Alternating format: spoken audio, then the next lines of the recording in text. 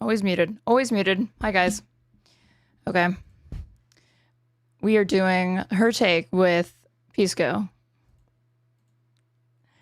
But, of course, even though I am on time, because it was supposed to be 9:15, he's like, oh, can we do... Oh, wait, no, he said 9:30. Oh my god, my whole life just changed. Never mind. We won't shit talk Pisco. He said, I may need an extra 10 minutes or so to finish a preliminary review of this breaking news opinion. Also, to people, we're probably... I think we're rewatching content for you guys, unfortunately.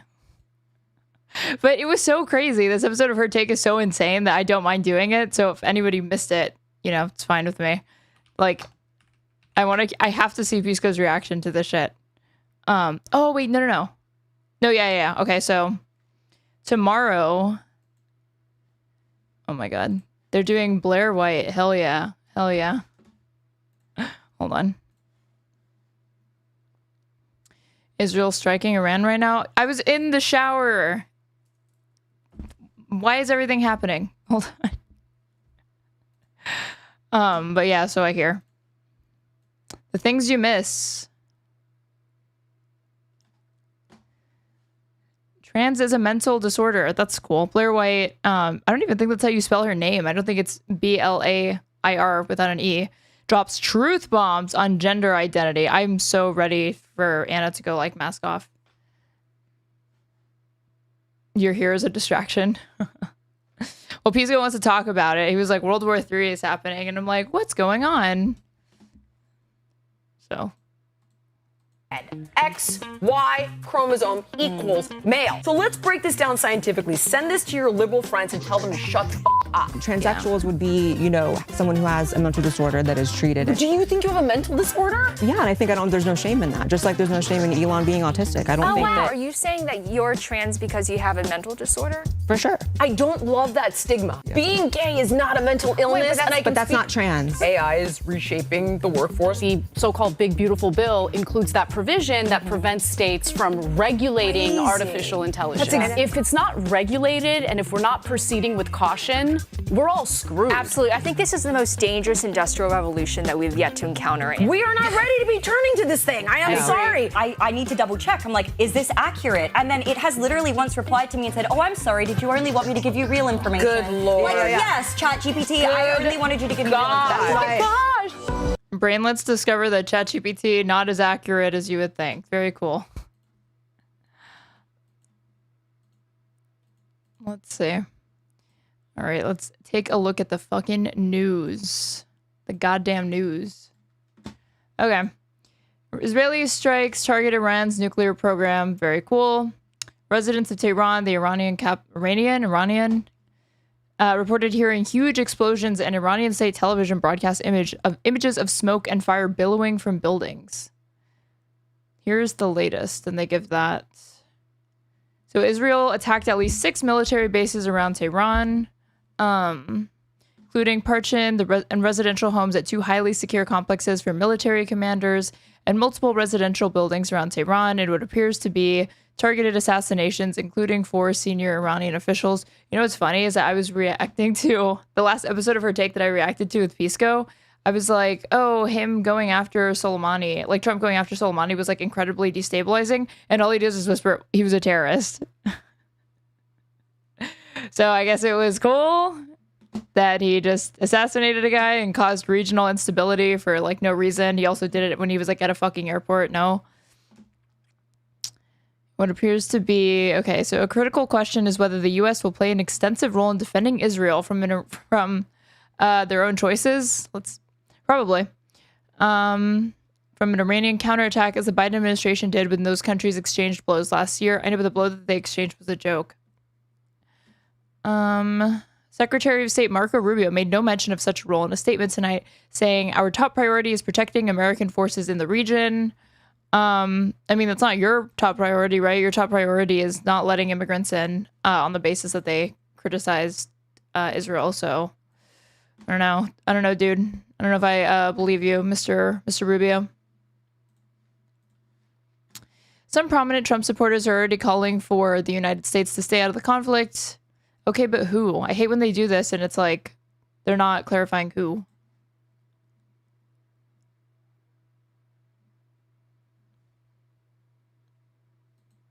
This is so broad. Like, which prominent Trump supporters? Without U.S. assistance, Israeli defenses could be overwhelmed. Could be. This is like, oh, like they might be overwhelmed. Maybe. You know, who's to say? Maybe we should find out. Maybe we should just kind of let them deal with their own bullshit. Iranian ballistic missiles leading to major damage within Israeli cities. State television is broadcasting footage. So did we have like any... There are reports of thousands of IDF reservists being called up. I know, but they're already struggling to get people to fight in the existing operations and, you know, wage this genocide. I hope they blow it off like they've been doing. I seriously, seriously doubt that because, and it won't even be just about helping Israel. It'll also be that we have a vested interest in doing this to Iran or something like that. Like nuclear program? Hold on. Did Israel share intelligence in advance with the United States? That they would strike Iran.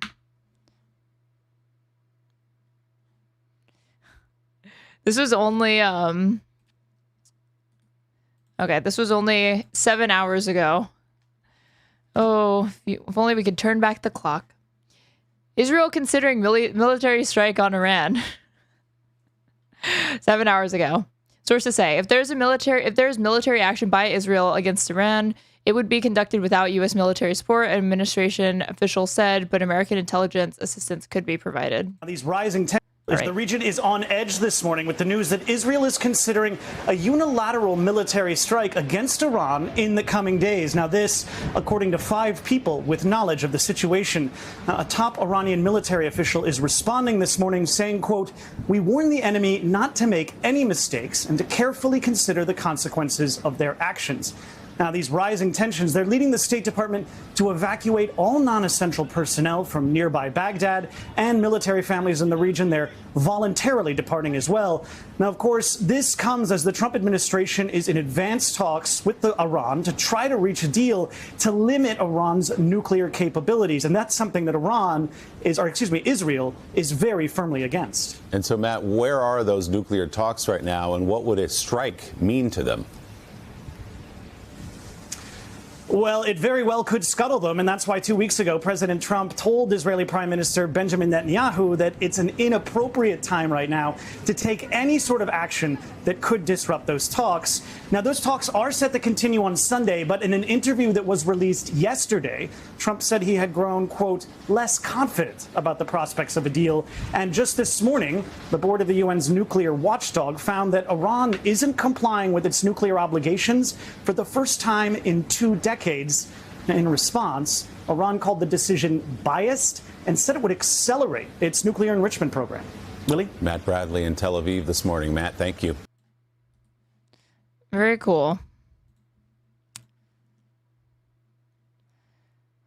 So they do this, even as President Donald Trump is in advanced discussions with Iran about a diplomatic deal to curtail its nuclear program. So this happened in western India and... Shh. Quiet news.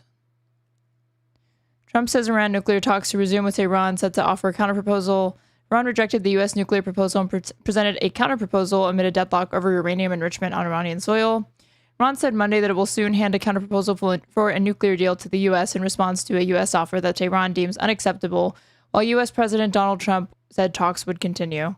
Trump made clear that the two sides remained at odds over whether the country should be allowed to continue enriching uranium on Iranian soil, which, under the terms of the last Iranian agreement, they were able to do this because there are domestic uses for uranium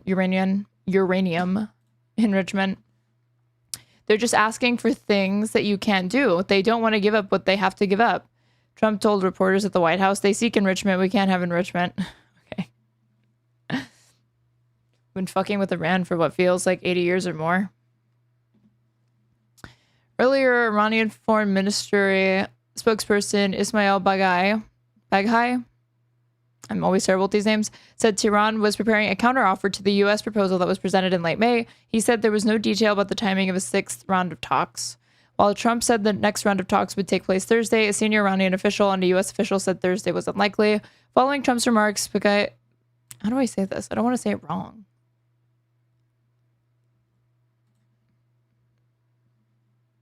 I need like Google Translate to read it out loud for me.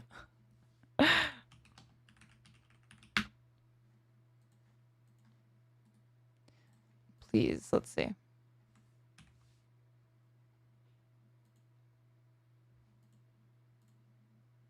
Baghai. Okay. Said, based on recent consultations, the next round of U.S.-Iran indirect negotiations is being planned for next Sunday in Muscat. According to the ministry's Telegram channel, it's so weird that they all operate off of, like, Telegram. The U.S. official said the talks, led by U.S. Special Envoy Steve Witkoff and Iranian Foreign Minister Abbas Araghchi, could be Friday or Sunday, possibly in Oman or Oslo. The U.S. proposal is not acceptable to us. It was the result of previous rounds. It was not the result of previous rounds of negotiations. We'll present our own proposal to the other side via Oman after it finalized. This proposal is reasonable, logical, and balanced, the guy said. We must ensure before the lifting of sanctions that Iran will effectively benefit economically and that its banking and trade relations with other countries will return to normal.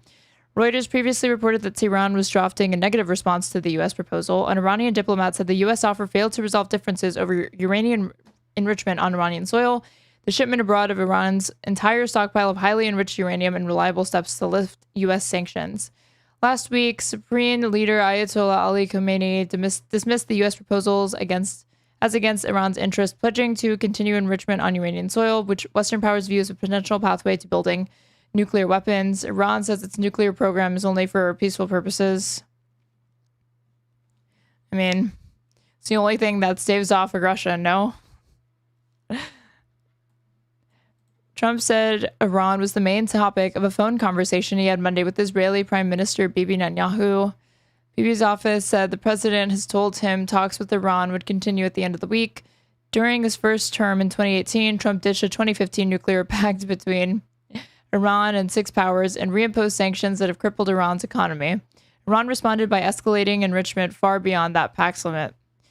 This is reminding me of with the tariffs, though. I'm pretty sure, yeah, we've sanctioned them, but I don't think he added any additional tariffs when he was doing the whole, like, Revolution Day or whatever the fuck.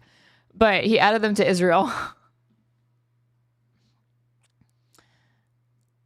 Iran says the West has turned a blind eye to Israel's nuclear program, even while pushing against Iran's. Israel neither confirms nor denies that it has nuclear weapons. Baghai said sensitive Israeli documents, which Iran has previously promised to unveil, would demonstrate that parties constantly questioning Iran's peaceful nuclear program actively work to strengthen Iran's military nuclear program. The negotiating parties should not allow Israel to disrupt diplomatic processes, he added. Okay, I want to watch this YouTube video that went over the terms of the Iranian nuclear deal that Obama had and how we're never going to get that back again. Where is it? What was this one? Why am I getting an ad? I have ad block. That is scary. So negotiators from Iran and the six big world powers have just emerged from months of negotiations in Austria and Switzerland to announce that, believe it or not, they have an Iran nuclear deal. Every pathway to a nuclear weapon is cut off. But what does that actually mean? How does all that actually work? Well, this gets technical really fast, but it helps if you go through and look at some of the most important issues. One of the big ones is uranium. That's the stuff. Dig it out of the ground, use it for nuclear fuel for a power plant or even for a bomb. The deal requires Iran to give up 97% of its enriched uranium, almost all of it, down to just a 300 kilogram stockpile, not very much. Uranium comes in different levels of enrichment. Now, this restriction is really severe. Iran is only allowed to have its uranium up to 3.67% enrichment. And to give you a sense of what that means, medical research grade uranium is enriched to 20%, and weapons grade uranium is enriched to 90%. So Iran's uranium is going to be way down at 3.67%, very safe in energy grade and not something that is anywhere near what can be used for a nuclear weapon. Iran is going to give up most of its centrifuges. It's going to go from 20,000 centrifuges to just 5,000 that are spinning fissile material, plus another 1,000 that it can use for research and development but can't use fissile material. And if Iran decided one day, you know what, we don't like this deal anymore, we're going to build a bomb, it would take it a really long time to do it. And that gets to another really important issue, and that's inspections. Inspections and monitoring are how we make sure that Iran is sticking to their end of the deal and that they're not cheating. The inspections that the US got out of this deal are frankly just astonishing. One arms control analyst said he thought there was, quote, almost a 100% chance that if Iran cheated, it would be caught by these inspections. That's how good they are. So what does Iran get for accepting all of this? What Iran gets is relief from the economic sanctions that have been just crippling its economy. But what these sanctions do... They've been 2 days away from nukes for 20 years. Oh, I know. Is they cut off Iran's economy from the outside world. They cut it off from international banking, international finance. These have been just devastating Iran's economy. They are really desperate to get out from under these. And this is a big deal not just for Iran the state, but for the 77 million people of Iran who, the big middle class, and they've been suffering under economic sanctions for too long. And they will finally get to have a chance at having a real economy, hopefully very soon after this.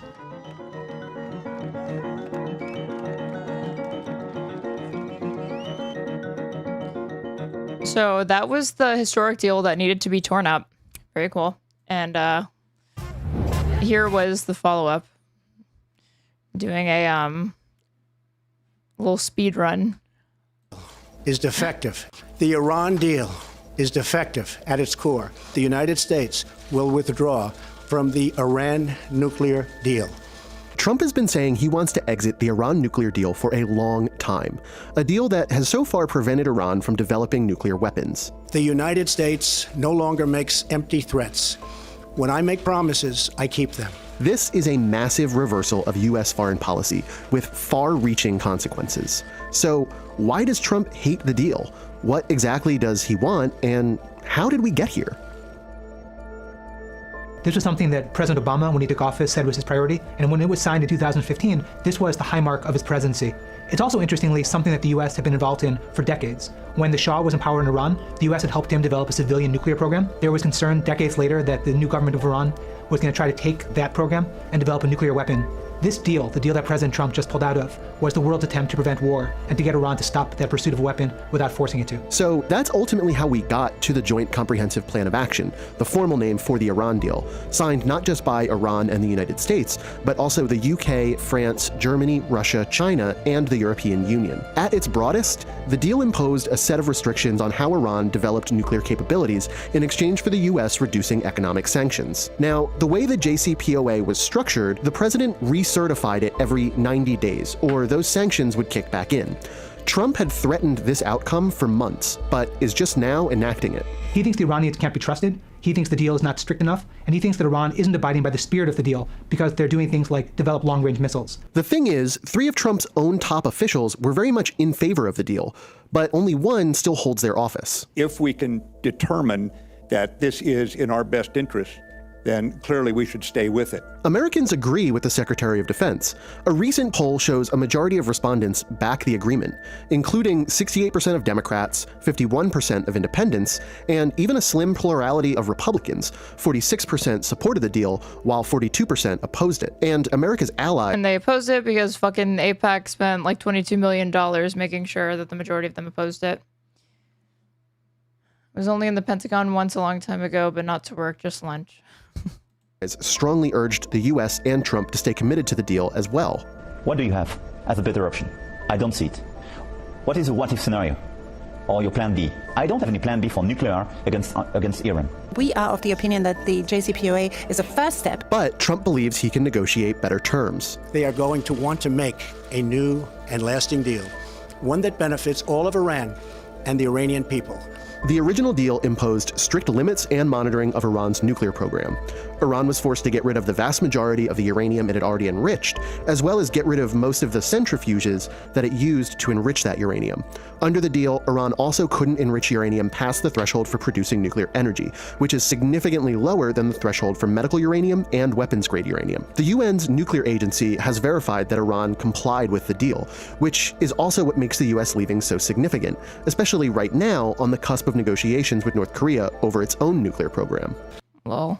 In fact, at this very moment, Secretary Pompeo is on his way to North Korea in preparation for my upcoming meeting with Kim Jong-un. I've argued with Lycan about this, but I've said that, like, so obviously it was a fucking mistake for him to meet with Kim Jong-un. It was stupid. But I guess I'm not principally opposed to it, because what pissed me off is that it was obviously a thing that at some point was going to happen, and most likely I thought it would be. I always felt like it would be a Republican, so I was like, well, if it's going to happen, why shouldn't a Democrat do it? Because it just seems inevitable at this point, and then he fucking does it. But here's the thing. If you're the North Korean government, and especially if you're Kim Jong-un, and you're watching what just happened with the Iran deal, why would you believe that if you struck a deal with President Trump, that the next they'll uphold it? Would stick to it? If you've just seen, literally, the United States tear up the previous deal they'd signed with the country to get that country to give up its nuclear program. And that's why President Trump's decision to pull out the Iran deal is so dangerous. Europe believes the deal works. European companies are doing business with Iran. So this isn't just a blow diplomatically, it's also a blow financially to many of our closest allies around the world. Mr. President, how does this make America safer? How does this make America safer? Thank you very much. This will make America much safer. Cool.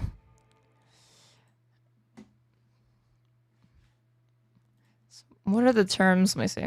What are the terms of the new nuclear deal that Trump is proposing for Iran?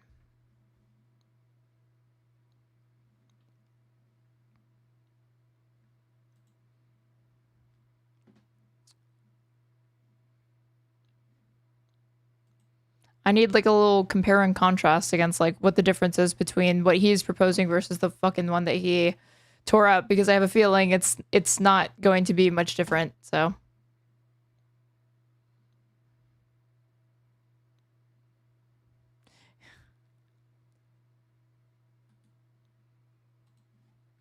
this is June 2nd, 2025 from Axios. U.S. nuclear deal allows Iran to enrich uranium. Nuclear deal proposal the U.S. gave Iran on Saturday would allow limited low-level uranium enrichment on Iranian soil for a to-be-determined period of time, Axios has learned, contradicting public statements from top officials. Why it matters, White House envoy Steve Witkoff and Secretary of State Marco Rubio have said publicly that the U.S. will not allow Iran to enrich uranium and will demand the full dismantlement of Iran's nuclear facilities. The secret proposal shows far more flexibility on both points.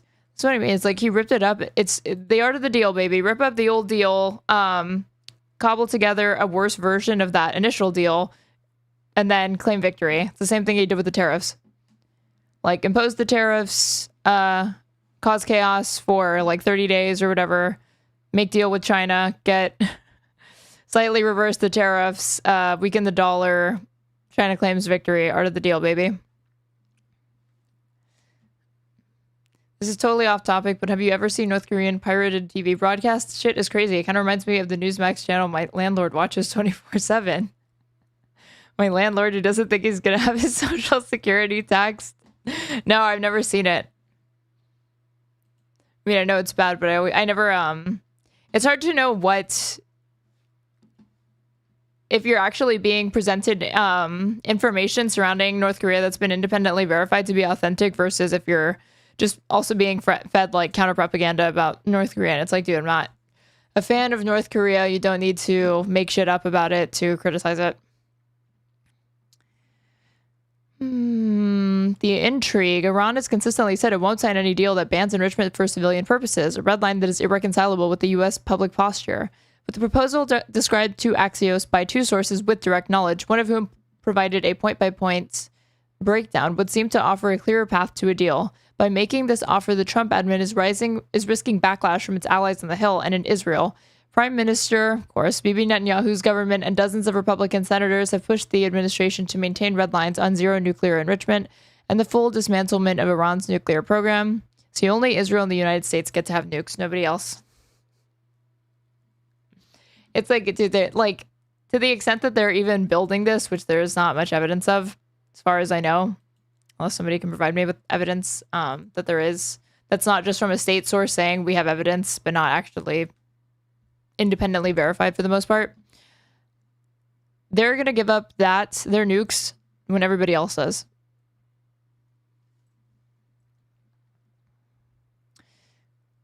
The White House did not deny any of the details of the proposal described to Axios. President Trump has made it clear that Iran can never obtain a nuclear bomb. Special Envoy Witkoff has sent a detailed and acceptable proposal to the Iranian regime, and it's in their best interest to accept it. Out of respect for the ongoing deal, the administration will not comment on details of the proposal to the media, Press Secretary Caroline Leavitt said. Breaking it down, the proposal Witkoff submitted on Saturday describes preliminary ideas, quote-unquote, to be discussed in the next round of talks. Under the proposal, Iran would not be allowed to build any new enrichment facilities and must, quote, dismantle critical infrastructure for conversion and processing of uranium. The proposal also states that Iran would have to halt new research and development on centrifuges. According to the proposal, the nuclear deal will focus on creating a regional enrichment consortium that meets several conditions. 1, Iran won't be allowed to develop domestic enrichment capabilities beyond those necessary for civilian purposes. 2, after signing the agreement, Iran will have to temporarily reduce its enrichment concentration to 3%. This period will be agreed upon in negotiations. 3, Iran's underground enrichment facilities will have to become non-operational for a period of time agreed by the parties. 4, enrichment activity in Iran's above-ground facilities will temporarily be limited to the level needed for nuclear reactor fuel, according to International Atomic Energy Agency guidelines. According to the proposal, the agreement will establish a strong system for monitoring and verification, including immediate proposal of the IAEA's additional protocol. The proposal says sanctions relief will be granted only after Iran demonstrates real commitment to the satisfaction of the U.S. and IAEA. Iran's foreign ministry spokesperson Ismail Baghai, we just looked up how to say this and I've already forgotten it. Baghai said Monday that the U.S. side had so far not provided sufficient assurances in terms of when and how sanctions would be lifted. Baghai said Tehran was still reviewing the U.S. proposal and pushed back somewhat on the U.S. claim its offer was acceptable to Iran. Friction point. The new U.S. proposal is likely to alarm Netanyahu and his aides, who have been lobbying their U.S. counterparts hard to accept only the most restrictive possible deal with Iran. President Trump cautioned Netanyahu not to do anything that would harm the negotiations, as Axios reported. Oh, you sweet, sweet summer child. It's this aged like milk. Bibi, please don't do anything crazy. You're not going to do anything crazy, right? Bombs Iran. Okay. Netanyahu advocated military action against Iran's nuclear facilities and has been preparing to strike swiftly if the talks collapse. Very cool. But they haven't even broken down.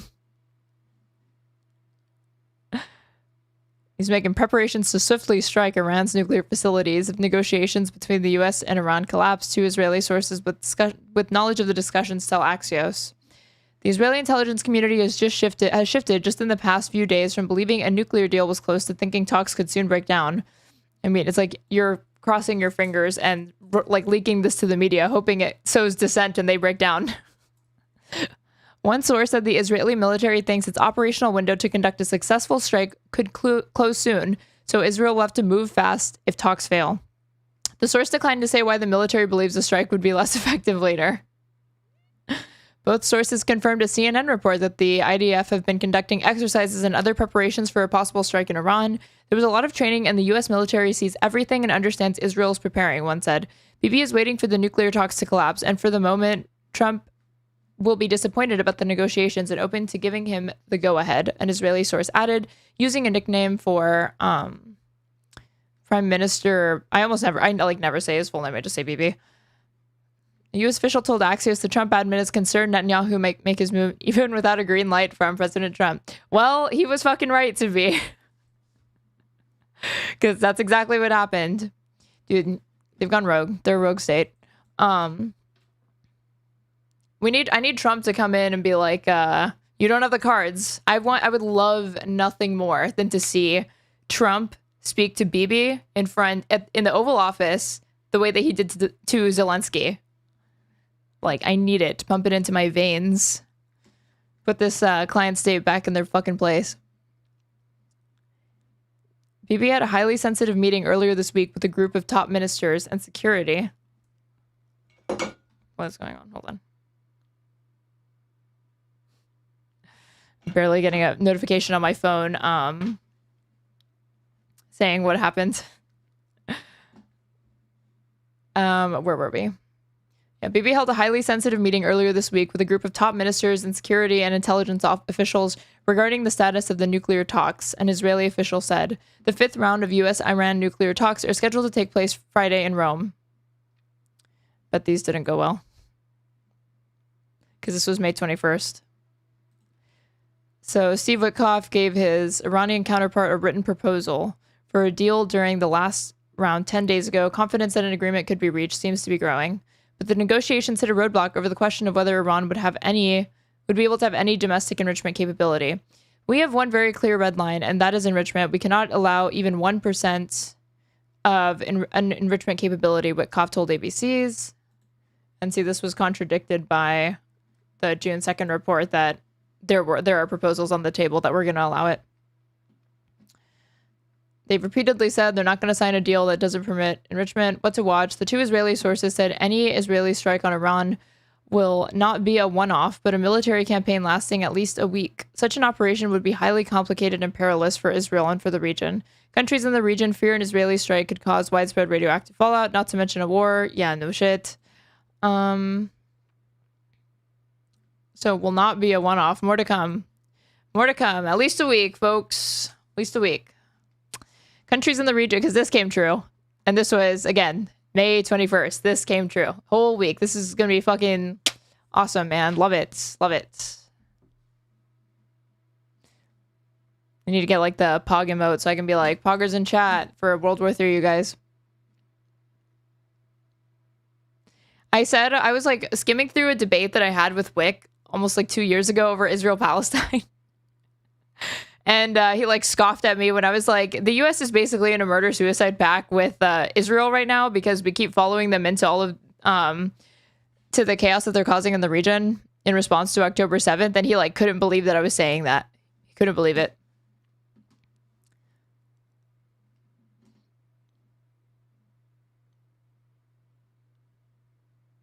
Netanyahu said in his first press conference in 6 months on Monday that Israel and the U.S. are fully in sync on Iran. Okay. Okay, BB. We respect their interests and they respect our interests and they overlap almost completely. I mean, this is more true than I'd like to admit. BB said he'd respect any deal that... because, like, really, Trump doesn't give a fuck. Or, like, Trump will probably follow him into this. I don't think he's going to abandon his best friend in the whole widest world. He'll respect any deal that prevents Iran from enriching uranium and blocks it from getting a nuke. But in any case, Israel maintains the right to defend itself from a regime that is threatening to annihilate it, blah, blah, blah, blah, blah, blah, blah. Existential threat, existential threat, existential threat. Anti-Semitism, we're attacked from all sides, everybody hates us, blah, blah, blah, blah, blah, blah, blah, blah. There were 2 debates that Wick had on Israel-Palestine that made me see it. The one you had and the one with Socrates. That's how I met Socrates, because I watched that debate, and it was just agonizing.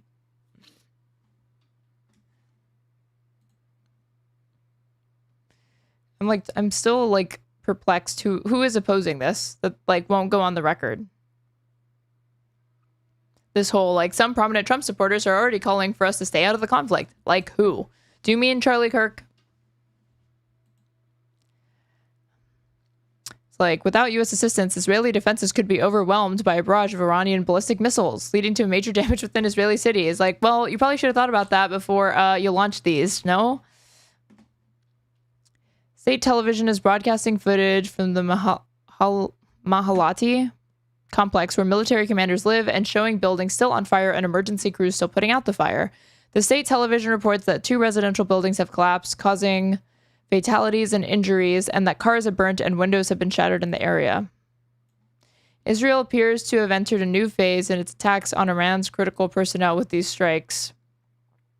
For years, Israel targeted in Iran's senior military leadership and many of its top nuclear scientists individually. Okay, I'm getting a call. Hold on.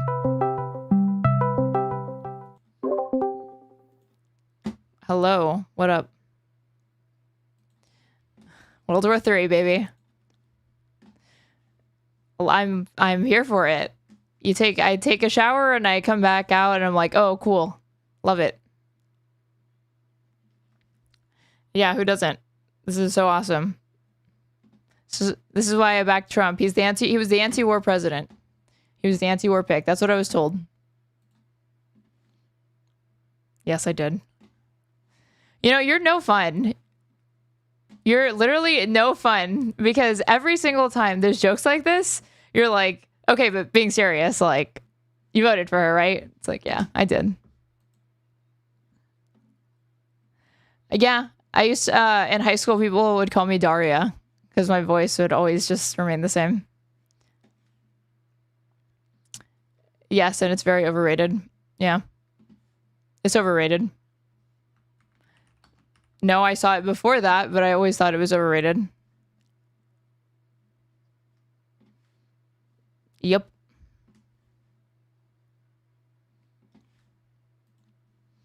Chat, what do we think? Do we love to see it? Do we love World War III impending? We were just going over some news articles from May about Israel preparing to strike Iran fast if Trump's nuclear talks break down. This was May 21st of this year.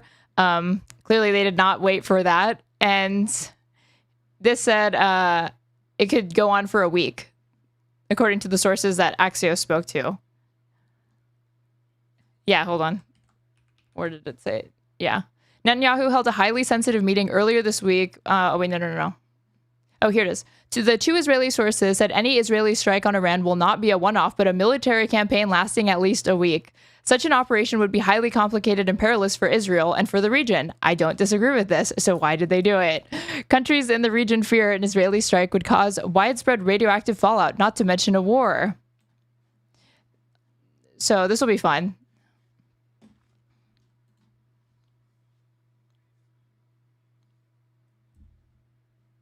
Wait. Hold on. Apparently, they can't hear you. Give me a second. Well, yeah, but they can't hear.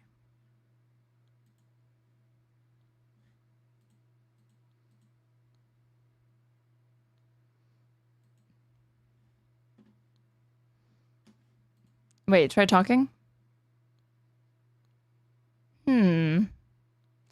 Maybe it shouldn't. Maybe I should just like join your Discord thing and see if it works through there. Because I don't know why your audio wouldn't be working on my end.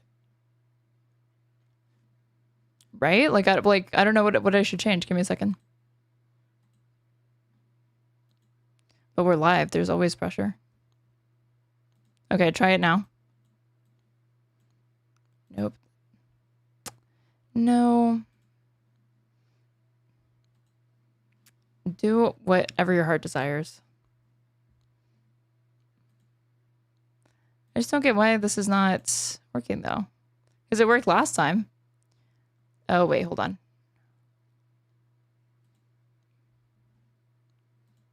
Okay, try talking. No, you can't hear me. Hold on. Wait, try talking now? Why is this happening to me? Hold on. And my tech guy, Kid Not Kin, is like he's live himself, so obviously. And he moonlights as my tech guy. What do you want me to say?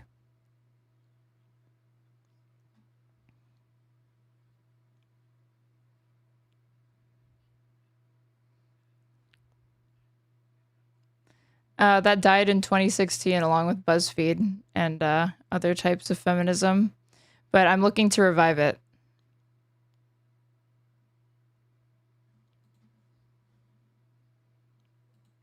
Yes, I do. I think that men naturally possess weapons of mass destruction, aka their penises, and there needs to be a containment of this. Hold on, I'm gonna make a like and help me fix it.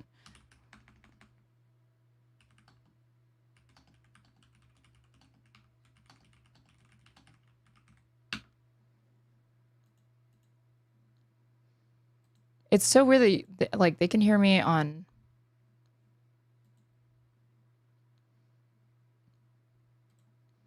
Okay, talk.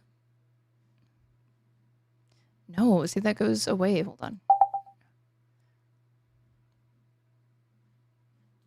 No, you're not, and I don't know why. Here, wait, I'm gonna call you back. Hold on. Bye.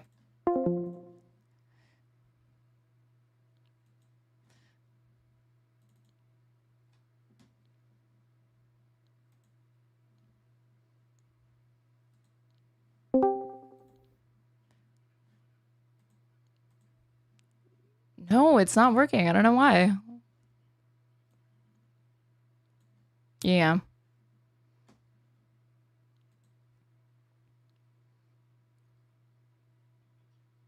Okay. He ditched me. Okay, hold on.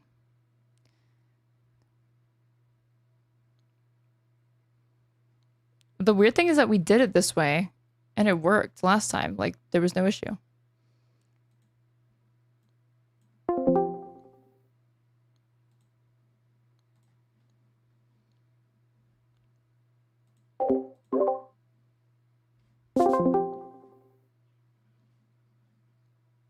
No, it doesn't fucking work. That's so weird.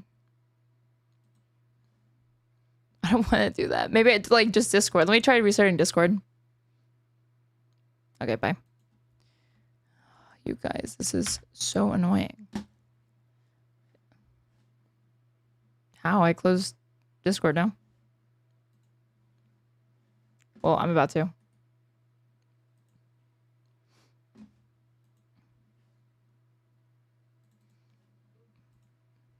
Pulling up the task manager and everything.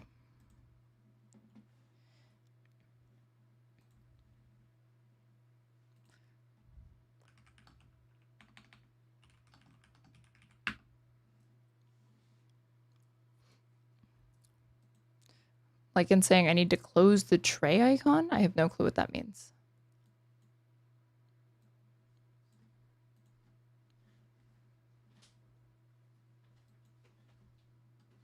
Do you care if you're on camera?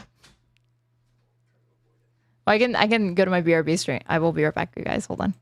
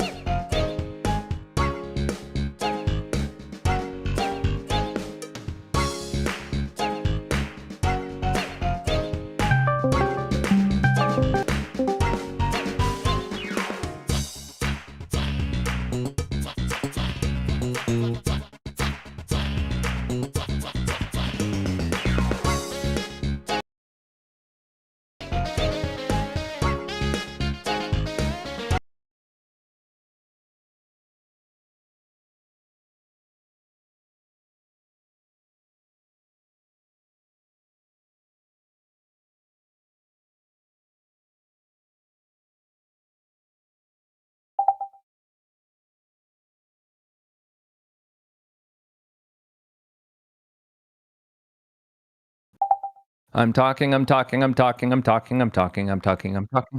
You guys. Can you guys hear him? Can you guys hear him? Test 123. Hello, chat. Test 123. Okay. I think it's yes. Yes, we got it working. Okay.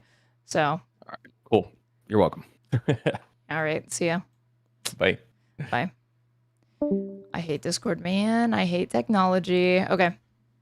It's just such a vibe killer. You guys don't even understand. It like drives me fucking crazy when I like get tech stuff wrong. Cause like I am so ill-equipped to fix it myself.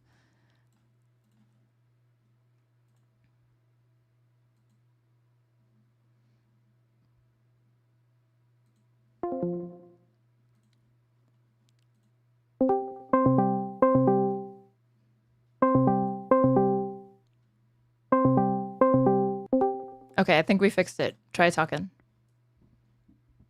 No. Yes. Okay, it works. It works. Wow. Hell yeah. Hell yeah. Amazing. Let me pop this out and let me get you on stream. You have to turn on your camera. I will. Chill. I'm an impatient woman. What can I say? Yeah, I know it's annoying. I have more patience than Israel, though, apparently. Zing! Absolutely BTFO'd Israel. Lol Israel. Oh wait, I'm gonna transition so people can see you. Just one sec. Transitioning live on camera.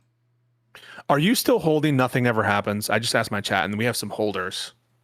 No, I'm not. What do you think is gonna happen? Can you give us your like foreign policy take on like what's imminent? Well, much like the LAPD, up until this point, Israel has shown a lot of restraint. I quote our friend Hutch on this. So surely nothing else crazy will come. Gonna shit on Hutch in front of me again? Like, not every single lefty channel can be a Hutch snark channel. Leave the guy alone for 2 seconds. I just don't want the Vanguard to feel lonely.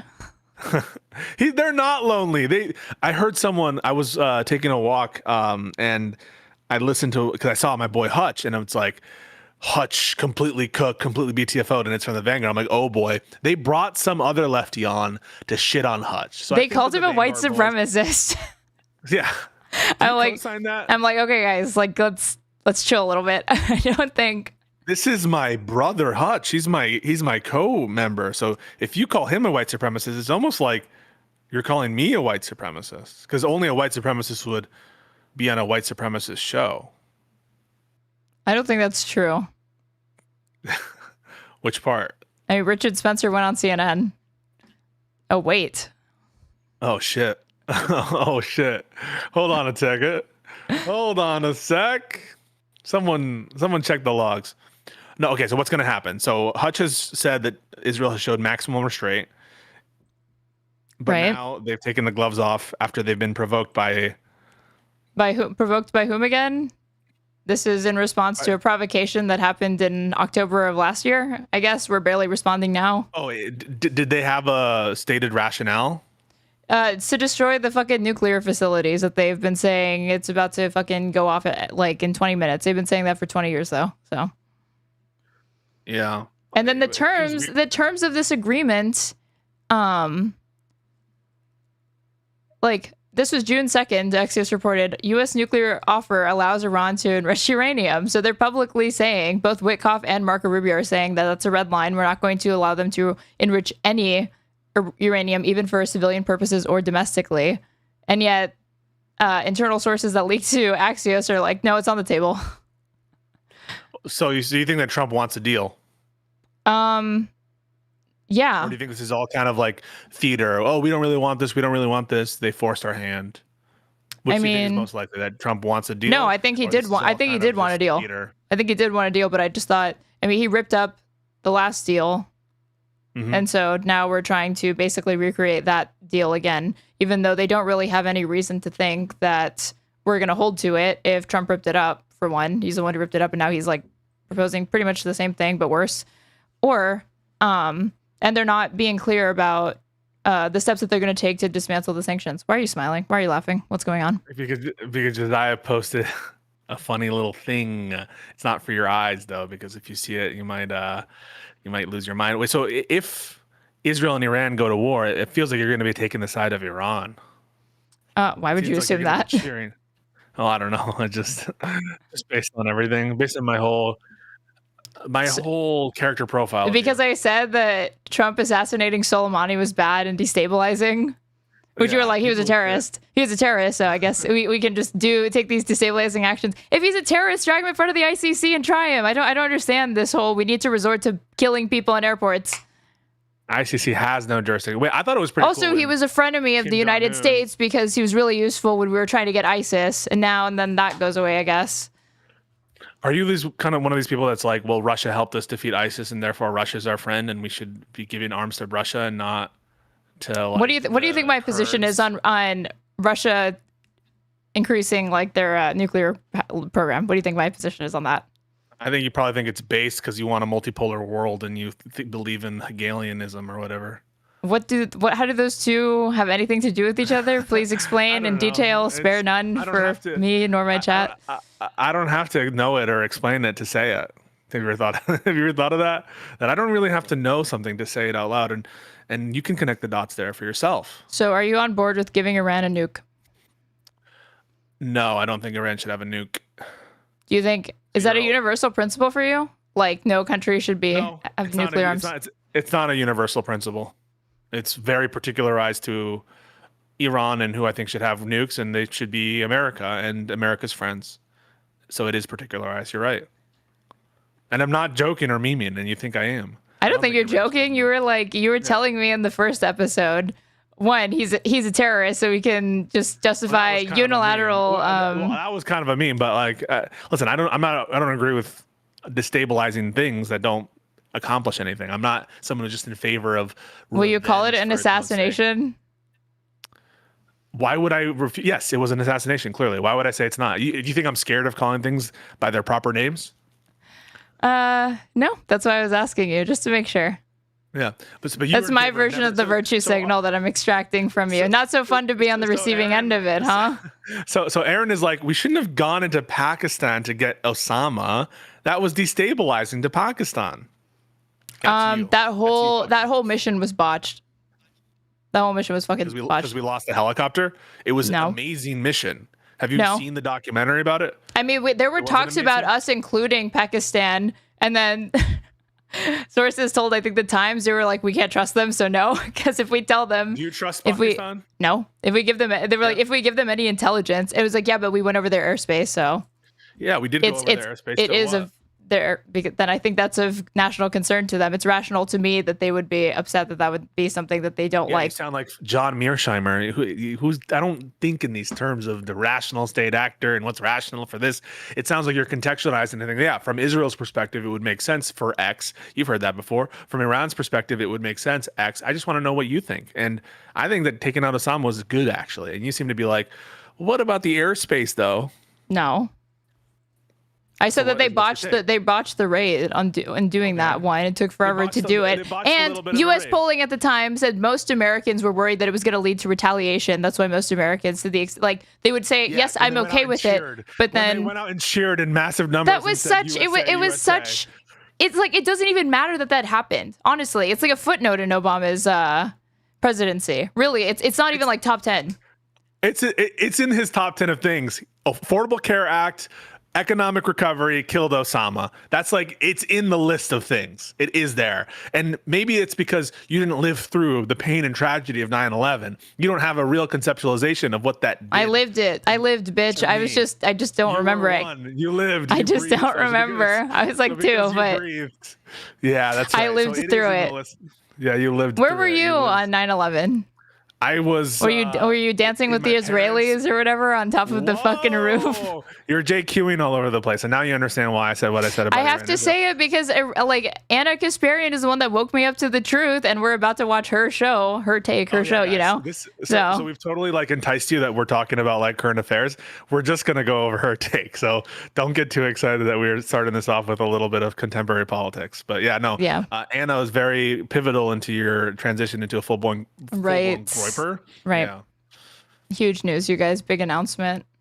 Where were you on 9/11? Oh, I was in my parents' room watching my innocence die on the TV screen. You said that with an inflection that had me wondering if you're joking or not. Why would I be joking? It's one of my most like pivotal memories. One of my It's not funny. Concrete memories. Do you understand how 9/11 changed things for me? No. Pre 9/11, when I was like 3 or 4, things were very different. We didn't have all the same things that afterwards that we did before. What, America was shaken to its core. It lost its innocence that day. Oh, I thought you were about to say freedom from domestic surveillance, because I would agree with you on that one. But Yeah, we have yes, and freedom from the scourge that is TSA and how fucking annoying it is to go through them anytime you're flying. Yeah, they checked my bags. They checked my not my carry-on. They checked my checked luggage, and they left me a note saying like, "Hey, we rifled through your shit." And I'm like, "Did you steal my Nintendo Switch?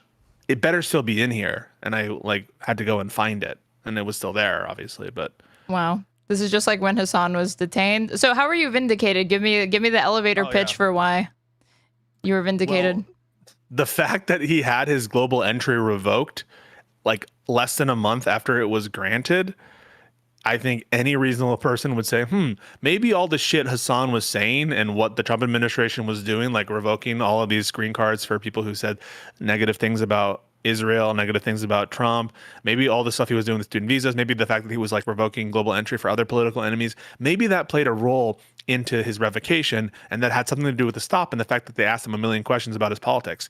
And people are like, no, it could have just been a random thing. It could have just been like whatever. And so I was completely vindicated. And yeah, and people seem to think that what I'm doing is I'm courting like this new audience of Hassan viewers. And I think that's pretty lame. I think it's self-evident. Hassan viewers. Yes. It's self-evident. Okay, explain that for me. How it's self-evident. I guess you don't have to explain something that's self-evident. So you made your point. I don't want to be redundant. Yeah, you've already made the case for it because it's self-evident. Do you actually think World War III is going to come off the back of this? Yeah, don't you? I don't know. More like World War II and a half. I mean, the potential is there. It's a tinderbox. You would agree it's a tinderbox, wouldn't you? Yes, of course. I said this back in 2023. I was debating Wick over Israel-Palestine, and I said, we are in a murder-suicide pact with Israel right now. And he was like shocked that I said that. And I only feel vindicated. This is the Wick face. That's the Wick face. Sorry, my bad. That was such an awesome impression. Thank you for the tier 1 sub. It is a tinderbox. It's just like World War I, right? World War I started off with some damn fool thing in the Balkans. And fucking Franz Ferdinand. Yeah, and this is going to start off with some damn fool thing in Persia and in the Levant. And so, yeah, I just don't think that we can know for certain that there's not going to be some regional conflict because... I mean, there is regional conflict right now. It's been ongoing. It's just escalating. I misspoke. All right, I misspoke. But war is upon you. That's what somebody told me in the last collab that we did. Aragorn. Yes. Did you ever see Harry Potter 2: Chamber of Secrets? Many times. Why? Many times? Mm-hmm. I've probably seen for some reason, no, because Disney Channel used to always play it, so I've probably seen Sorcerer's Stone and Chamber of Secrets the most out of any Harry Potter movie. Fake fan. You said Sorcerer's Stone, not Philosopher's Stone. That's only the book. The movie was universally called Sorcerer's Stone, no? Even in the UK? Oh, fuck. Wow. Okay. That just backfired so fucking bad for you. That was a bad moment. All right, editor, cut that out. Cut that the fuck out. What's the name of the big spider? Fake fan? I don't know. I've never read these books. I hate her writing. You hate J.K. Rowling's writing? I like the story, but I hate the writing. Her writing is very ham-fisted, and she has never met an adverb she didn't like. It's not fun to read. You don't like reading adverbs? You're one of these people who's like, be short, direct, and don't use flowery language? You want to write like a fucking AI? I think the issue with AI is that it's too flowery, and it's very obvious to tell that a machine has generated it. Yeah.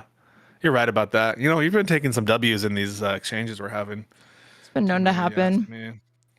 It's not that known to happen. But anyway, I think his name's Aragorn. Aragon? Is it Aragorn, guys? What's the name of the fucking spider? Anyway, yeah, war is upon us. I agree that there's a regional conflict right now. But ultimately, I think the potential for global conflict is there. I don't know that it'll happen, but imagine a situation in which Israel continues its like week-long thing, and then there's a massive retaliation from Iran, and it involves America, like because they start attacking, let's say, some American assets, or Trump feels that he needs to defend Israel. Well, now you have America involved in like a conflict with Iran. If America's involved in a conflict against Iran with Israel, I think it's going to destabilize like everything that's happening there. It's potential to draw in like other parties, third parties. China's involved in. They have relationships with Iran. Same with Russia. I don't think China wants to get involved militarily. Low likelihood of World War III. I don't think that they'll get involved, but it's potential. There's a tinderbox there. All right. I mean, so if you were Iran, given that this president tore up the nuclear deal in 2018, would you enter into do you feel like you could enter into an agreement with that same president? No. So if they don't accept it, you will be like based, because I wouldn't do it either. Or what? Well, I have to say the following. Well, here's what I'll say. Taking the kind of rational position without some sort of strict assurances, why would you take the word of the Trump administration? Every day they change trade policy. Every day they seem to be changing their posture on whether or not they're going to allow enriching, whether it's on the table, whether it's off the table. They obviously were very, changing the policy for the original Iran nuclear deal, and so they're willing to change on a dime overall U.S. policy. And so, yeah, I think that you would be a fool if you're Iran to trust the word of Trump. And so you would need some kind of strict assurances. I don't know what that would be. And I don't know why you would accept a deal if you're Iran that's less than the deal you've already agreed to, right? Why would you accept a deal knowing that like Trump's time might be limited in office? It's what, 2-3 years. Maybe the smart thing is to wait him out till you have an administration that's willing to give you the deal that you are willing to do, which is the original JCPOA. And so I just agree with you that I don't see what the incentive is unless you can give strict assurances to Iran.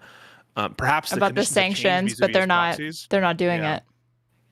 Yeah, and I think that they're about to impose even more sanctions and stuff. And they've instituted a travel ban now against people from Iran. And so I don't know. I think it's really tough to see Iran as the party that's currently unwilling to deal. Everyone kind of acknowledges, I think, people who are looking at this objectively, that Iran is willing to deal.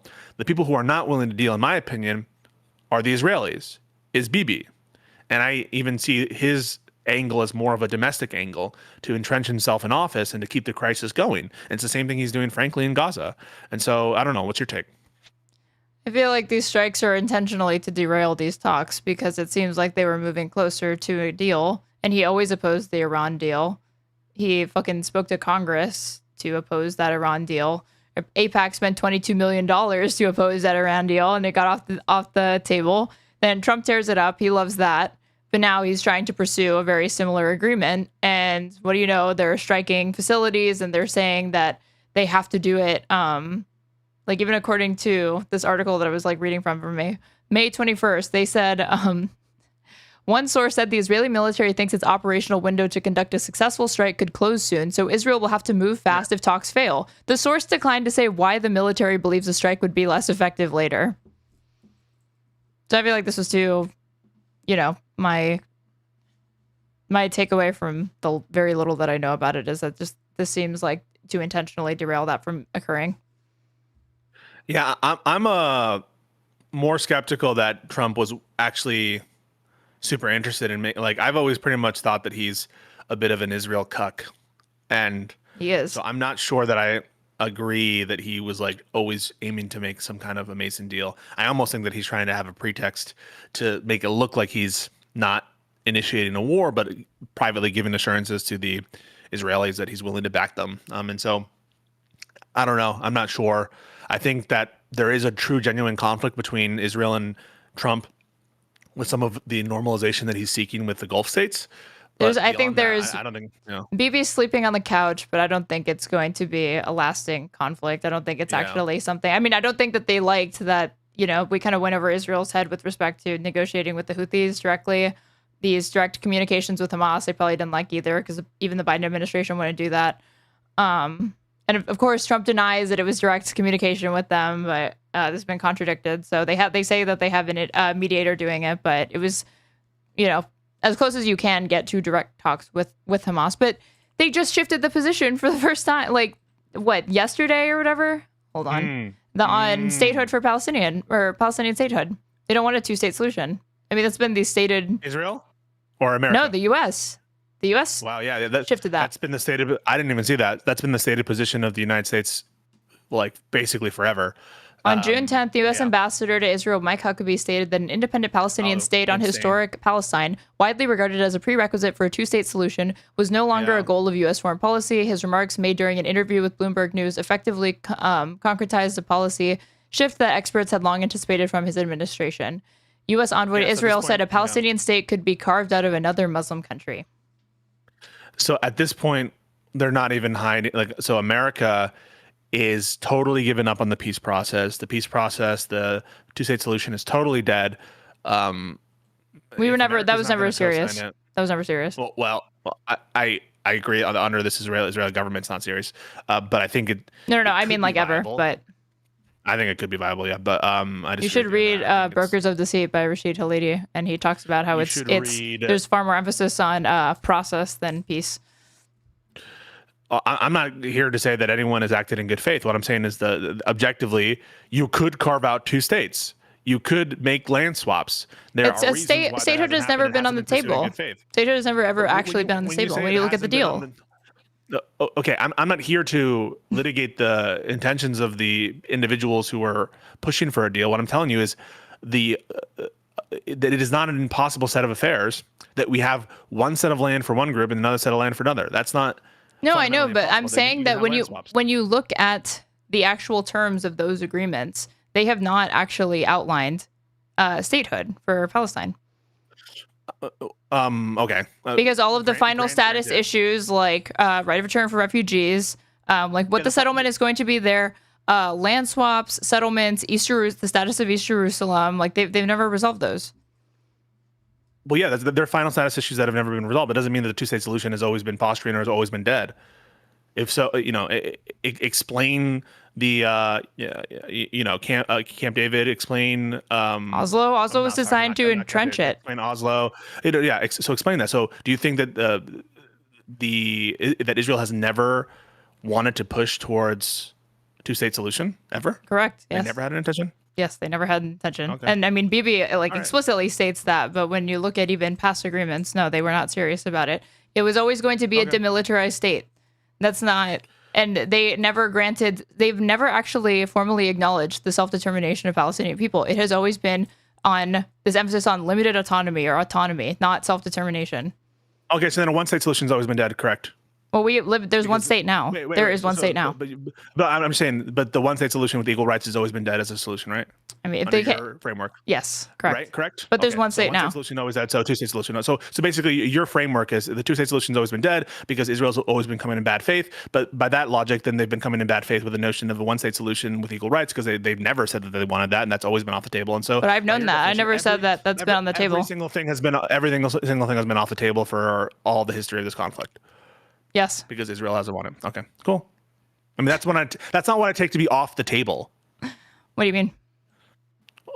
I think off the table is some notion that like we couldn't get to a deal ever under like any set of facts. I mean, it could be a deal, but it would not be a state. It would be referred to and understood by most as a two-state solution, but when you'd actually look at it, it wouldn't actually constitute true statehood. So what you're trying to say is that Israel will never accept a country next to it that's called Palestine that has an army or that has a military of any significance. That's what you're trying to say. Not one where they wouldn't have the endless ability to invade for any time for security reasons, which every single deal that they have proposed has, there's always been provisions that allow for that. Isn't the whole point of the two-state solutioners to push Israel and to push the parties into changing these kinds of negotiation stances or even preferences? Isn't the whole point of people who advocate for a two-state solution to be like to impose on Israel or to impose on these other countries some pressure to get them to change their austere stances? Yeah, but who's going to impose it? Because if the U.S. doesn't want to pressure them to accept the settlement using the framework of like international law instead of their own terms, then no one's really pressuring them. I understand that they're not, but isn't the hope is that if America were serious about some kind of solution, that it would pressure Israel to accept certain terms that they would not under their own, directives or under their own preferences accept. I just don't think that like we need that you saying two-state solution is dead is just a way of saying that Israel wants to expand, and they don't give a fuck about the Palestinians, and they want to kick them out or kill them all. And on that basis, it seems by recent actions, that's true. Yes, I mean, as I said, I think there's an ongoing genocide. What do you think my opinion on as far as like them truly being committed to statehood? They've never wanted statehood. But I agree that they're not committed to statehood right now. But when you say two-state solution is dead, it's under that vision of it's dead. It's just as dead as one-state solution with equal rights. Agreed? Yes, but I've never said that I thought one-state solution with equal rights. Even though, like, if you're asking me, like, yeah, that would be very, very cool. But there's nothing in international law that favors a one-state solution. Okay. Well, then I guess I don't disagree with you given the terminology that you're using. I just find it an odd terminology. And one that's like, so if you were to say, this is what I think you don't disagree with me, but you spent a lot of time disagreeing with me. I think you do disagree with me. I think I disagree with the notion that, like, you should use the terminology that, like, well, I guess I don't know. Like, I should be honest. It seems like you're suggesting that two-state is dead in a way that it's more dead than the one-state solution. Yes. Oh, wait, more dead than the one-state? Oh, no. The one-state is more dead than the two-state, yeah. Okay. Because Israel would never, ever, ever accept one-state solution with equal rights. You agree with that? Yes. Okay. If they won't even accept a two-state solution, they're not going to accept a one-state solution. Do I think they ought to? Obviously, yeah, but I'm not delusional. I know that's not going to happen. They're further away from that ever. Usually when I talk to lefties who say the two-state solution is dead, they're like, well, the one-state solution is on the table. That's man on the moon. That's insane. That's man on the moon stuff. It's not going to happen. Hey, and I appreciate that. So when you say the two-state solution is dead, and then you say one-state solution is dead, you're being consistent, and I now understand what you're saying. I guess I don't disagree that under the current Israeli government, that both solutions are off the table and both are dead. Who have you talked to that says a one-state solution has any chance of happening now? I'm not sure if I've talked. I don't know that I talked. So you were arguing with a Twitter person in your head. When I say talk, so when I say talk, I'm using it in the general. Like, I hear people say this. So you agree, right? So you're with me right here. You do hear people say that two-state solution should not be pursued. What should be pursued is one-state solution. Yes. You do hear people say that. Yes, yeah, but they're crazy. Right. Cool. They're insane. They couldn't even get the two-state. What would you do? What would you do? From the fucking peanut gallery. You ever see fucking Muppets? What are the names of the Muppets? You know the Muppets. You were like testing my knowledge. You were like giving me shit tests over. You were giving me shit tests over Harry Potter. Now you're doing it over the Muppets. Oh, I did test your knowledge on Harry Potter. Okay. What's their names? You know their names. Someone says Waldorf. Is it Waldorf? Waldorf and Statler and Big Bird. Statier? Something like that. Okay, we got some Muppets enjoyers in chat. What would you do? What would you push for? Like, if you're like, and the conditions are the same that they are now. You're president. Yeah, you're president. The two-state solution. A settlement upon the two-state solution with the basis in international law. I don't think that's what's just. I don't think that's what's right, but that's what's realistic. Because the thing is that if you're using the international law as a framework, there is nothing that favors a one state, and a lot of laws based off of precedent. So you would be talking about upending all of that in favor of something that, like, for a framework for something that doesn't really exist. So to the extent that did happen, it would definitely be slanted in favor of Israel. It would not be slanted in favor of Palestinians. That's also what's crazy about it. Then we're agreed. So when you said the two-state is dead, I heard you to be saying, like, we should be pushing for one state. And that's not what you meant. And so now we're both very clear people, and now I understand what you're saying. And yeah, okay, there you go. Might be interested to look at what the Heritage Foundation in Project 2025 called for regarding Iran. Did they say something about that? Maybe I missed that part. Somebody put policy stuff. One state already exists. It's much more practical to just give everyone equal rights under the law and a right of return over trying to draw borders, over ever-increasing Israeli settlements. No, because I completely agree with this. But then if we're talking about what's realistic, about what has a realistic chance of happening, it was the two-state. It was not going to be the one state. But they're not wrong that one state exists now. So, I mean, yeah, I agree that one state exists now. That seems to be some kind of, like, own that people will be like, well, it's one state that exists now. Yeah, I think that's true. But, like, why is that like an own? Because there are people that actually believe that Israel intended to lift the blockade or end the occupation. They show no sign of that. Oh, yeah, no.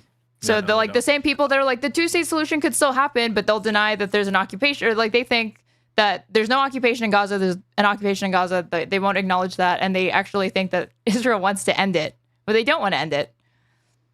So you're saying that there's a constructive occupation in Gaza? Well, first of all, right now there's absolutely a physical occupation in Gaza, but we're saying is pre-October 7th. Yes, it was just constructive occupation. Yeah, it wasn't internally occupied, but it was the perimeter was occupied. If you control everything that goes in and out, if you control the airspace, if you control their population registries, you effectively have an occupation. That's why their top legal expert, Yorm Dinstein, doesn't even deny that it was still occupied. Yeah, sometimes I feel like we get hung up on some of these phraseologies. Like, let's just call it a constructive occupation. Let's just define the terms, and let's see if they fulfill the requirements. It's the same kind of thing with the insurrection conversation. Let's just define the terms. So, for example, I think that genocide, under the definitions that I understand it to be international, has been fulfilled now, given the quantum of evidence that exists. And let's just apply the terms. Let's just use the terms, settle on a definition, and see if they fulfill those definitions. And so, for occupation, I don't know the international legally understood definition of occupation, but I would certainly grant that there's constructive occupation pre-October 7th. Pondering Politics says, why don't you and Aaron react to the New York City mayoral debate? We're going to react to her take. Okay? And I already reacted to that. Yeah. So this isn't for you to decide what we react to. This is called Our Take, and it's a purely her take show. The fact that we're even doing this long exposition on current events is Israel Palestine. Because he wanted to get a gotcha on me because he thinks that I thought that a one-state solution had a chance of happening anytime soon, and it doesn't. I did try that, and it failed miserably. Please concede that right now. No, we came to a resolution and we agree on everything. Oh, Israel and Palestine should look to us for how to resolve their, how to fix their conflict, Look at us. I think communicating. Yeah. Well, we're both Hispanic. So what does that mean as far as this conversation? So we have similar, what? Do you think Hispanics have a good track history of like getting along with other Hispanic people? They don't. I know Dominicans who would beg to differ. Dominican Spanish is very hard to understand sometimes. Dominicans, Cubans, Puerto Ricans, fucking Tejanos, all of us don't get along. Yeah. Blonde philosophy. I love Erin. I love blonde philosophy. She's my fave. Who's your favorite Israeli actor, or actor with significant ties to Israel? Gal Gadot. She deserves an Oscar. She's just like the greatest actress I've seen. Stop ever. We need to stop with your whole thing. You have this whole thing where you're sarcasm. Ironic. It's so dry. It's so of your generation. Can I do that, by the way? Can I do this kind of generation condescension? I mean, does that offend you? Are you a fucking millennial, or what is your deal? I am a millennial. An elder? I'm a young millennial. I'm not an elder. Well, I do the answer to that question because you remember 9/11. I don't remember 9/11, so sure. True. Yeah. If you remember 9/11, you're a millennial. That's like the litmus test. Yeah. Unless you're anything other than a millennial, then so you like Gal Gadot. Why love do you her. say Gal Gadot? Gadot. Isn't it Gadot or Gadot? Did I say Gadot? Well, it's Gadot. There you go. She changed her last name. It wasn't always that they changed it from something else. I remember this because I watched her on Jimmy Kimmel, and she tried a Reese's peanut butter cup for the first time, and she mentioned that it used to be like Goldstein or something, and then they changed it to Gadot, which means river, I think. Is this some kind of Jewish conspiracy you're alleging that, she changed her name to sound less are you okay? Jewish? Are you having like a stroke or something? I just told you about how I watched her eat a peanut butter cup on a late night show, and then you just asked me about a Jewish conspiracy. Are you good? I guess I'm good. Everything okay? Why does it matter? Why does this Goldstein thing, this is important to you? I guess you should ask her why she felt it prudent to bring up on a late night show and then eat a peanut butter cup. People say that about Jon Stewart too. They're like, Jon Stewart's last name isn't really Stewart. It's something different. Donald Trump. Donald Trump. That was the cringiest. Bring back Donald Trump of all time. Damn Trump. Trump's in the White House. John Oliver who did that? Yeah. What do you think of John Oliver style humor? I think the segments are interesting, but funny, no. Not my type of humor. It's too lib, right? It's too like we need to change the world. It's too like actually do something, right? I mean, I don't think libs are saying we need to try to change the world. I think libs are constantly harping on about how there's really nothing you can do and you need to constantly work into these parameters that are pretty much self-imposed. No? It's been my impression of libs. What do you think about Waymos? Do you think, are you okay with Waymos being destroyed? Or you're like one of the people like, oh, they're insured? I just learned what a Waymo was a few hours ago. I had no fucking clue what it was. It's a self-driving car that is not actually self-driving, apparently. It's an Uber. Who were you talking to about Waymos a few hours ago? Lycan. What is Lycan? Was he like explaining to you? No, well, I asked him what the hell is a Waymo, and he said that. And then I listened to something else, and that person that I was listening to directly contradicted that. Because they said, no, it can't self-drive. Why don't you put on her take, Aaron? Why don't I? Start this. Yeah. Music of your life. There. Give life back to music.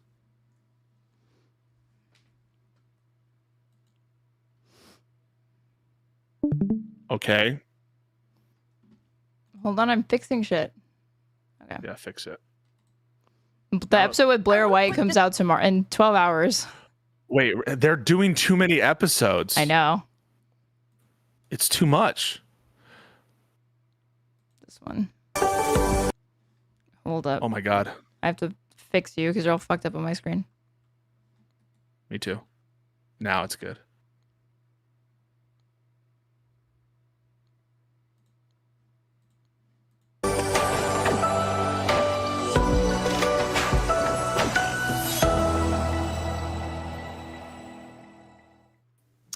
All right, guys, welcome to Her Take. This was streamed 3 days ago. Trump deploys National Guard to LA riots. Her Take live.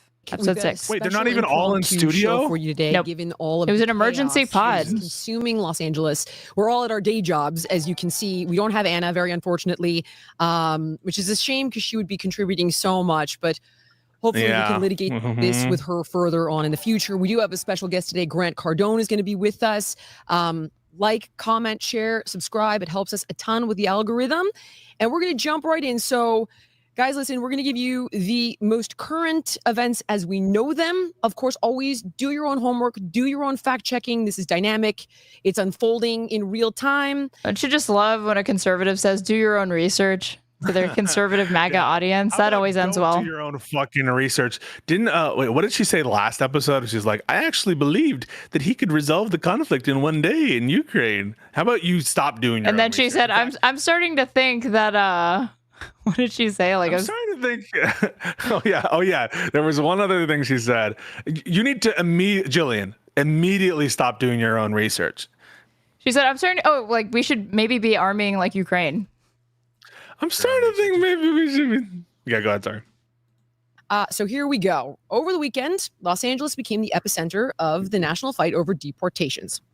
So on Saturday, which was the second day of protests against ICE raids in and around Los Angeles County, President Trump ordered 2,000 National Guard troops to be deployed to address the lawlessness that has been allowed to fester. On Sunday, California Governor Gavin Newsom called the deployment unlawful and urged the administration to back down. Now, this is the first time since 1965 that a president has called up a state's National Guard without request from that state's governor. So the first thing I think it's important to mention is how... Did you see that clip where he said it was like, this is explicitly illegal, or he acknowledged that a few years ago? Yeah, it's pretty funny. Yeah, he did say that in 2020, he's like, I can't do this. It would have to go through this and that. Yeah, so it's pretty funny. Yeah. Trump. Wait, I just realized I showed the wrong thing. Give me a second. I'm gonna fix it for you. I showed I showed the wrong screen. I shouldn't have done the entire screen or whatever. Hold on. There we go. People were seeing double of me. I wasn't gonna mention it, but hang on a sec. Let me click watch stream. Oh, beautiful. Yeah, that's better. Thank you. Yeah. This. So he didn't actually invoke the Insurrection Act. He went with something called posse comitatus. So oh my God. It gives him Please pause. What? This can I say the B word for women? Can you just the B word for women? This bee is so. How much of a fucking pussy are you that you won't just say bitch? Jesus. I can't say it. I love women too Say much. it with me. This bitch is dumb. This bitch is stupid. She has a smooth brain. I can't. Her brain has no wrinkles. Say it with me. This bitch is so dumb. No, she is so stupid. They're not invoking. Was that a black scent? No, I would never do that. I'm just checking. I would never do that. Come on. No, it's so stupid. Guys, I'm turning red. I've never done this before. I respect women too much. You put me out of my element. I need to take a second and rest because this is. Woo! Woo! Are you code switching? Oh, this is just, it's too much stuff. Wow. Okay. No, she's so fucking dumb.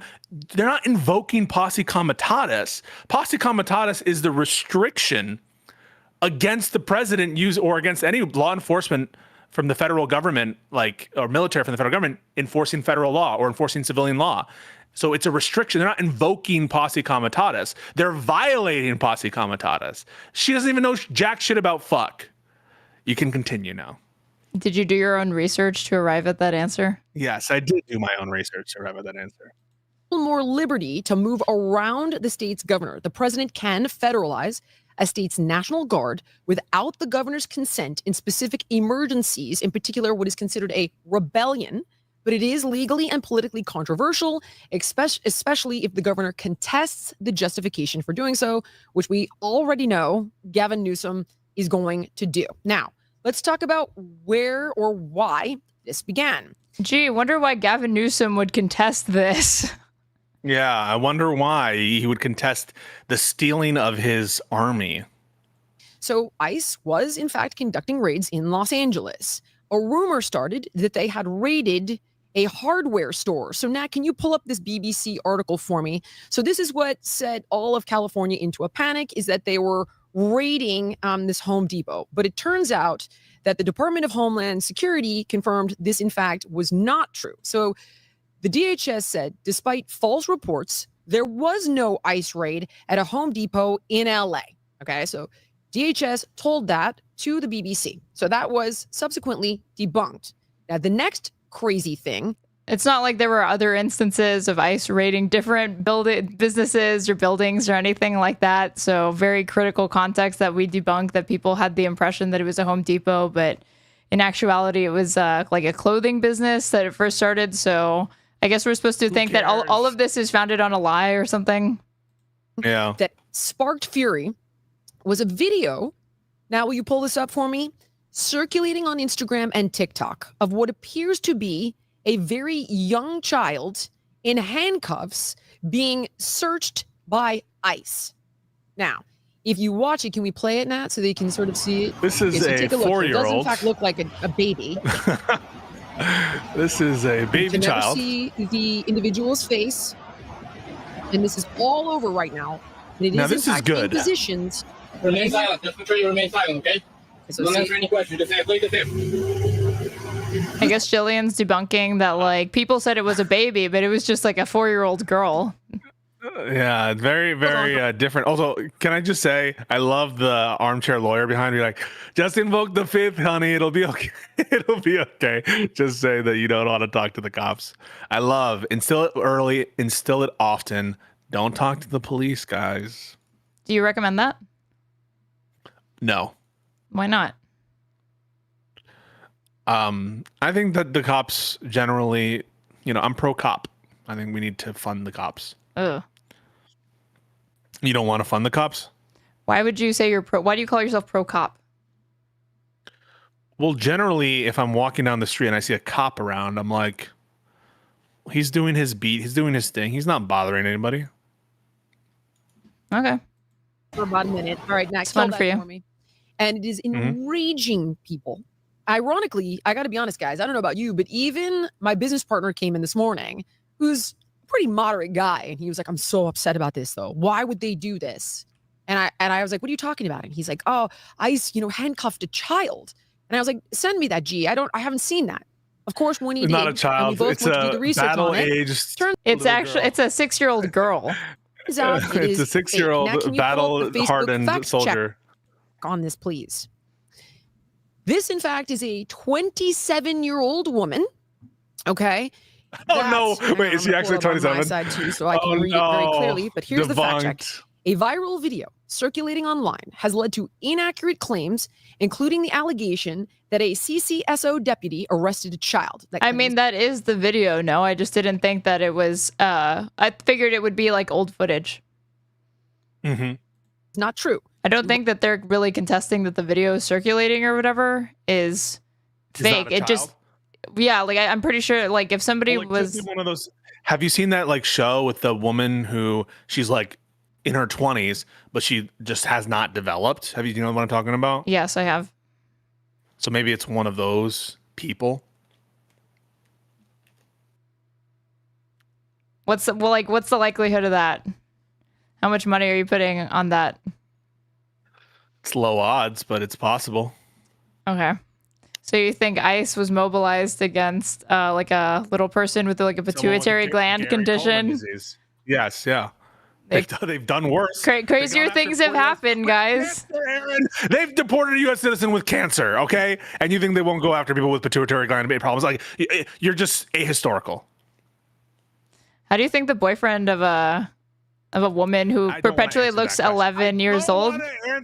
I don't want to answer because it makes me uncomfortable. Why? To answer that question. I think that's condescending and disrespectful to that woman. Why is it? Why do you have to bring it up? You brought it up. Now you're going to be like, oh, you support people you brought this are up. Attracted to... I didn't bring it up. You brought it up, actually. You brought up the kid. Jillian brought it up. What did I bring up? Oh, I brought it up. Did I? Typical man. Can't take responsibility for anything. We want to provide clarity, transparency, and important context. Here are the facts. On April 1st, 2025, around 7:15 p.m., a deputy, not an ICE agent, saw someone walking across Northeast 99th Street near the I-5, which is a busy intersection with no crosswalk and moving traffic. Concerned the person could be hit by a car or cause a crash that could injure others, the deputy pulled the person over to check, initially believing that they might be a child. Upon contact, the individual provided a name that did not return any records. After further investigation, the deputy identified her as a 27-year-old woman by matching her to prior booking photos. She was not arrested. She was briefly detained. All right, Nat, you can take that one down. Now let's take a look at who ICE actually was arresting. Can we pull up the New York Post article, please, Nat? Yes, let's get the New York Post. Trillion people. Yeah, the New York Post. This guy is a member of MS-13. We see here migrants busted. I'm gonna let her give it a minute there. Here we go. Migrants busted in LA include convicted sex abusers, drug dealers, and gang members. Okay, so no kids, no grandmas. I wish they carried forth this energy for like the literal child predators that they pardoned on January for the January 6th offenders, where they have one of these child predators who's literally in court saying that Trump's pardon extends to his abuse of children. So I just wish that one of these motherfuckers, one of these bees, would have that same energy for the actual pardoning of people who went on to commit child abuse. Well, January 6th comes up in this. Oh, I'd love to hear it. How do you know? Did you pre-watch? Of course I did. Oh, teenagers, none of that. Insane. None of that. So Aaron, so just real quick pause. This is super meta. Aaron is watching these twice. Insane. Psycho. You may continue. All right, so that's who ICE did go after. Pre-screened is more apt. People, and they were criminals. We were not raiding a Home Depot. Ladies, before I continue, does anyone want to weigh in here? Yeah, I mean, are we that surprised that this is the rhetoric that they are trying to spin? The Democrats are absolute experts in playing the victims and virtue signaling. So, of course, they are going to try to use any means necessary to try to evoke some sympathy from you. But what I will say is we should never, again, show sympathy to the Democrats, especially when they try to invoke. Get the fuck out of my country. Get out of my country right now, Amy Dangerfield. I don't need you lecturing about our domestic politics. Go back to Adelaide. Go back to fucking Victoria. I don't give a fuck where you're from. I don't want you lecturing me. With that little smug thing, oh, the Democrats are the victim party. Give me a fucking break. You guys cry about every single thing. You cry about political witch hunt this, political witch hunt that. I can't have it anymore. She needs to leave. That this should hereforth be known as J7. June 7th, J7. the real insurrection. And J7. my God, this is absolutely what a real insurrection looks like. When you play the footage side by I'm gonna side shoot myself. of what happened during January 6th versus this, and I know it got intense during some points of J6. I know it as well, got intense. Oh wait, your girl Jillian, Redemption. She's about to push back. Oh yeah, let's go, Jill. And I will, just because I know the counter argument to it is going to be, oh, I love your selective outrage. Were you just making fun of a lesbian's deep voice? No. Wait. So you think that I'm making fun of lesbians? I'm asking you to clarify for all the lesbians in chat. Lesbians love me. All right. I'm like Larry David in that regard. They're very enamored by me. They love my positions on stuff. They're very much in favor of my content and what I do. But I would never do that. I'm just making fun of a voice where she's like what she's trying to do is she's trying to have some distance from that opinion. Be like, well, the argument is dot, instead of actually owning it. And so I just did a dumb voice, and I have a deep voice. And so that's what you were hearing. Okay. Personally, for me, just wanted to get the clarifications for all the lesbians in your audience, the many that watch you. I'm not for any rioting, insurrection, vigilantism. I would apply that unilaterally, and that would arguably be the critique I would have of that position. Yeah, I mean, but they're different. And we can literally play footage side by side. There were parts where it did get escalated and elevated during J6. There's no denying that. But for the most part, it was peaceful. They were walking peacefully through the Capitol. When you compare that to the country, as everyone has been using the same talking point all over X, military-aged men flying foreign flags, literally saying that they will not respect the laws and customs of this country. If you love your country so much, flying foreign flags equals they had the Mexican flag. This is grounds for deportation, apparently. And also, they had foreign flags on January 6th. The first action that I'm going to recommend for the next Democratic administration is to immediately deport Amy Dangerfield. Since apparently people who aren't full citizens don't have rights, any First Amendment rights, I'm going to deport Amy Dangerfield. That is my new strategy. She also never answered me on her take. What did we ask that we pretended? You actually think that she might acknowledge that climate change exists? A woman who just said that we should be looking at June 6th as the new January 6th.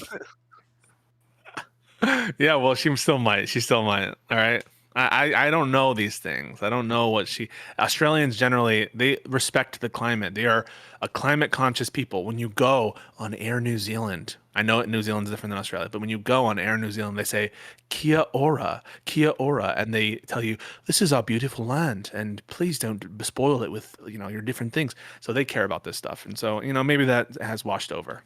Well, she's not trying to be Australian anymore. She wants to be an American. Yeah, well, we don't let her. We don't let these gaslighters be American citizens. All right? We don't ever let American citizens be made out of gaslighters. I don't know how that sentence structure worked, but you know what I'm talking about. So this person, she's going to be deported. We're going to have a new Democratic administration. It probably will be Gavin Newsom. Speaking of which, sidebar, what do you think of Gavin Newsom so far? He's been pretty based in some of his tweets. I don't think so. I mean, I'm not keeping up on Gavin Newsom's tweets. Would you ever date a guy named Gavin? No. He looks uncanny valley. You know who his first wife was? Yeah. Guilfoyle, right? Yeah. Yes. Who's like with Don Jr.? Yeah. It's hilarious that there's a love triangle. Every week we should acknowledge a crazy love triangle. So we did the Ann Coulter thing. Wait, is there a love triangle there? It was Ann Coulter, Dinesh D'Souza, and who else? What did Dinesh D'Souza marry? I thought Ann Coulter was like a spinster, no? She's a bit of a spinster. Dinesh D'Souza. Did you know that this congressperson is married to Dinesh D'Souza's daughter? Who's this congressperson? Brandon Gill? No. Let's see. Personal life. D'Souza dated fellow conservatives Laura Ingraham and Ann Coulter. Holy Jesus. Holy shit. Laura Ingraham, Ann Coulter, Dinesh D'Souza. Who's the third white nationalist? Who's the next white nationalist that they should date? D'Souza? Yeah, I mean, keeping with the theme, right? Laura Ingraham, fucking. What's this girl? Ann Coulter? Lily something. Lily. She's a groiper. The woman who like got famous for saying the N-word and then got fired. Yes. Yeah, that basic bitch. They can date. Match made in hell. Flag so much. Why don't you go home? As someone who is a legal immigrant in this country, who has spent close to $10,000 to be here, who has gone through such an elaborate process, who has not been able to visit my family at home when I need to because I needed to wait for the immigration process to complete, when in reality, I probably could have left and then come across the border and picked up a 10K card on my way out, right?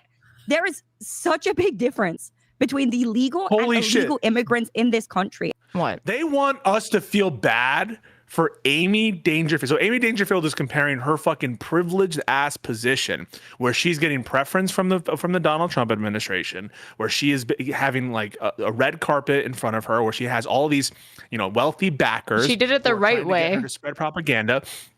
But these families that have been contributing for years and years and years, that have now, U.S. citizen children who are working these jobs, who even Trump today was saying that we need these illegal immigrants to do these jobs, who have gone through all kinds of strife, who have gone through all kinds of hardship that she will never even dream about. She wants us to feel bad for her in relation to the wide network of people who are just, law-abiding people who, maybe they cross the border, whatever. And the way the illegal... I mean, you should see it from her perspective. It's really hard for her as somebody who's trying to become a naturalized citizen, having to deal with the fact that other Mexicans are also trying to become naturalized U.S. citizens. She really thinks it should only be like Australians. Immigrants are completely disrespecting this country, disrespecting the rule of law, disrespecting our police officers. It is absolutely unacceptable. Is she even a U.S. citizen yet? The way she said our police officers. Country.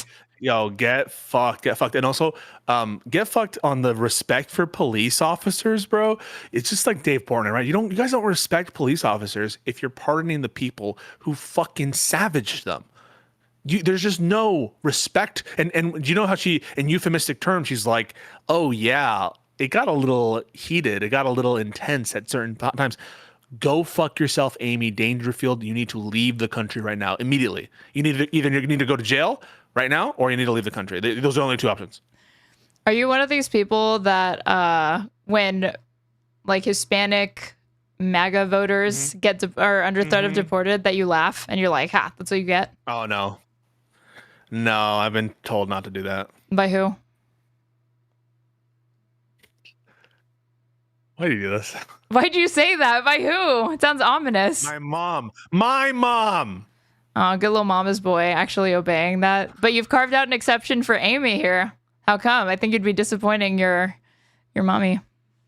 My mom didn't say to listen to such people, such propagandists like Amy Dangerfield. Also, her last name is literally Danger, okay? If people want to shit on Kilmar because his name is Kilmar, I mean, we're going to apply that to Amy Danger, okay?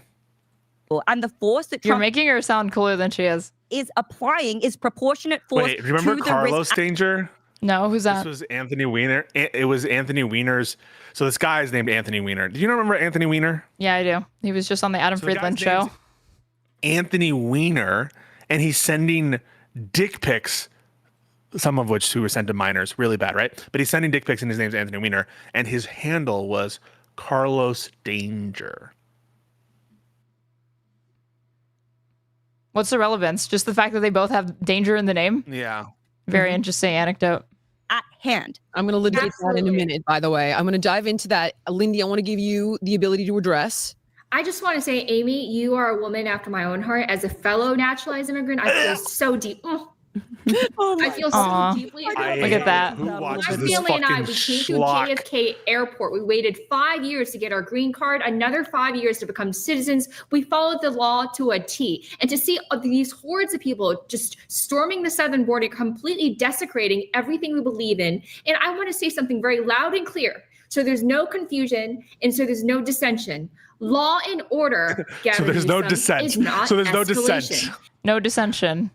It's No law dissension. and You order. And echoing what Amy said, if you hate our country so much, then please leave. No one's forcing you to stay here. Same, B. Why don't you leave, B? Because you guys clearly don't respect what makes our country great, which is our Constitution. Thank you very much. And I think the most iconic thing about the situation is the chyrons that CNN. What's the most iconic thing from the situation so far? Name your top iconic thing. It's the chyrons. It's the chyrons. Yeah, no, it's definitely the Mexican flag guy, right? But now today, it's the sitting U.S. senator being fucking tackled by the Gestapo. That I think is the most iconic image now. And MSNBC plays all day long. You see like flumes of fire and smoke behind them, and the words underneath are mostly peaceful. Mostly peaceful. Keyword mostly. Their minds are just stuck in 2020. They could not move past Black Lives Matter. Literally just said mostly peaceful for January 6th. Like, unironically, not 2 minutes before this clip, what you just saying when you're laughing at the mostly peaceful, Amy Dangerfield just said Jan 6 was mostly peaceful. And by the way, it was mostly peaceful in the sense that most of the people there were peaceful, but you mock it when it's the left wing saying it. You know what I will say? That personally, having adopted a child internationally, I also went through all of the expensive and lengthy protocols to do No one gives a shit.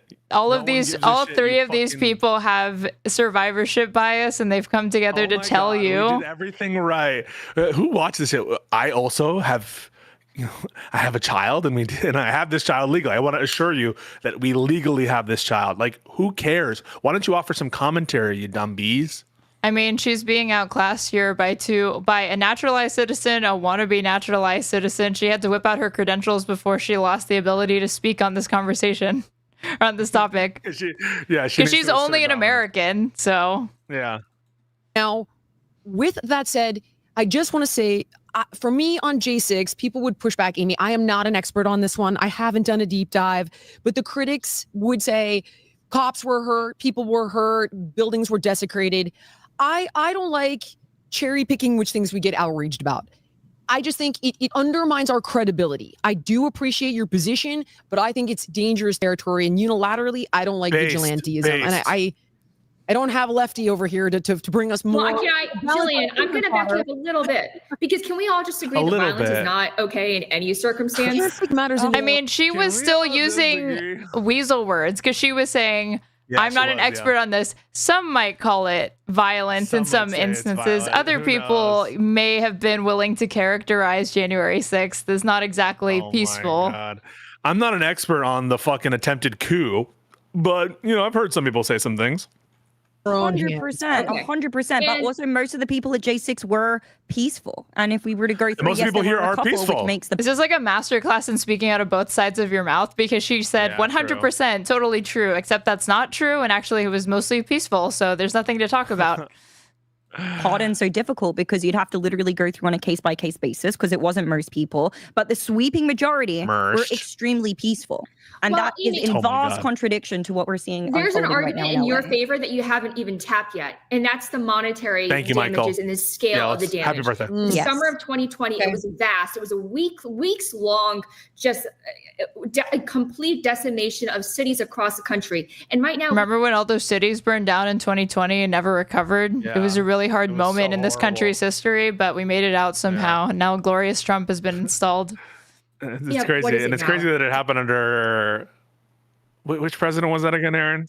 I'm having trouble remembering. Maybe you could remind me. President Clinton, perhaps? I think maybe it might have been Obama. Pretty sure it was Obama now. 3 days, Michelle 3 days Obama. Pretty much, right? 3 days of absolute chaos, setting on fire one of the most scariest cities in America. Sunday, this is day 4. Day 4, I'm sorry. So in terms of the magnitude of destruction, putting aside, the merits of J6, and we can certainly argue over that. But in terms of monetary damage, there is no dispute that what's going on in Los Angeles right now is much more severe. Okay, let's keep it rolling. Oh my Whoa, God. case closed. I actually don't think that's true. So they've burned down like 5 Waymos. A store has been looted or something. I think that they've had some like tagging of certain things, but what's the evidence that it's the same damage as Jan 6? I actually don't know that that's true. Source, I made it the fuck up. Yeah. Now, Amy, you brought up most were peaceful at J6. That was the argument here. Most were peaceful. And I know, hold on. And it's Trump's. Amy's like laughing at the idea that she would actually try to like push back and enforce some parity in this conversation between these situations that they're bringing up. Yeah, no, it's so crazy that they would do this. She's like both of them are chuckling. Like they just cannot believe that she would even think to compare. I can't believe you're calling me out on my obvious hypocrisy where I say mostly peaceful for Gen 6 and then 2 seconds later say it's ridiculous to say mostly peaceful for all the other protests. I can't believe that you're actually calling me on that shit. Sent in the guard and he escalated it. So check out this video from the Free Press. The Free Press put a journalist boots on the ground Saturday before the guard was there. Nat, can you pull that up? It's the Free Press video. All right, here we go. Free Press video. Should be. Can you play that for me? There have been raids by ICE agents today in Southern California around the LA area. You had ICE show up to Home Depots where they target day laborers. This is one of a few protests that are going on. It started at the Home Depot in Paramount, California, which is a little over 10 miles southeast of downtown Los Angeles. People are throwing projectiles. They've shot fireworks at the Sheriff's Department here. The Sheriff's Department firing flashbangs, as you can fucking hear. They've been shooting tear gas into the crowd, shooting people with rubber bullets. From getting whiffs of tear gas, which is a brand new experience. During the time I am here, this is all taking place next to a strip mall, and some of those businesses are currently open. People are hiding. This is chaos. Here, peering out, wondering what's going to happen next. There are helicopters everywhere. The Home Depot from where we are is probably about a quarter of a mile away. And since this morning, after the protests started, the Sheriff's Department, they've been driving protesters slowly down the street. I don't know what the goal is here, but the Sheriff's Department keeps on pushing back the protesters block by block by block. And I'm not really sure what their objective is because you're just moving them blocks and they're not dispersing. I've been here for about 2 hours. They keep on shooting people. Why do these people think they can peacefully assemble in their country? Tear gassing people. Yeah, the crazy. crowd is not subsided at all. And after I filmed this on Saturday, President Trump called for 2,000 National Guard troops to be deployed to Los Angeles to address the lawlessness. After a scene like that, I'm surprised he didn't mobilize like the Navy, bring in tanks, maybe to quell this dissent. That has been allowed. Should be open fire zones. Okay, so let me repeat. We had people throwing projectiles, shooting fireworks at cops. The crowd was not dispersing. Local law enforcement was not able to disperse the crowd. So here is your peaceful. Local law enforcement was in fact not able to get people standing around holding flags to go home or arrest them. Crazy. They never went home actually. And in fact, to this day, LA is like a fucking. They're still in front of that donut shop with holding a flag. It's chaos. It's anarchy. There was no issue until the National Guard came in. Although you just watched this whole video and the Guard didn't come in until the following day. Thoughts, team? Yeah, I mean, this is what they need to say. Again, they're so good at trying to appeal to people's emotions, and they're so good at creating narratives. And the thing is, when you appeal to people's emotions, usually the people who are emotionally driven, they don't need to go back and fact check to back it up with logic. And those are the people that they're appealing to. And they know that if they give this rhetoric, the majority of the progressive virtue signaler people, all of the activists are going to automatically agree that the right, that the Trump administration are the ones who escalated this matter by calling in the National Guard, when in fact the Guard was called. I know you think that they're rounding up permanent residents and other people to basically be deported with no due process and shipped off to concentration camps in like El Salvador, for example. I know that you think all of that's the source of the violence, but luckily Amy Dangerfield is here to set you straight and tell you that the people that are standing around holding flags, getting a little bit upset that the Trump administration is trying to do this, they're actually the ones causing chaos.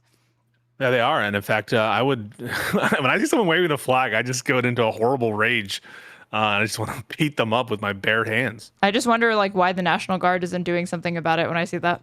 In to quell the riots that were taking place in the first place. This is just them being expert spinners, and that's all it comes down to at the end of the day. Lindy, before you go, I know you're going to go. I want you to watch this CNN thing first, Amy and then I want. Is Amy sitting in the regular Patrick Bet David chairs? Yeah, like in front of the lockers. By the way, this show looks like shit. Now our show looks like shit. Well, this isn't really a show. We don't have a show. I just want to be like, I want to be clear about this. This is not anything what we're doing. This is Speak for yourself. My setup looks good. What'd you say, my porgs? Yeah. Yeah, you're porgs. But they're getting paid by Patrick Bet David. He's probably paying them like $5 an episode. You know, they're probably another multi-level marketing scheme to get them on board. Did you know he has ties to Iran? I didn't know that. He must be on Twitter. Wait, let's see what do you think his Twitter is saying right now? Let's see. I'm saying that he's Iranian Christian. That's why I'm saying his ties to Iran. Oh. I mean, by these people's standards, that is ties to Iran. They're saying that these people that are daring to exist as a Hispanic person in this country and hold up a flag of a different country in the United States, that means you're pretty much in bed with the cartel. So, yeah, well, according to that logic, you're being funded by somebody who's probably a state sponsor of terror or something. You know, in bed with people that are state sponsors of terror. This is what Patrick Bet David said. Here we go in response to Marco Rubio's message. Love how Marco Rubio is managing expectations with Americans. And quoting from Rubio, who said, tonight, Israel took unilateral action against Iran. We are not involved in strikes against Iran, and our top priority is protecting American forces in the region.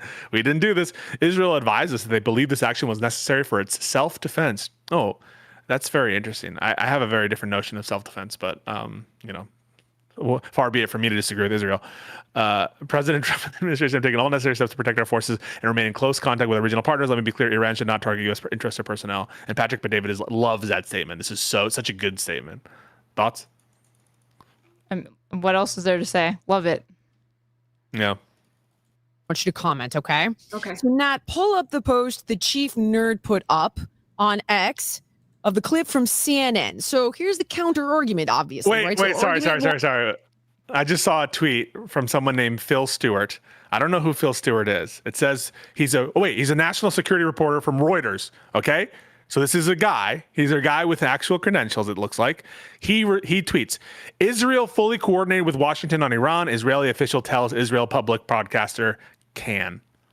I don't know how you pronounce that. Kan. But it looks like maybe Trump was lying. Maybe Rubio was lying. Can you believe it? I'm starting to think that this Marco Rubio guy may not be the most honest, most honest Secretary of State that we've had. Crazy. One is Trump did all of this by escalating and bringing in the guard. Argument two is the following. In immigration enforcement. It says CNN immediately cuts off panelist who tells the truth about the LA riots. We have immigration laws that govern the entire land. And California is willfully ignoring them. California's left-wing politicians set this up. If California had long been cooperating and helping enforce immigration laws all along the way, this would not be. It's not the whole state. You do know that some of this is jurisdictions. There are certain towns that do. Yeah, but there are certain towns that absolutely have cooperated with federal authorities. Shouldn't they all? You know, this is part of the issue that is always interesting here is when Republicans want to talk about states' rights. It's about states' rights when it is something that they're interested in, and not when it is something that perhaps Democrats and their states are interested in. And so I think but we've all agreed on what immigration laws are. Well, there's not a state. We're going to talk about this more in the hour. I want to bring in Stephen. Okay, Lindy. Oh my God! I can't believe they did this. What? Borders aren't. No. I'm pretending to be them. They're like, oh my God, I can't believe the news did something. It's just that's it, like CNN censorship or whatever, by cutting off somebody who's saying the left-wing government in California is refusing to enforce the law. Like, Fox News brings on some independent person, be like, yeah, actually the markets are down, and they immediately cut, or someone starts to say something maybe pseudo-critical of Trump, and then they immediately cut, or they will ignore entire bad narratives for Trump, entire news cycles, just because they love Trump. So this, spare me with this bullshit. The difference is you can't clip that and get 30,000 likes on Twitter because nobody fucking cares or is surprised that Fox News is cutting off a liberal. But to these people, not being given just zero pushback on CNN is evidence of conspiracy to keep the truth from coming out.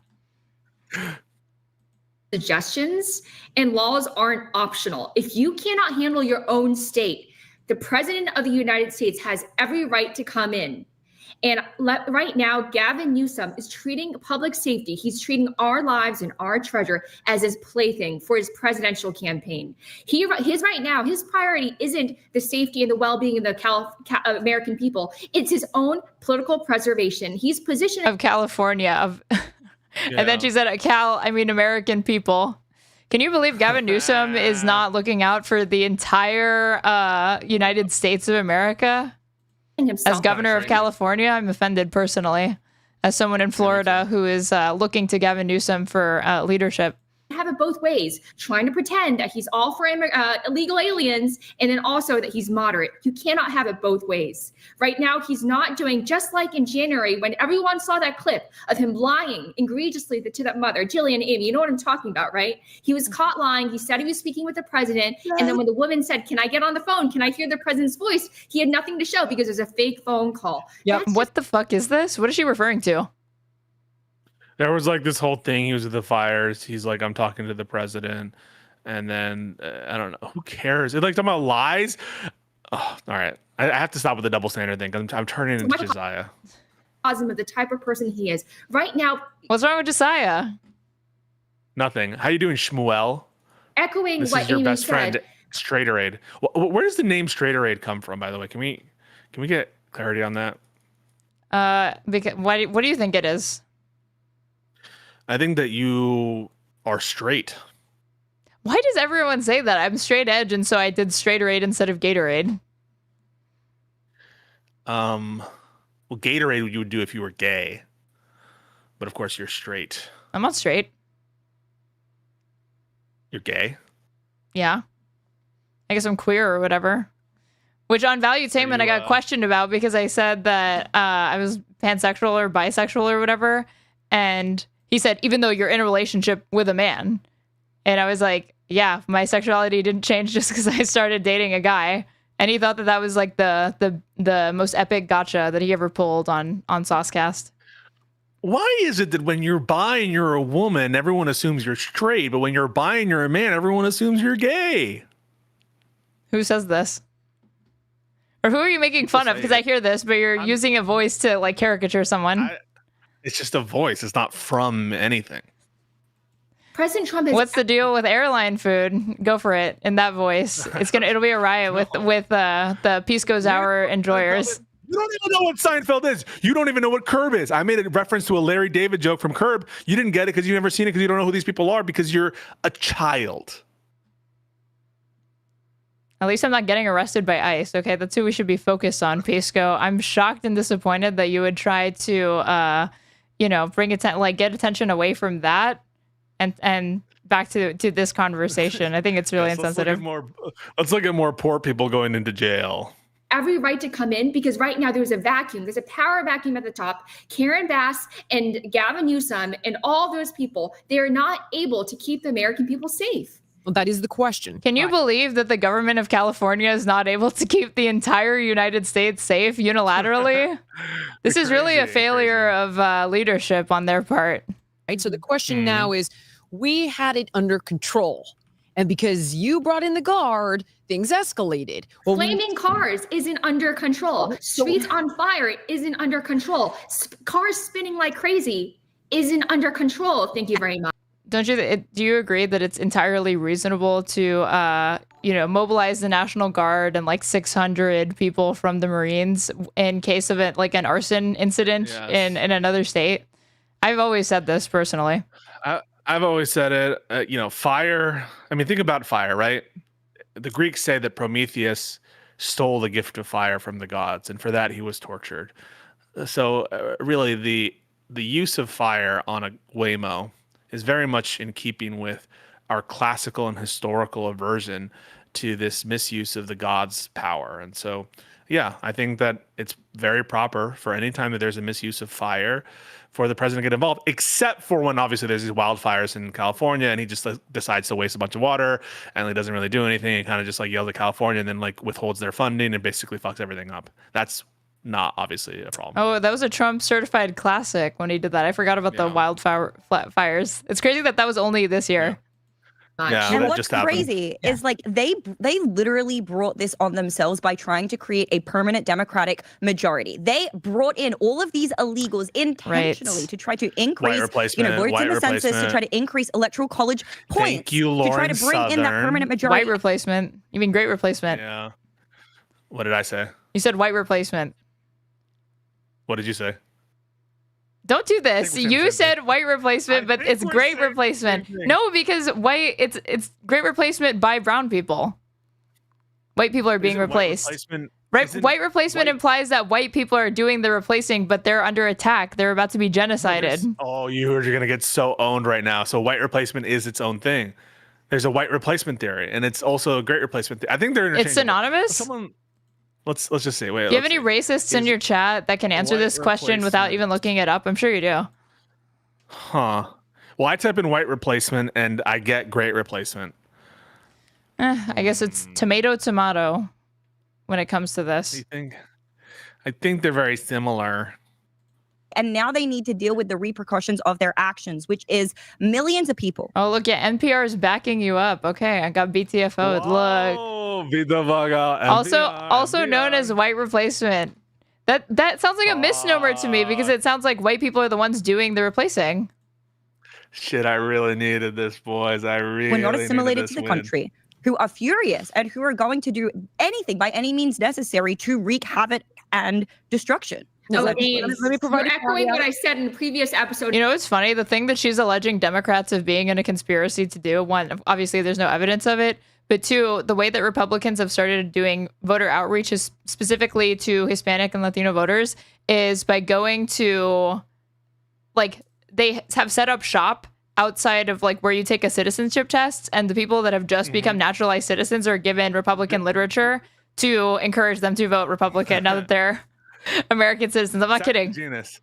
And they're doing it to all my Latino brothers and sisters. I know that's how you said that. Yes, ma'am. The Bulwark called me out on this for telling the truth. It's that Democrats, and I'm going to articulate what everybody knows to be true, but many are afraid to say. Democrats welcome these illegal aliens because not only do these people become eventual voters down the line, they also help with a 2030 census. Now, I bet these same people have bragged about the fact that Trump made gains with non-white voters in this last election, but now they're going to turn around and say that it's Democrats doing it. It's a Democrat plot. These like new immigrants, they're first generation, they fucking hate Democrats. And yeah, Trump actually is gaining. Now, I think it's a problem. But ultimately, it doesn't even make sense, right? All these laws, I'm going to learn you something, Aaron, okay? So there's the framework of the INA is this Hart-Celler Act. And the provisions of the Hart-Celler Act were literally designed for the opposite of what's occurring. So it was designed to maintain the white population of the United States. How were they going to do that? Well, the reason why they put no caps on the amount of green cards that you can get for immediate family relations is because they wanted to encourage immigration from places that were white, right? And so they wanted to have more immigration from places that were white, where there were already people in the United States, and they had this uncapped visa allocation for people who are immediate family relations. And so the deliberate intention of the Hart-Celler Act and the INA was to preserve the white character, the white nature, or disproportionate white population of the United States. Now, they misjudged it because they're fucking idiots, and they didn't realize that not every white person wants to come to America. And what happened was a lot of non-white people came to America, and once that generation came, now they have this limitless visas for immediate family relationships, and so they kind of fucked themselves. But it wasn't an attempt. Crucially, right, the laws that are allowing a lot of these people to stay here for a long time, crucially, wasn't an attempt to import a bunch of non-white people. It was an attempt to import a bunch of white people. And so they're directly wrong about everything they're saying regarding the intentions of the laws and what they were designed for. Why bring up all of those words when you could just point out that Republicans were totally on board with Cubans getting instant citizenship if you managed to swim over and make it to fucking Florida? And then it was Obama that had to get rid of that. Well, what are you saying here? Are you racist against Cubans? Absolutely. You don't like Cubans? What? I don't like I don't like Republicans, and Cubans tend to be Republicans. So unfortunately, I don't like them. Do you not like white people then? Is that even a question, Pisco? Because And you don't like men. This census also Not a fan of many people. And you don't like old people. Wait, why? Why do you think I'm not balling with old people? What's wrong? Old people probably disproportionately vote Republican, right? Oh, yeah. All that. So Yeah. any demographic. Any demographic. I mean, if you say that MAGA is fascist, then to the anti-fascist position would be to oppose all of these groups that are disproportionately contributing to fascism. I think we should love all peoples equally. You ever thought of that? Except for Amy Dangerfield, who needs to go back to Australia. She's the exception to every rule. Every rule has an exception. It's the What exception about that Lindy? Can Lindy stay, or does she need to go back to China and endure communism? Well, no, she can stay. She's a citizen. Why? Because she became a naturalized citizen? Yes. Even though she's now trying to pull the ladder up from behind her after she got in. You said it, not me. You said that. The way that Asian people will federal judge you. resources are allocated. And most importantly, the census determines the drawing of the 435 congressional districts around the country. So they are getting ready for the 2030 map right now. Got it. Now, can I just, okay, this is, I want to put a caveat on this. Also, I hear this talking point brought up a lot about the census. The census just needs to determine everybody who's in the interior, like everybody who's in the United States. And it's not about endowing people with representation or whatever. It's just about how much money states can know that they're going to need for their states. No, it's about and I guess redrawing electoral maps, but that doesn't grant those people, even if they're in the United States, with voting rights. It just means that there are people that have to be taken into consideration when determining budgets. Right. It's more authority for the states, and as to which states benefit in terms of their population, I almost think that like all the states that are complaining about illegal immigration, like the border states that include places like Texas, which overwhelmingly vote Republican, they're, it's a wash in terms of where these people are ending up. Just in case, that is arguably conjecture that was their intention. But regardless, that is in fact the outcome. Am I correct? Love it. Pushback, to be fair, they didn't intentionally try to do that. However, that is unfortunately the situation that we're tasked with. So I will go on to treat it as though it were completely true. You're just trying to keep us 100% Yes. I need one of those hats that say allegedly. Allegedly. Okay, now then, let's look at where things went. Oh, he's in the room? Okay, Grant's in the room, but we got a little while to go. G, tell him I need a few minutes. Who the fuck is Grant? Okay, now let's look at what happened on Sunday. So the guards just arrived. Let's take a look. Now pull this up for me. Hold on. I want to look at this. CNN, let's go to the legacy media, is calling it peaceful. So you've got the legacy media. Can you pause real quick? Guys, I don't know how many times I have to say this. Public announcement, do not read into administrative stays. An administrative stay does not tell you whether or not a court is going to side one way or another. And the court in this Gavin Newsom case has already issued like its own pause on its TRO. And so this was always anticipated. So don't read into the Ninth Circuit's stay here, okay? You can't do that. California Democrat Representative Nanette Barragan calls the LA riots peaceful protests on CNN while the network displays a literal car on fire. A literal single car on fire. We have an administration that is targeting peaceful protests. Remarkable. Saying nothing to see here, everything's cool. Show it to me. We are having an administration that's targeting peaceful protests, people that are there to protest. The president is sending the National Guard because he doesn't like the scenes. He doesn't like the scenes of people peacefully protesting. We are having an administration. Let's keep it rolling. I want to keep it moving. I want to go straight to the ABC clip that's on the Libs of TikTok X. This one's my fave. Pop this up for us, Nat. Can you believe it? So that was peaceful. This one's just good fun. Hang on. It's the Libs of TikTok post from the ABC news clip. Do you see it, kid? Here we go. Take a look. Oh, wait, I think that's the wrong one. It's thank you for the raid. Okay. While you look for it, Nat, It's welcome, it's a Queefers. that says, "I cannot believe this is real. ABC reporter says not to bring in law enforcement to the LA riots because it's, quote, just a bunch of people having fun watching cars burn." See, you got to try to find that one, Nad, because it's actually, you'd have a hard time believing me. Okay, And these protests are mostly peaceful and having fun in the same way that Biden was a genius. I'm sorry, I don't mean to laugh. And he was running circles around everyone. These are boomer This is jokes. unbelievable. Large It's like a group of Monty people, Python skit. it could That's turn right up your very alley. volatile if you move law enforcement in true. there in the wrong way and turn what is just a bunch of people having fun watching cars burn into a massive confrontation and altercation. He's being funny. There's a bunch of He's people being funny. fun watching Holy cars burn. shit. Okay. Just having fun, guys. We're just There's having all fun. these environmentalists. They're Here's the okay narrative. with cars burning as long as it's anti-Trump and anti-ICE all of a sudden. It just goes to show that their values were never set in stone. Okay. So Unlike Lindy's, who less than 8 months ago was actively fundraising and campaigning for Kamala Harris, and then right before that, Joe Biden, who she was denying was a fucking corpse. Whoa. that's the narrative. That's my dad. Are you a Biden? Am I talking to a Biden dead ender right now? Do you feel the need to stick up for Biden, defend his honor, white knight for him? No. Listen, I white knight for only one person in this world, and that person is Alexandria. She is the second coming. She will be the president of the United States. We've got The the Queen. legacy media. It's mostly peaceful. It was peaceful. Trump did it. Trump did it. You decide, by the way, because Sunday erupts into complete chaos. We're going to show you a few things from Sunday. But one thing in particular is, Lindy, what's the narrative on the left right now? I've seen a few things from Senator Warren and Maxine Waters. What are the direct quotes? Do you have anything for me?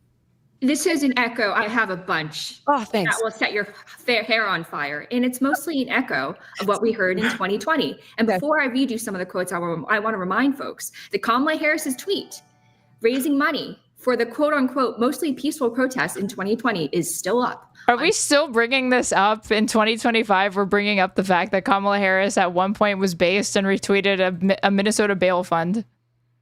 June 9th. She didn't even post it. She just reposted it, right? Yeah, and also, who cares? Well, Josiah does, because one time I asked him about it and he said she shouldn't have done it, which is lame shit. Lame shit, man. Oh my God. Wait, he didn't say that, did he? He did. And then you didn't do your due diligence and started a whole ass podcast with him. With him and with Hutch. Hutch, who said that Again, they weren't about to attack Hassan, It and then they cannot be understated how much restraint the LAPD have shown in all of this. Are you really going to shit on him for this? In a stunning PR move, LAPD shows historic restraint. The scenes coming out of LA What look. has he ever done to you?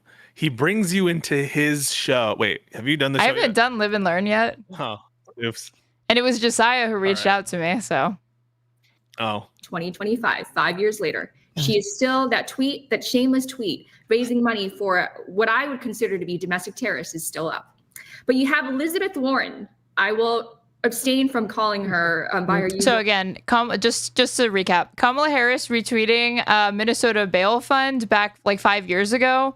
That's domestic. That's aiding and abetting domestic terrorism. But January 6th, you guys, was mostly peaceful protests. So yeah.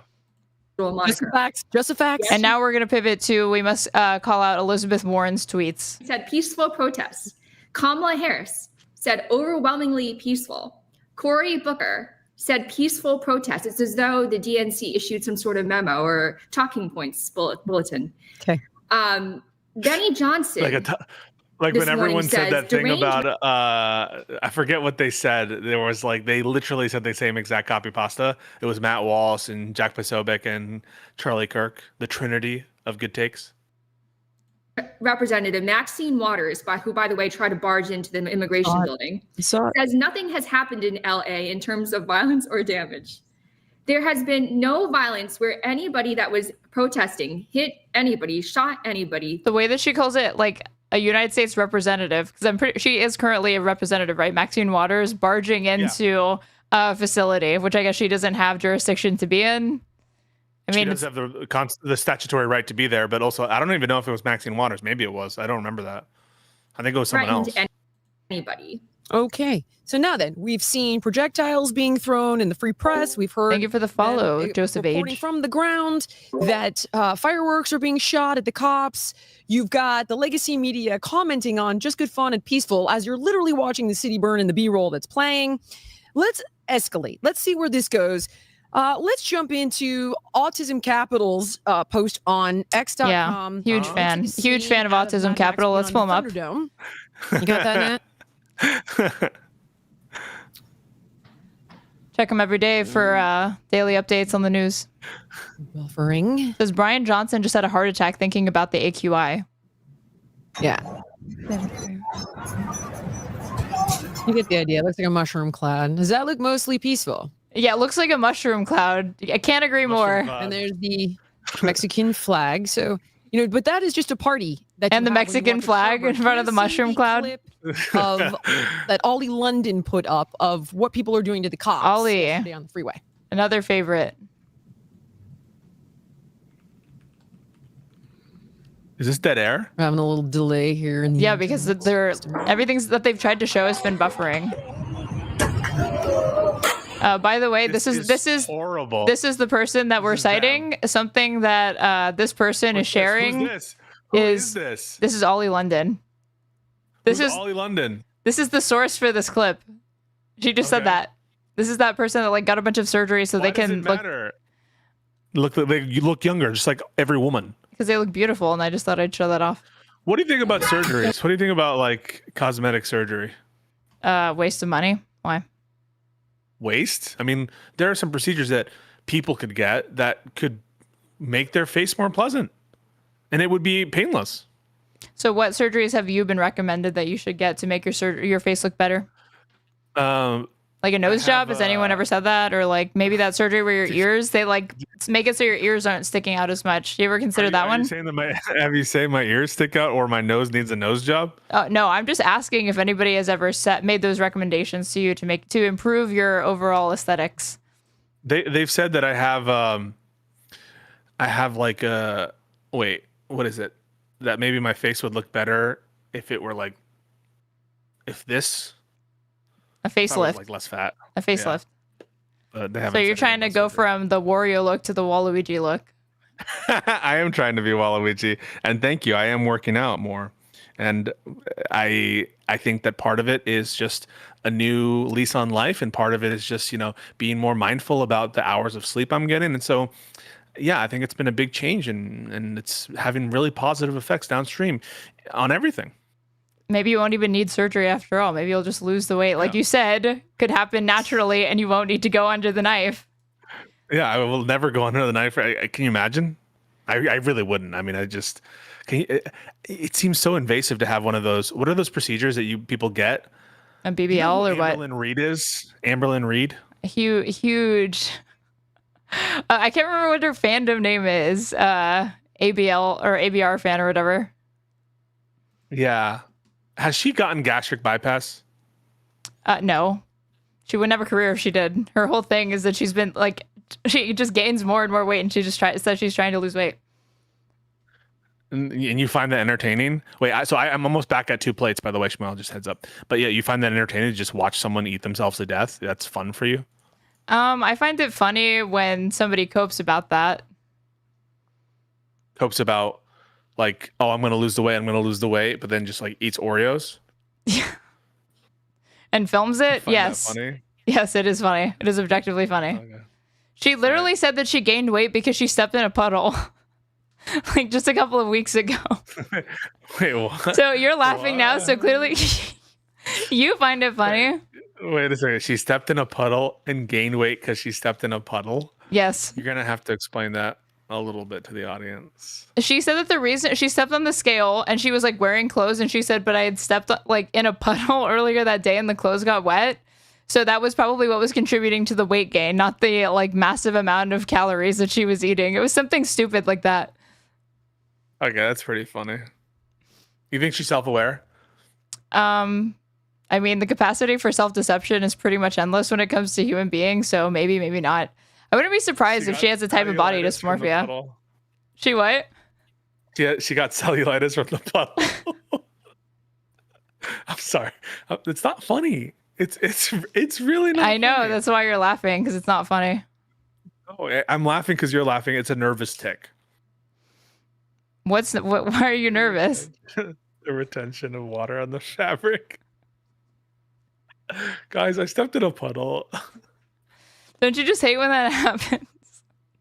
You step in a puddle, and then you step on the scale, and you're suddenly like, what, 10 pounds heavier? Could happen to anybody. And it happens to the best of us. And it happened to Miss Amberlyn Reed, my queen. Kind of hard to tell because we have a little bit of a delay. But basically, what's unfolding is a full-on assault on police. This is a shit broadcast. To be clear, this is not They're firing Aaron's. things This at is the police. them. They're throwing cement It's blocks at the laggy, police. and now they're starting to describing. Get it. All right, now can I see people trying to break into the LAPD headquarters?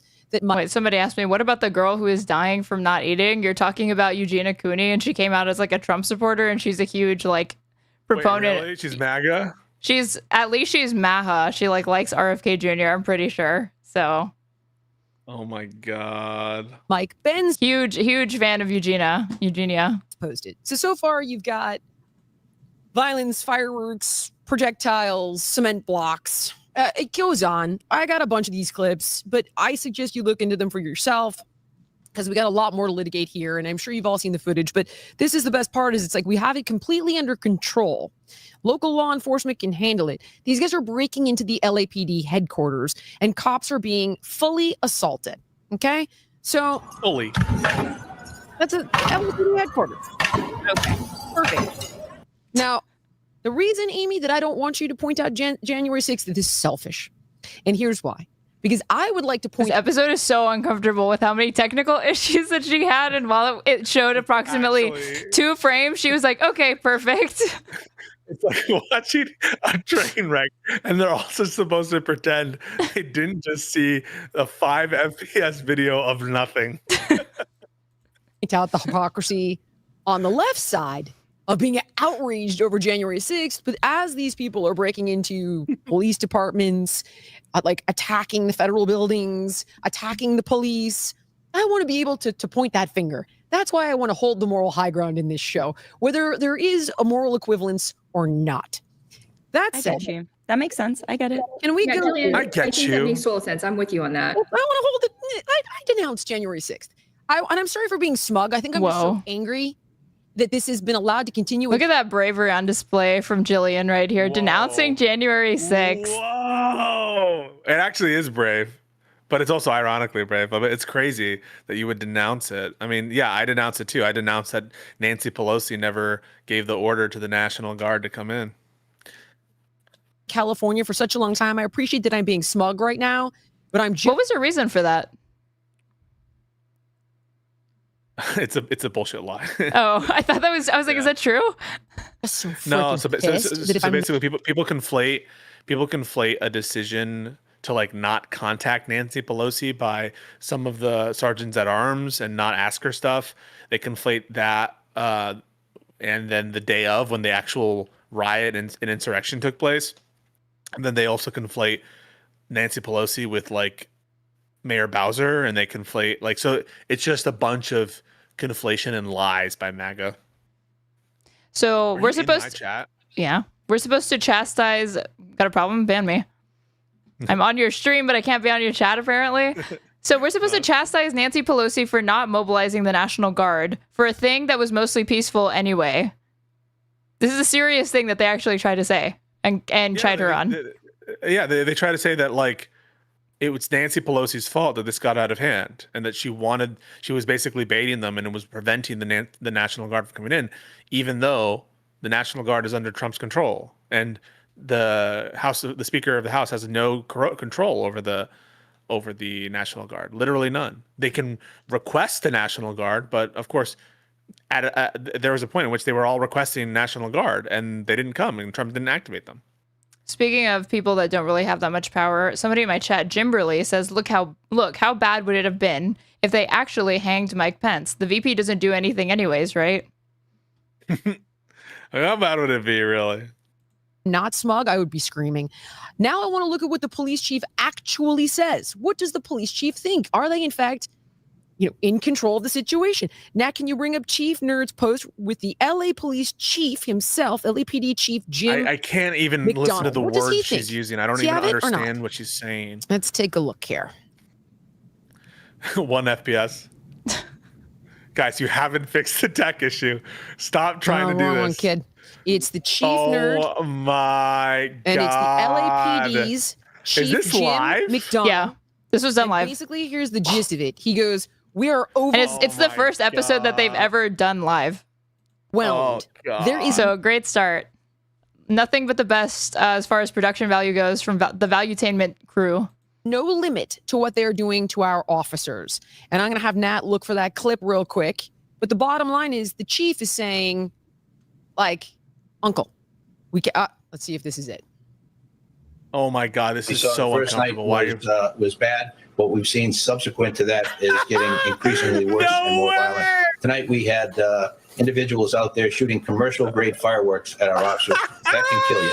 And we have adapted our tactics to be able to have a chance to be able to take these people into custody Actually and to be able embarrassing. to At least hold the them audio is accountable. good. We are overwhelmed as far as the number overwhelmed. of people out there engaged in this type of activity. overwhelmed by how and shitty the type this of things stream that they're is. doing. They'll take backpacks, and the backpack will have a cinder block in it. They have a hammer, and they'll break up the cinder block and use that, pass it around to throw at officers, to throw at This doesn't happen.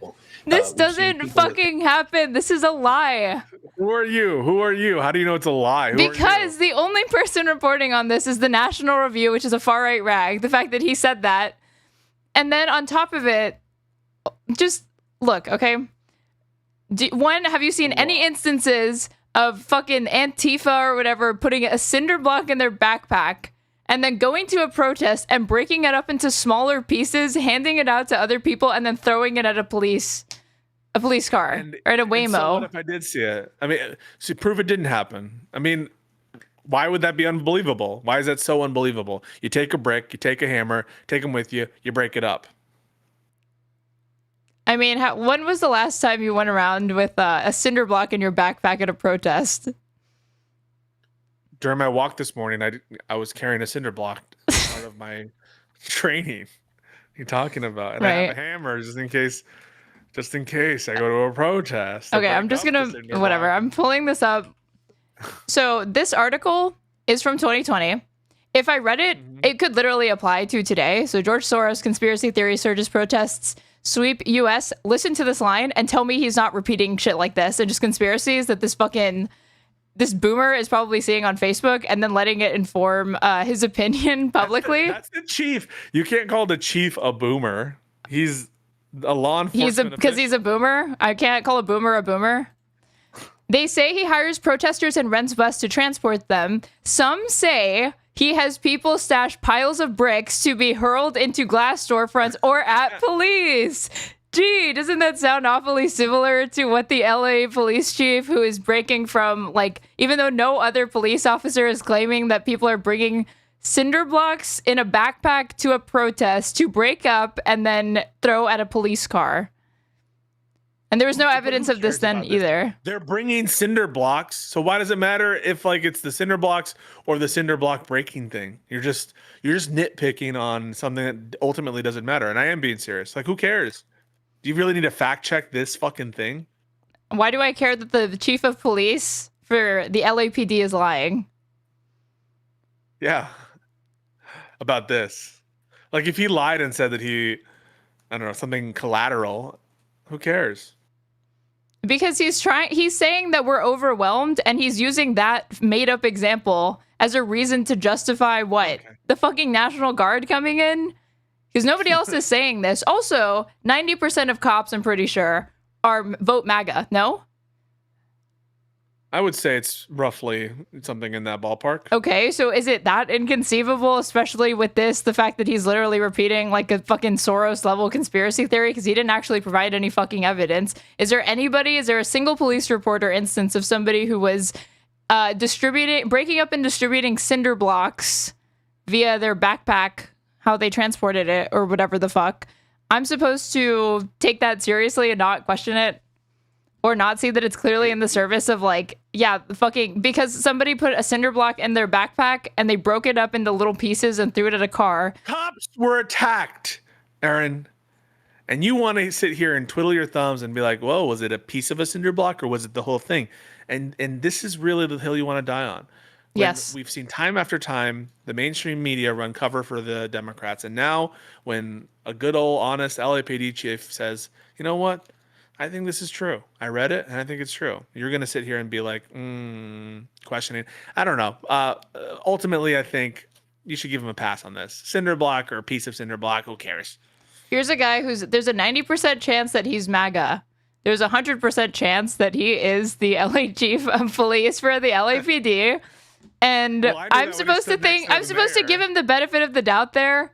Even though he's making an insane claim, I'm supposed to just think like, yeah, that probably happened.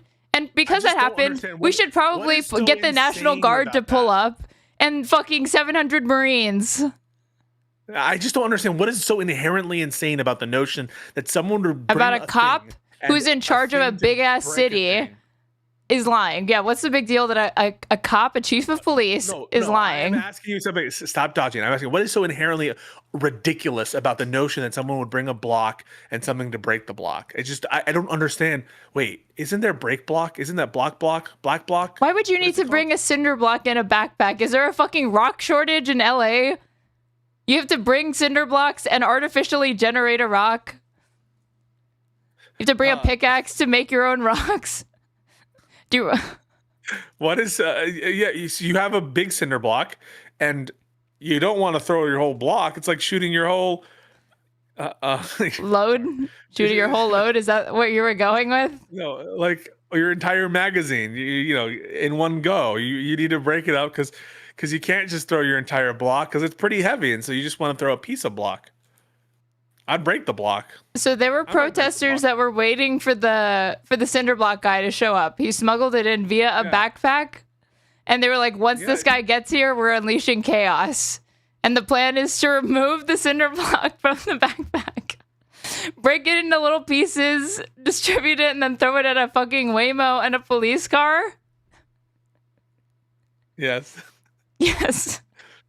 Gee, why am I harping on this? I wonder. You know that it's a stupid claim. Why wouldn't you? It's just this is like North Korea level lies to me, and you just are like, why are you killing the vibe by calling it out? There is no rock shortage. No one is bringing cinder blocks. It's like such a stupid claim. Watch me debunk you. Watch me debunk you. What? There's a police report of somebody doing this. Also, why would it be illegal to bring a cinder block anyway? If you break it, and it's not illegal to break it either. Just throwing it is illegal. No one's saying that bringing a cinder block is illegal. No one's saying that breaking a cinder block is illegal. Oh, sorry. He's just saying it justifies the National Guard coming in. No one's saying it's illegal. I'm just saying we need 600 Marines to deal with it. No, first of all, the LAPD guy doesn't want more Marines there. They say they have it under control. So I don't. It just said we're overwhelmed. That clip is literally the chief of police saying we're overwhelmed. But that was after the National Guard thing, and he blames the National Guard thing as well. So just put some respect on this guy's name, all right? And maybe he lied about this, but you know, it's the LAPD. You got to give him. What the hell is this bootlicking? I don't understand. You go hard on every single MAGA person. You just said Amy Dangerfield should be deported because she said something you didn't like. But the chief of police clearly making this bullshit up is not pissing you off. I just find it a delightful story. And you know what? Did you watch Kids Next Door growing up? Yes. Why? Codename. Remember the codename Kid Next Door? Remember the delightful children from down the lane? No. I remember the little, is it Mama Mushi? The little thing that she had, like the monkey stuffed animal, and I really wanted one. No, it's monkey rainbow monkeys. Rainbow monkeys, not monkey Mushi. What's monkey? I said Mushi? Mama Mushi or something like that. It's rainbow monkeys. Somebody in my chat pointed out, does Pisco realize that you look brown to the cops? Thoughts on this? As you're licking that boot? Can you stop licking that boot for like 2 seconds and answer this question, please? Do you think I look brown? Someone in my chat thinks that, so. People are always like, this is gonna really threaten the lives of brown bodies. Do you ever hear people talk about like bodies? Yes, I have read Ta-Nehisi Coates, and unfortunately, all the liberals that just love him because he was the one that normalized this whole like black bodies thing. That. Yes, he was the one who like mainstreamed that. Oh, is there something about bodies? Yeah, he says black bodies because he wanted to like convey the gravity of like how viscerally terrible chattel slavery was. I think is the thing. Oh, okay. So continue talking shit about it. Different, and I think it's your hair. I could be wrong, but it looks longer and it's very pretty on you. It frames your face perfectly. That's someone in the chat. Why are you simping in his chat? Come to my chat and simp. I'm the one who needs viewers. He already has like 500. Come to my chat, okay? Miss Mortician. Yeah, they said Pisco. I look like a T-Mobile employee. You know, I look like a T-Mobile employee. Did someone pay you to say that? No, that's what someone just. So, and you read it for free? Just posting L's, okay? Pisco, yeah, Pisco. You know, you look brown to every cop. True. Is it the beard or is it my skin? Might be the eyebrows. Did you see what they did? Did you see what they did with oh my God. I almost said Mahmoud Khalil. Can you believe it? Wait. Am I racist, guys? Yep. Am I racist? Did you see what they did with Zoran with Cuomo's ad? Oh, yeah. They fucking made it more intense. Yeah. Wild, huh? Yeah, crazy that Andrew Cuomo would be racist. It's not like he said Obama was shucking and jiving in fucking 2008 or whatever. That got brought up during the debate. The fact that he said that. How much leeway do you give? Well, he's just Italian. That's just how Italians talk. That's just how Italians are. How much leeway do you give to like the whole Italian thing? I mean, the state of New York gave the woman, I think, $450,000. So I think that's about the amount of leeway that they believed was appropriate in this instance to settle that particular lawsuit case. Interesting. Cameras, and you broadcasted breaking the bollards behind the federal building and taking the rocks, if you will, or pieces of concrete and throwing them at officers. We've had liquid, who knows what description, thrown at officers. There's no a liquid, an unknown liquid. It only gets more and more realistic. What do we think this was? What liquid was thrown at the cops? Some kind of molecule with two hydrogen atoms and one oxygen, perhaps. Why wouldn't he have just said water if it was that? Well, it's on. It was a bit. All right, you can just press play. It's almost like he's lying through his fucking teeth about everything that he's saying. He's lying about liquid. Why would he lie about liquid? What? No, he's trying to make it. He's trying to overstate harm in this instance. Liquid was thrown at us. If it was pee, he would have said it was pee. If it was water, he doesn't want to say it's water because then it's like, oh, it's just water. So he says unknown liquid. Well, yes. It could be something else.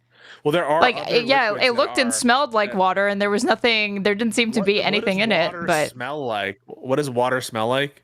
Can you describe the smell of water? I mean, it could have been blended up cinder blocks for all we know, right? My molecules were harmed.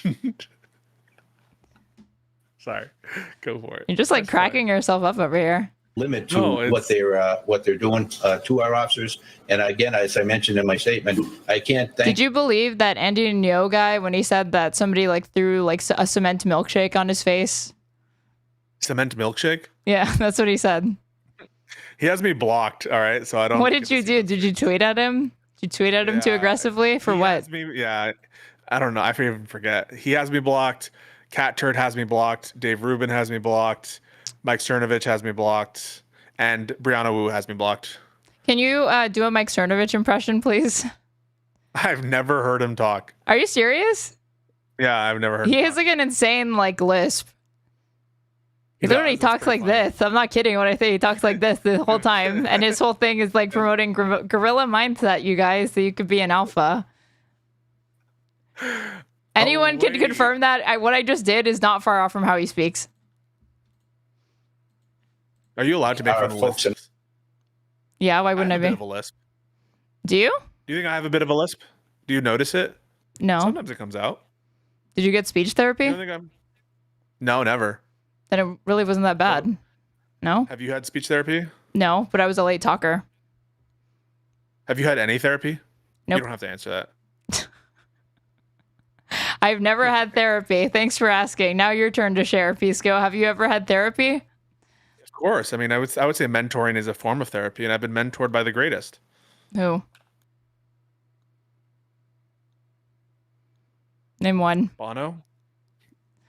Enough, and our partner agency police officials for going out there and taking care of the community. Yes, thanks. Thank you to the cops. I want to show you what the governor has to say now about Trump calling in the National Guard. So, Nat, can you pull up? Once again, Chief Nerd for the win here. Chief Nerd posted an interview with Gavin Newsom where he says that the president called in the Guard as a distraction from his own failures. Let's take a look. To what extent Let's see if this will be at 1 FPS. That in the aftermath of a week that was just rife with bad news for Trump as it relates to his relationship with Elon, his falling out with Elon, the budget bill obviously They're being continuing on to thin try to ice, play that clips. suddenly he finds a blue state that is just an easy punching bag for him. It's the state of California, and now we have federal troops 100%. here. It's all about news cycles. 24/7. It's about weekly news, whatever he can to distract, to continue. I mean, disastrous economic policies, calamitous economic policies potentially. I mean, even his biggest sycophant. This is awesome. In the country. Awesome quality. Good enough. So Oh the my gist God. is, Good I'm enough. about to bring in Grant real quick because I want to talk about what we think is really going on now because so much has surfaced since then. But point being, the police chief says we're overwhelmed, and Newsom is like, nah, we didn't need the National Guard. This is just a distraction. Who is this guy to talk about economic policies as well when his state literally lost hundreds of millions of dollars that was meant to combat some serious issues in the city, homelessness being one? They can't even account for the dollars. Who is he to talk about that? First and foremost. And I would say that Gavin Newsom attacking Trump is Gavin's way of distracting from Yeah, Gavin Newsom, unless you're homeless yourself, don't talk about homelessness. his failures. It's precisely that because every accusation is a projection. Hear me out on It's this. a confession. With Democrats, every condemnation is a projection and a confession of their own sins. So, and one thing that I will never understand, Democrats work hard as hell for these illegal aliens and for foreigners, but they don't give a shit about Americans here at home. What about us? What about the American people? What about the people in flyover states? What about people in the Bible Belt? Why not care about underprivileged American kids who have trouble getting an education, who have trouble putting... So do you think she could explain how mass deportations in California are going to be benefiting the Bible Belt anytime soon? Let's spend $1 trillion on mass deportation. Let's spend That was the Cato Institute's their estimate, by the way, which is not, they're not even like a liberal org, they're like libertarian, right? Yeah, 100%. Libertarian. Yeah. And let's spend millions of dollars on this like useless deployment as a show of force for authoritarianism, and that's really going to help everybody out. And while we're at it, let's just blow up the deficit and blow up the debt with this big beautiful bill, which is going to obviously make everyone's lives better when we cut the benefits to pay for the deportations. Putting food on the table. What about them? Why do you care about so much about people from far-flung areas around the world sending billions of dollars to the farthest corners of the world, but you don't give a damn about children? She was like, Mexico. she couldn't think of like corners. a single country, or she didn't want to say like, yeah, I'm just talking about Mexico. Which corner? Are you just talking about like the other America on the same exact continent? What are you talking about?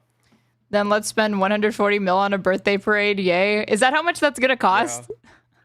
Yeah. It's something like absurd like that. They have to secure the entire DC. They have to like do useless shit. Then they're going to spend hundreds of millions on a Qatari outfitted like plane to retrofit it and then only use it for a year and 2 years. Like anyone who buys it, this administration cares about waste and fraud. Like imagine how diluted, how much of Elon's cack has got to be in your mouth to think that the administration actually cares about waste, fraud, and abuse, or actually cares about the average Joe when they're spending like a drunken sailor on like useless shit that serves no purpose. Like Kristi Noem's, she also got a new private jet. Her outfits. And her outfits, the Instagram pics. Holy fuck. She looked fabulous, obviously. Here at home. I will never understand that, and that will never be okay. you have to grade American politicians on a curve, but you don't think she's one of the like hotter members of like the U.S. government? Yeah. Maybe. Yeah, probably. Like Lauren Boebert. She's not that I bad. think that Lauren Boebert's good looking. Yeah. AOC. I don't get people. Objectify your queen. Good looking. Who's the best looking male in Congress? I don't know. I haven't given it much thought. So you are gay. I can literally only think of like attractive women, but I couldn't think of attractive men. No. The average age of like a senator is like 80 or like 70 something. You're one of those gay women that's only attracted to one male. Yeah. And it happens to be the person they're dating. Correct. And then I immediately moved in with him. This is Gavin Newsom's MO, though. So this is where I can speak with authority on the fact that Rome has... Someone said, oh God, Lauren Boebert is not attractive. Well, that's not what the guy who was sitting next to her in that theater thought, because he was like grabbing her tits and they were like vaping while watching The Addams Family, right? Oh, the wait, was it the Addams Family musical? Yeah, they were at like a musical, and it wasn't even like, it was like a kid's musical kind of. Being pulled in a new direction, and I think I like it. Did you see JD Vance pretend like he didn't know what Les Mis was? God, the craziest fucking thing of all time. But then he knew what Sweeney Todd. Les Mis, is this about that demon barber of Fleet Street? Laughs hilarious. My wife laughs hilarious. It literally says, by the way, he puts in parens, laughs hilarious. Biggest theater kid, biggest fucking self-report that he's absolutely in love with musicals. He's, I mean, just it's the cringiest fucking thing of all time. And people are like, this is appealing to the average American. This is so endearing. It's such a touching moment that he's sharing with the American people. I don't know. What are your thoughts? Oh, it was Beetlejuice. Okay, they were at Beetlejuice, not the Addams Family. There you go. But that's still kids. That's still to be like a family-friendly one. It's not like Chicago or something. What were your thoughts on the?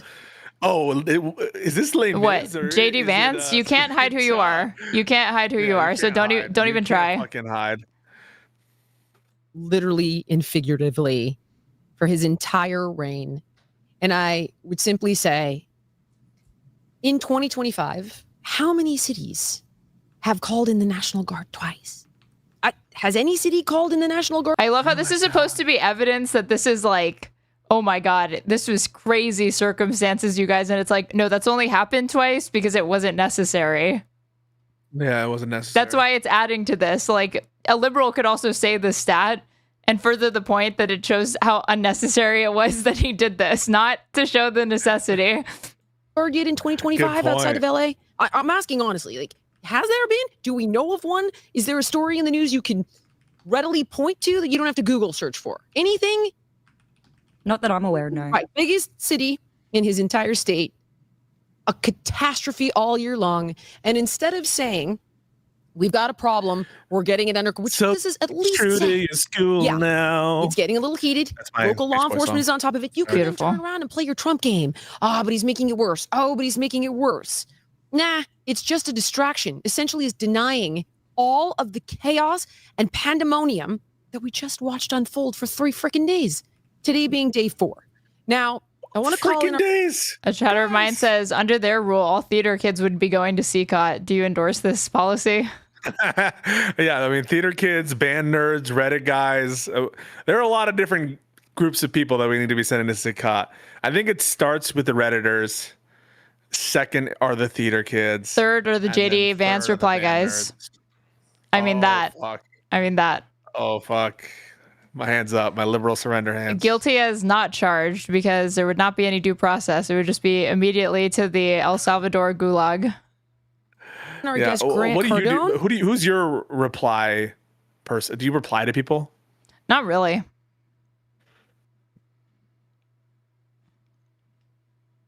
Should I be? Should I be screaming at JD Vance? I've already said this is male-coded behavior, and I don't support it. You don't support male-coded, phallic-centric behavior? I mean, you should. Okay, fine. Pick out like a female or male politician. I guess it could. I won't even pay attention to gender. Which politician should I be reply guying? So I can do my part. Reply guy. Don't interrupt me. Are you drunk?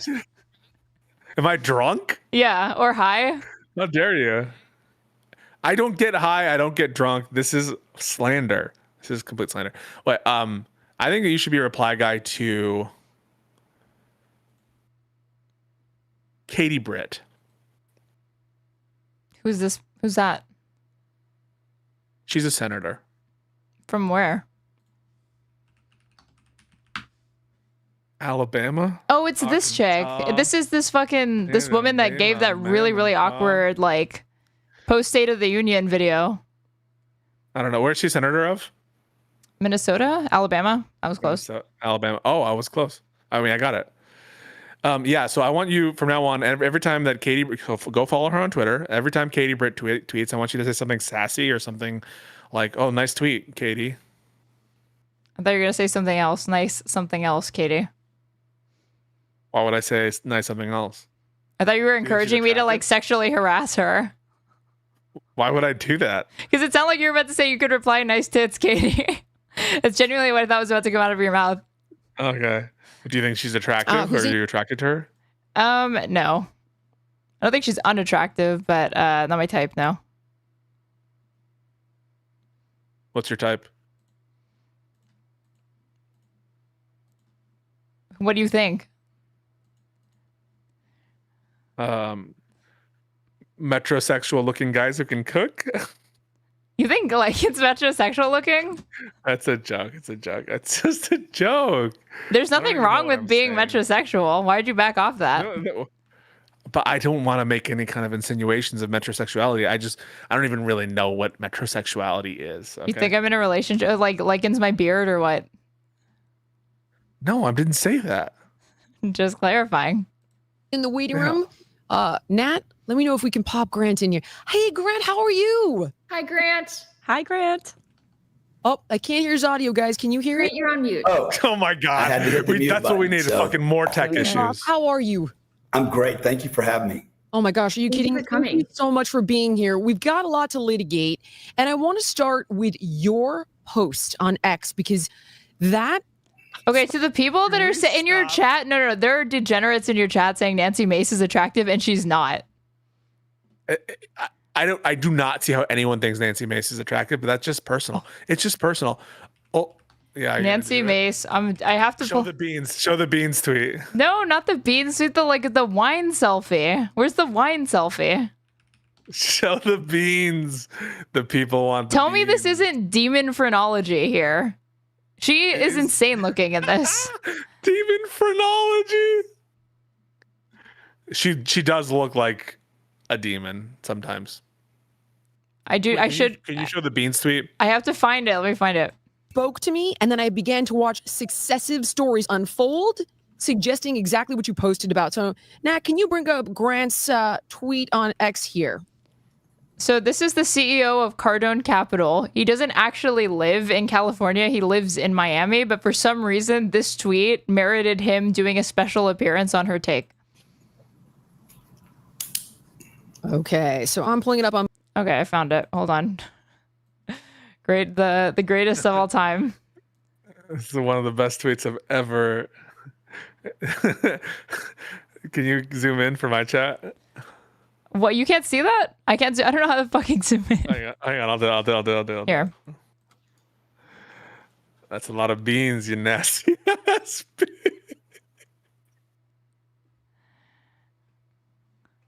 What do you want to bet that the replies say like she looks hungry?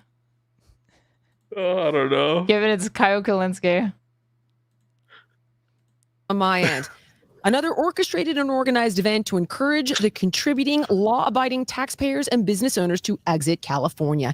This is a land grab. Do not be deceived. This is not, nor has it ever been, incompetence. It is intentional. The goal is to get rid of law-abiding citizens by importing illegals and not enforcing the rule of law.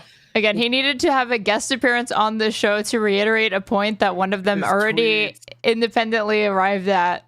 To drive real estate it's literally values down circles and circles, and this is another reference to Jake Namir. Thoughts within thoughts within thoughts within thoughts.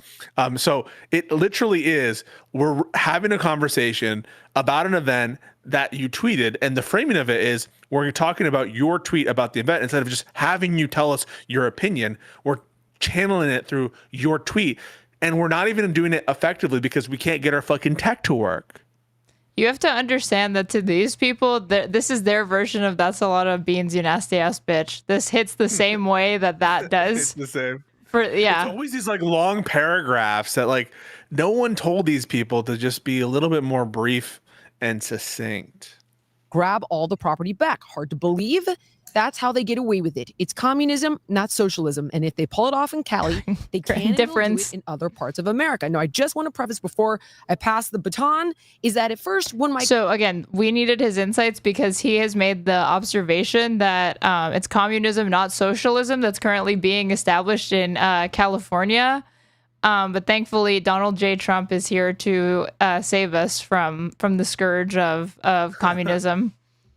They go, oh, come on, Grant. This is conspiracy theory. What I'm going to unfold for the rest of the show, though, backs you up 100%. But can you tell me what made you post this? Why is this your position? What the hell's going on here?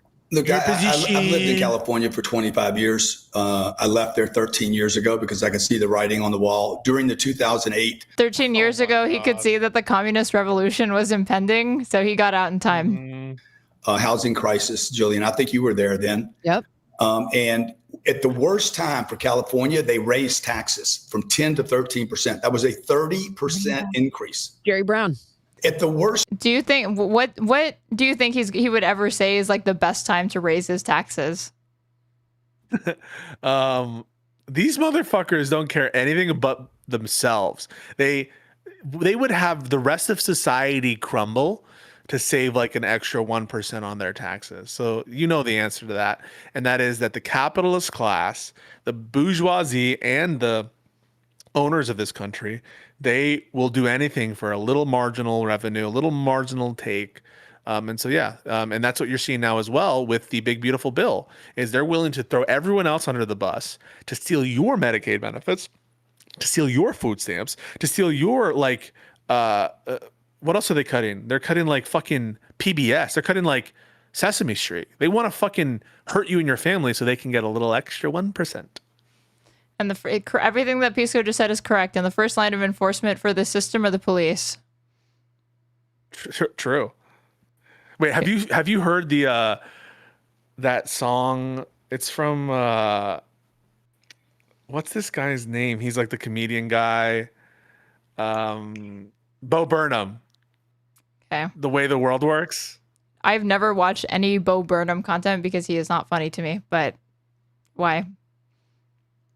So there's a song about the way the world works. I don't want to get copy strike, so we shouldn't listen to it now. But there's a character in it called Sako. I think you and Sako would get along. I think you should listen to it. In fact, I'm going to insist that you do after the show, of course, but you should watch it. Why? What is it? Like millennials just like love him so much. I don't love Bo Burnham. I told you about one song about Bo Burnham. It's something weird, right? So like Gen X is all about they're all fuck. Who's that guy who sings "Crash Into Me"? You know that. You know it. No. What's his name? Dave Matthews Band. Oh. They're into Dave Matthews Band. They're into who's that guy who sings with Exile on Taylor Swift? Bon Iver. Bon Iver. Bon Iver, yeah. Bon Iver. Bon Iver. They like that. And my generation, they like Key and Peele and they like Bo Burnham. Sue me. First time. Okay, at that time, by the way, just before that, your boy Newsom there was a traffic. What was he doing? He was parking and traffic commissioner. He has been there for 40 years, him and Willie Brown, driving the state into the ground. How old is Gavin Newsom? He's about in his 50s, probably, right? He's been in the government for 40 years. Wait, 40 years? He just said for 40 years he's been in the fucking government. Well, maybe the Democratic Party. He's 57. Okay. He's forcing people like me, entrepreneurs, business owners, property owners, making it unaffordable to live there. If it's not unaffordable, then everything takes. One, the idea that Gavin Newsom is not business or like corporate friendly is laughable, but this guy just cannot believe that the governor of California is not exclusively prioritizing and looking after the business owners of California. Long. People that are creating wealth for themselves Even though he is. don't want to waste time building a home that might take 10 years when they can build it in Miami in 18 months.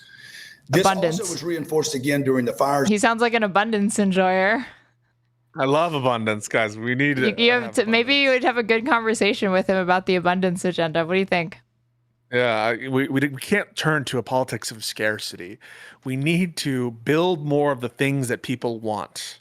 So when you talk to your boy about abundance, maybe you can ask him about Who's your boy? Who's your boy? Grant Cardone, who's also in favor of the abundance agenda, as we just established. Please keep up. You can also ask him about this tweet that says, "Told you, Trump and Musk deleted all posts on all platforms." And this got community noted after he placed an AI image of, or what looks like an AI generated image at least, of Trump and Musk shaking hands. Trump has not deleted any of the negative posts about Elon on Truth Social. The Trump-Elon breakup is the greatest troll in modern political history. So it's just like an epic troll, you guys. Yeah. So in January, where Malibu, the Palisades were burnt to the ground, people that have been paying property taxes for years, getting treated like you would expect criminals would be treated, where they can't fix their house, can't get back on their property. Thank you for subscribing, One Dustin Two Gray. Done. I think there's 5 permits. Those are already in process. What does that bring me to? To what's happening right now. They are driving the sane citizens of California, Democrats like and Republicans, by the way. I don't think this is a Democrat play. I think this is extreme in the hands full of extremists that are evil and with the goal to basically grab the greatest piece of land on planet Earth, definitely in the United States of America, by making it unaffordable. So this enemy is nonpartisan. They're not exclusively affiliated with the Democrats nor the Republicans. They are extreme communists that have invaded this country, and only Donald Trump and Donald Trump alone can and has done something about it. Yeah, people that want to live there, unsafe. Lindy is bored. She's been on her phone. Property owners are leaving. This Illegals entire are coming time. in. You have a housing shortage. You have problems everywhere. You have $8 gasoline when it should be $3. I actually have a thing. Can you pause real quick? out.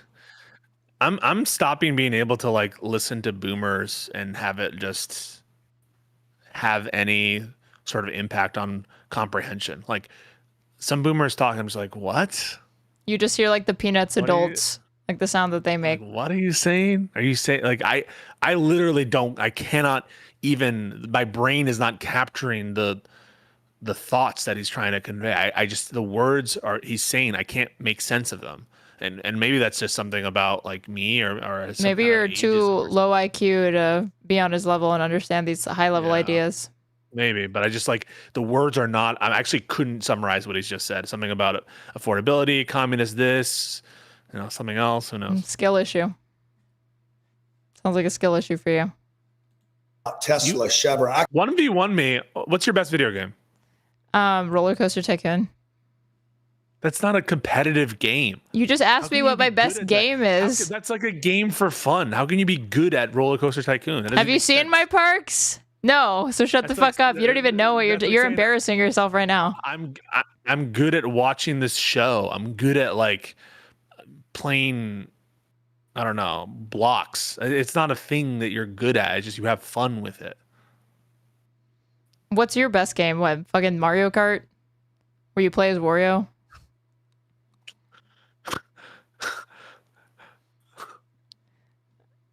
I mean, you're not correcting me. Is that the game that you're the best at? Was that what you were going to challenge me to? I play FC. I play FC. What's that? FC. What are you saying? It's a soccer simulator. It's FIFA. I play that.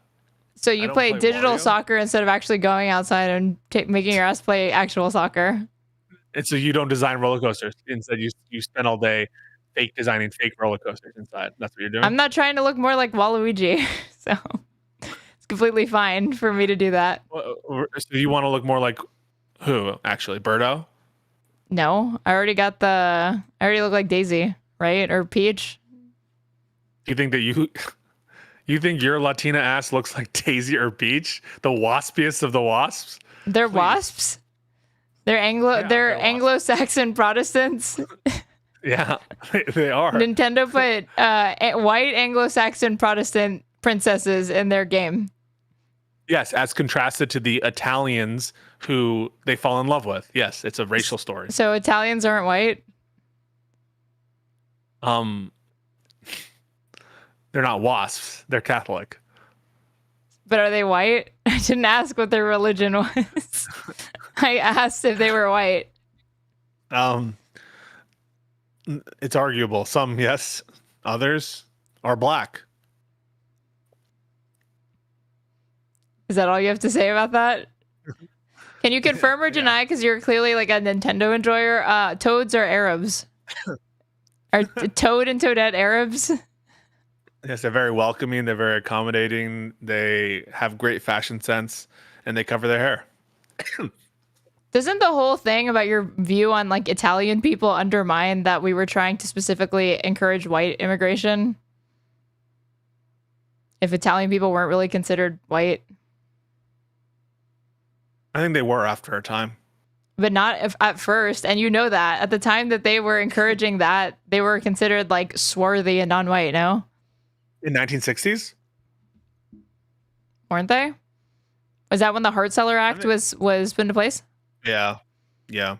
Wasn't there still Italiaphobia? Spaghetti phobia? Maybe a bit. I could go on and on about the number of qualified, super intelligent people. The goal is to collapse the tax basis, collapse it. That'll bring in federal revenue. This is what California lives on. It lives on federal emergency money. It pulled in $40 billion during COVID, mismanaged that as it always does. And what I want your viewer to understand, this is not incompetence. Shut up and learn. Incompetence by a lot of people. This is intentional with the goal to control the fourth largest economy on planet Earth. And if they can do it there, they'll export it to the Minnesotas, to the New Yorks, to the Illinois, to the Minnesota. Grant, so now I'm going to say, okay, you're crazy. I want to play devil's advocate. Sure. This article comes up yesterday. My wife says that all the time. I'm afraid, though, she's likely wrong here based on the things that I'm about to show you. Nat, can you pull up the New York Post article here? And Lindy, you're going to have a field day with this one. Okay. Is that her subtle way to say, Lindy, pay attention? Some LA migrants, some LA migrant protests Whoa, you're are fueled right. by taxpayer You're fucking right. group. Even though she's completely ignoring her still. With Dem She's ties ignoring and another her. with a She's just CCP texting. link. So there's a whole New York Times article on this. And then after that, they're still she's stalling because they can't get the tech to get it to pull up. See that headline, kid? If you can, throw it up there. Oh my God, this is so embarrassing. All right, don't worry about it. Don't worry about it. Let's go to, Nat, if you can hear me, I want you to go to Laura Powell's. Now he's on his phone. Where she breaks this down a little bit further. Yo, this X, is embarrassing. Do you have Amy it, Nat? Dangerfield is on Reddit. I think we may have lost Jillian Natalia. is just like with her fucking Oh, you have it? Okay, person. so can you pull up the trying to Laura like Powell post? Fill the airs. This is a disaster. An absolute And this disaster. basically backs up what the New York Post is saying. So here it is. If you're a Californian, this tweet is basically equivalent to an article from another tabloid rag. The current LA riots are an example of the tax dollars hard at work. The Coalition for Humane Immigrant Right, or CHIRLA, CHIRLA, is one of the key players in fomenting the violent response to immigration enforcement actions. It's an LA-based nonprofit with a history. So Biased AF says Amy's kind of cute. I can change her winky face, flirty face. Who's like a baddie on the other side that you would want to change? On the other side that I can fix? I can fix her? I don't know. There's not too many Republican women. Or him. Men. Oh, the fucking, what is it? The Supreme Court Justice. Amy Coney Barrett, my queen. I can save her. I'll liberate her from the Quiverful movement. of taking radical positions on immigration. For example, it led a 2018 campaign to abolish ICE. It currently leads the Los Angeles Rapid Response Network, which gathers intel about enforcement actions and deploys activists to respond. Churla has strong ties to the Democratic Party. Did you just read a comment that said your mom out loud and laugh at it? Yeah, that's the bad of you'd want to fix. Sorry. In California, and has supported the election of Democratic candidates through its lobbying arm. It has a particularly close relationship with Mayor Karen Bass. The organization also has a close relationship with organized labor in the state, which in turn is a major financial supporter of Dem politicians. On Friday, amid rising tensions, Churla held a rally protesting ICE's enforcement actions and the arrest of SEIU President David Huerta for obstruction, who's the one. All of them are ignoring her. Literally, no one is paying attention to this fucking into the paragraph. detention center to check this on. Is a horrible it talks about how segment. they received a $450,000 federal contract in 2023, which Bass publicly. How often do you feel like this on stream? Live and learn. Yeah. What percentage of the time? That's like the whole episode. No. Maybe 2% of the time. 98. I'd say I'm very engaged. Credit for helping secure, and it goes on, and then in this chart it breaks down essentially different contributions and where they got the money. Now, Lindy, can you explain, because I know you did some homework on this, can you give me a little bit of detail? Yeah, Lindy, let's hear the work of the homework. Right, and for those who say that our taxpayer money isn't involved, I want to debunk that notion. A lot of the organizations behind these protests have received millions of dollars under the Biden administration.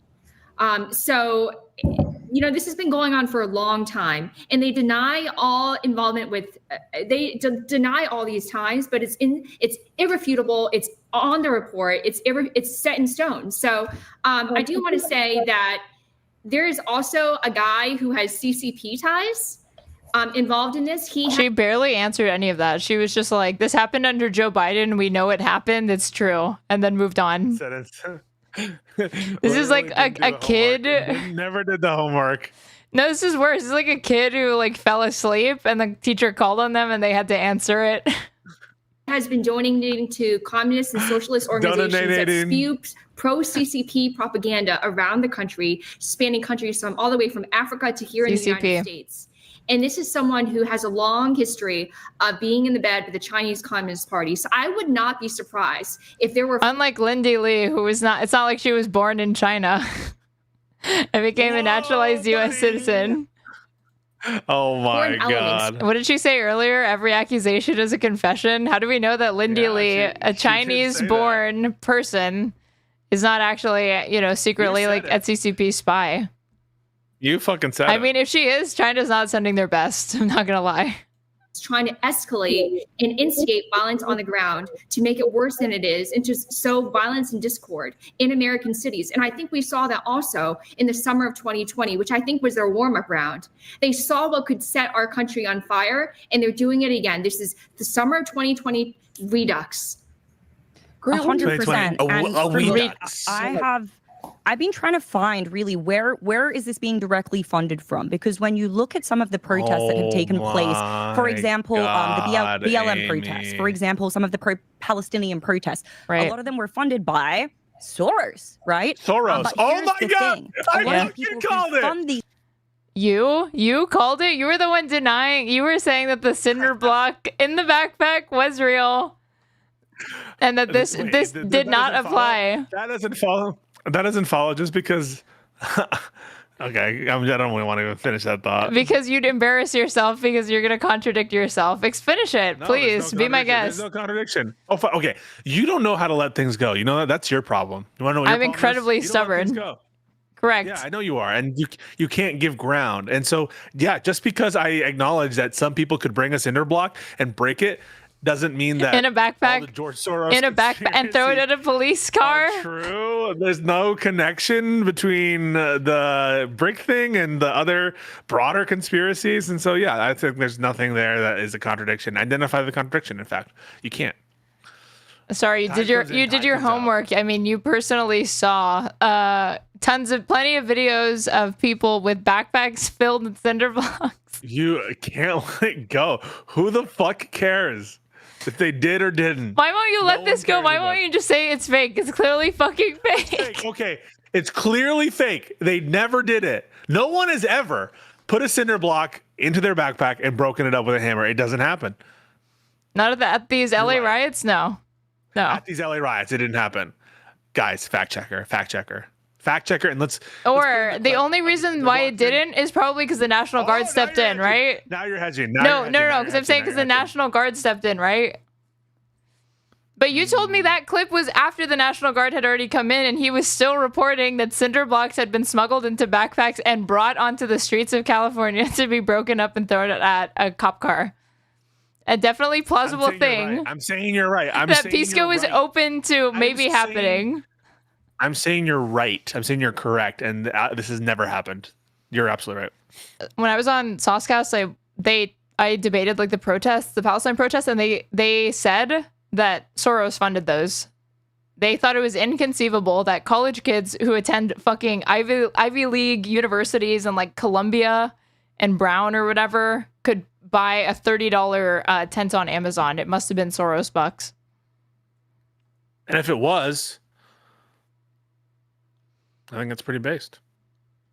These things, they're really good at creating a level of separation. I mean, she really does think that there is no single person in this country who would be outraged about what Trump is doing enough to go protest about it. Soros. It has to be that somebody was paid to not like a thing that Donald Trump did. That's the only explanation. It couldn't possibly be that, no, it's not very popular. Between them and then the entity. I recently watched a documentary on HBO Max called This Place Rules, and it's Andrew Callahan, like the All Gas No Brakes guy Oh, yeah. It's a documentary on January 6th, but he didn't actually make it to January 6th because he got sick. But before, he was talking to QAnon, like a QAnon woman, and she said, oh, well, I don't really fault the BLM rioters because they're paid to work to do this all day. They get paid $20 an hour, 8 hours a day to riot. So they really need it because they're financially dependent on it. They actually believe it. Yes. They actually believe it. Yeah. Entity that is actually providing the funding. So they're very good at keeping themselves concealed. So who is actually behind this? It's very, very difficult to tell. We can, of course, see that Shirla did give $34 million in the year 2023. Okay. So who are these people working with? What scale is it on? 2 years ago? I still can't say for sure. But to Grant's point, you know, whether this is a land grab or whether there's other elements involved, I do think there is absolutely something. It's simultaneously fake and astroturfed because it's just Soros funding this group of outside agitators to come in and disrupt and oppose it. But it's also a very serious threat that we need to take care of, even though we know all of the sources of the money and exactly how to do it. No one thought of that until Trump. Some part where, while there are real rioters, while there really are people out there causing, you know, havoc and wreaking chaos all throughout the state of California right now, I do think that some of it is by design. And it could be for a land grab. There could be other reasons as well. And one thing that I'm not going to say that I know for sure, but I am deeply concerned about is there are a lot of right-wing populist influencers who are parroting a lot of the same talking points online. And Nat, if you have this, you can bring it up. It is Laura Loomer's post stating that these riots are perfect cause and citation Laura Loomer out Palantir in California right now. And the timeline of events is particularly interesting for me. So comment on her looks. Do it. Comment on her looks right now. I'm not. I would never. I think she's a beautiful woman. I don't. I think she looks like Saw, personally. Saw? How do you look like? Oh, you mean the Laura Loomer literally looks like Jigsaw. Jigsaw. Yeah. Yes. Okay. But Laura Loomer's like a broken clock that's right every now and then in like a major way. And like, for example, the Qatar airplane thing, I thought that was very funny when she was right about that. There are some people who are like not the opposite of a broken clock. They're like a clock that is like literally never correct. And you can always make sure that these people, you should have the opposite opinion as these people. So a functioning clock that's somehow always wrong. Yes. Yeah, exactly. So you can just follow whatever they say. It's the opposite. So it's actually very useful for such people. Laura Loomer isn't that. Sometimes she's actually correct on stuff. Any thoughts on this photo? Oh my God. Which one's which? I mean, this whole photo is strange because is this guy 13 or 30? Is that iDubbbz? I don't know who this is. It's not iDubbbz. It's some random kid. Oh. It's a kid? That's how she used to look. Aw. What happened? She got hot, obviously. Surgery, which you said you're a proponent of. Yeah, always have been. So this is the result. This is what Pisco endorses. Have so many people objecting to what is going on with Palantir. Oh yeah, and as far as other awesome looks, this is Lindy Lee from a few years ago. Oh, leave her alone. Leave her alone. I should leave her alone. Like many women of the 90s, she is cursed with the overplucked eyebrow. But the like eyeliner smeared underneath on the lower lash, that's like her fault. Unfortunately. Sorry. Do you think that she does her makeup well? Lindy? Yeah. No. Why? What do you think about Amy Dangerfield's makeup? You haven't commented on her looks. 10 of 10. You think she's attractive? Amy? Yes. Yeah. It's the same. She's MAGA and insane, but yeah, she is a pretty woman. The way they want to surveil Americans and create this database. And then all of a sudden there is chaos that is taking place in California, and right-wing populist influencers are making posts saying, bring in. I had a chatter say, I love Pisco's signature analogies that go nowhere. Palantir. This isn't the one now. This is the Craigslist ad. I believe I texted it to you actually most recently. And this is a post from Laura Loomer on X saying, I quote, time to deploy Palantir tech to Los Angeles to deal with the illegals. You'd know you love to see it. You'd be lying if you said you wouldn't love to see it. Laura, I would not love to see it. We do not need to implement Palantir to deal with this situation, nor do we need to deal with it to get a hold on illegals voting. There's other ways and means to deal with this. So whether Laura, there's more practical ways, like a mass deportation program that costs $1 trillion. That's way Use your fucking head, Laura. To land grab or other things, Grant, to your point, I do think that there are nefarious elements at play, and that part of this, although it is a real issue, illegal invasion is a real issue, but I think there is a proponent of this that is being pushed and contrived to get across another message, right? Or to bring across another set of circumstances. Can I say something perhaps a little bit controversial, but definitely true? And then I want to let Grant respond to all of that, guys. Look, land grabs are not a new thing, okay? They've been happening since there was villages and the townships. man takes charge. You don't have to look out. You don't have to look very far to see communism across California. The place to look is in Sacramento. If you look at the Coastal Commission, these are 12 people that control the Vanguard, the California Coastal Commission. 1,100 miles of coastline. Imagine this, Julian. 12 people meet 12 times a year to make every decision. We're about to introduce a highly specific personal grievance that's incredibly relevant. Shut up. And necessary to draw attention to alongside communism. Alongside communism, not socialism. For 80% of the population in California. So if you want to fix your house, you're within 5 miles of the coast, and you want to change your house, let's say you're on Malibu or somewhere within 5 miles. He speaks to the working man. Many are calling him the working class whisperer. Whom amongst us California proles haven't had to deal with the 12 communists on the Coast Guard line, right? The commission. So Amy brings up like these very interesting conspiracy. The Palantir, with illegal immigration, we don't need to implement this. And the guy's like, actually, I have. She's like, I mean, Amy's like having a Twitter argument on air instead of just replying to Laura Loomer that she's fucking crazy or unrealistic. We're not gonna get the hot take anymore. I want the hot take. Coast, and you want to change your house. Let's say you're on Malibu or somewhere within 5 miles, and I want to change my house from timber, old 75-year-old timber that I know is not resistant to fire, and I want to build into concrete. These three women are just loving this conversation right now. Very engaged. I'm willing to pay to improve the value of the neighborhood and protect the home from fires that the fire department would not have to be involved in. It will take me 6 to 8 years to get that approved. That is communism. That is property control. That is no longer the citizen has control of their own property. Communism is when the California Coast Guard Commission, the 12 communists, do not allow changes to be made rapidly to your mansion on the beach. Property. That's and communism. in addition to that, if they don't like me, they don't have to approve. Yeah, communism is when building regulations. True. People control 1,100 miles of coastline. So what happens is Newsom and his group of extremists hide. You just can't believe it's not like one person per mile. It's crazy. That's only like 12. The ratio on that, insane. Behind these environmental groups. It should be no less than 1,000 people on the California Coast Guard Commission or whatever the fuck. More freedoms. No one gives a fuck to about this illegals than they do to citizens.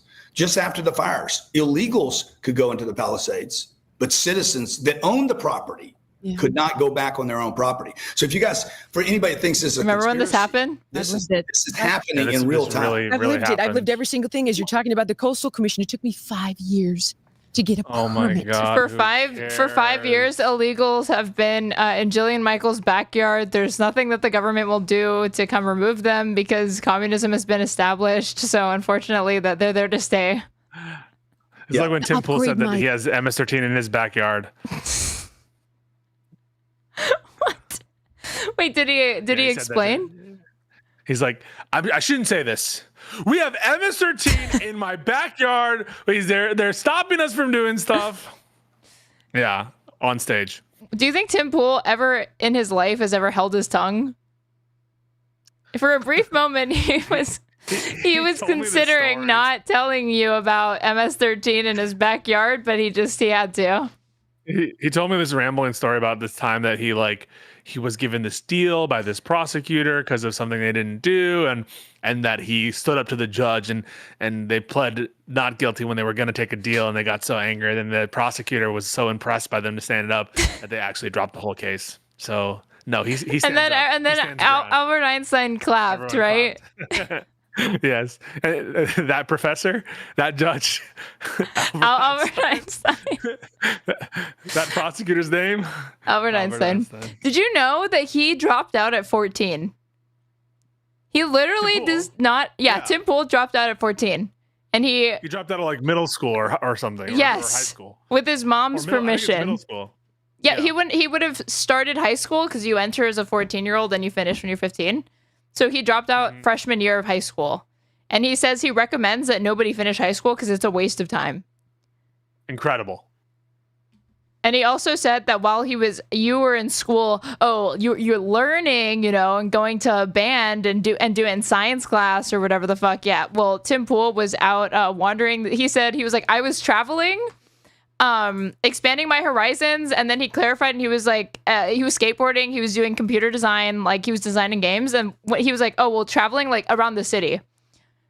So from like 8 a.m. to 4 p.m. instead of being with his friends in school and learning, he was wandering around the streets of like San Francisco or doing nothing and talking to vagrants. That's him expanding his horizons. High school prevents you from doing this. This is the one trick they don't want you to know. They don't want you to know this. When I was in Malibu. Yeah, traveling equals going to the mall. And the fucking thing was eroding. It was dangerous. I have lived this. After the 2018 fire at my house in Little Canyon in Malibu, I had to spend a year getting a permit to clean up the mess. Yes. And now Trump has stepped in California, and the only thing that is progressing is the cleanup because it's under the army. There's a war breaking out in your chat. Israel flags, Palestine, Israel, Palestine. Oh, are they? Guys, can we not bring in Israel, Palestine into every single conversation? You know what? We don't need to do that. Corps of Engineers, which is being instructed by FEMA. It's a federal cleanup. And Jillian, typical one of lib the chat. largest insurance companies in the world. He's a good friend of mine. He writes more insurance on planet Earth than any single other person. 4 weeks ago, because my fire was my house. He knows the person who's done the most insurance in the history of the entire world, more than anyone else. Was damaged, along with 18 adjacent homes next to me and another 80 on the east side of me.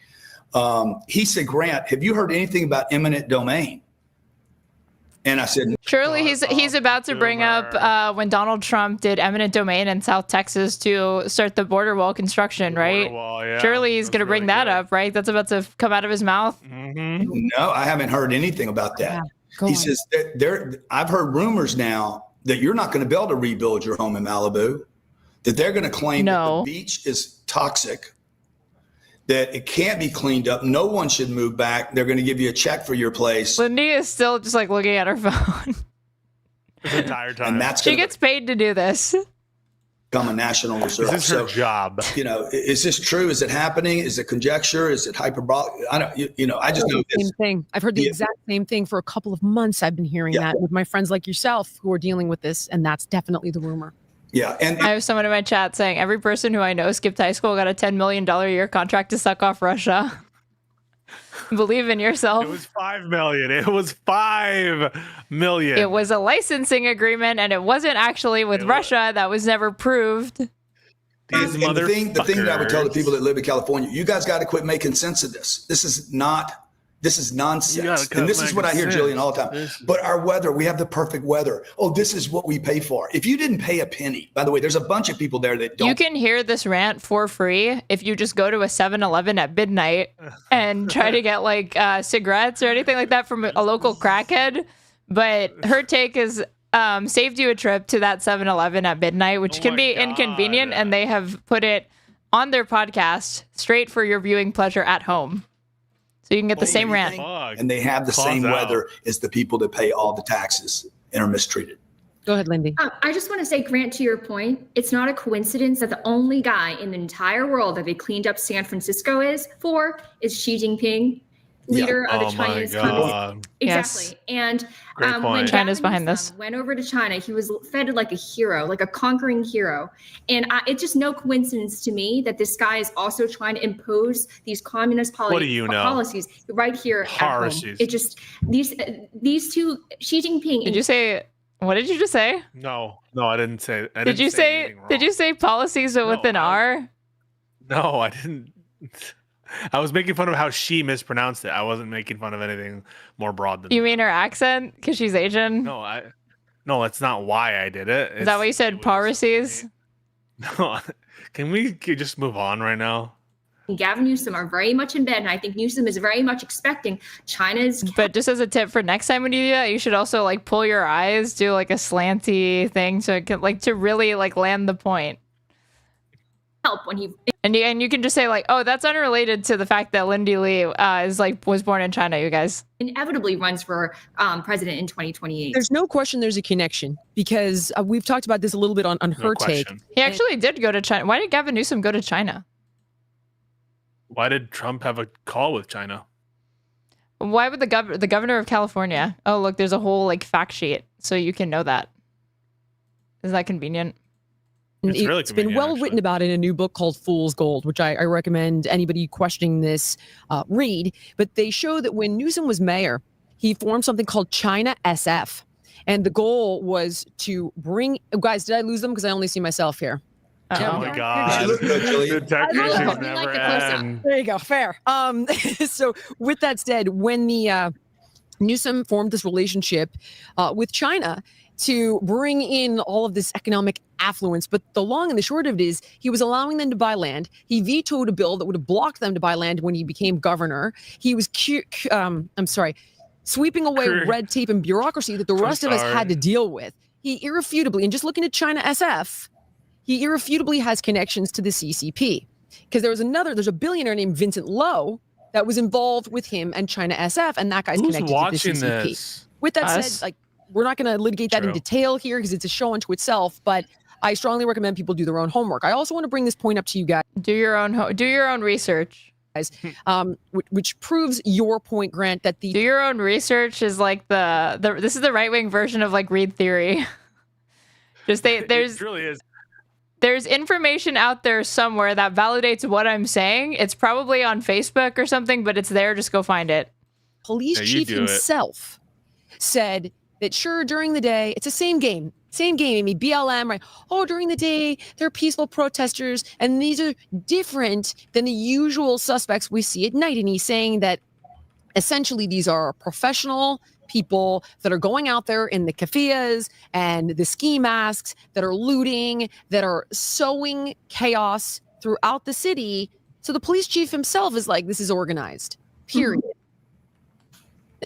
What does one do now, since you've got the governor going, no, it's not. This is all a distraction. We have this under control. It's Trump's fault because you brought in this is only an hour long, and they cannot bring themselves for just an hour straight to yap. The National Guard, but we're now showing you that there's something far more nefarious at play going on here behind the scenes that the police chief himself admits to. So what do we do here, Grant? Well, what happens is, you're rewarded to leave. You sure are. You're actually paid to leave. Thanks for the memberships.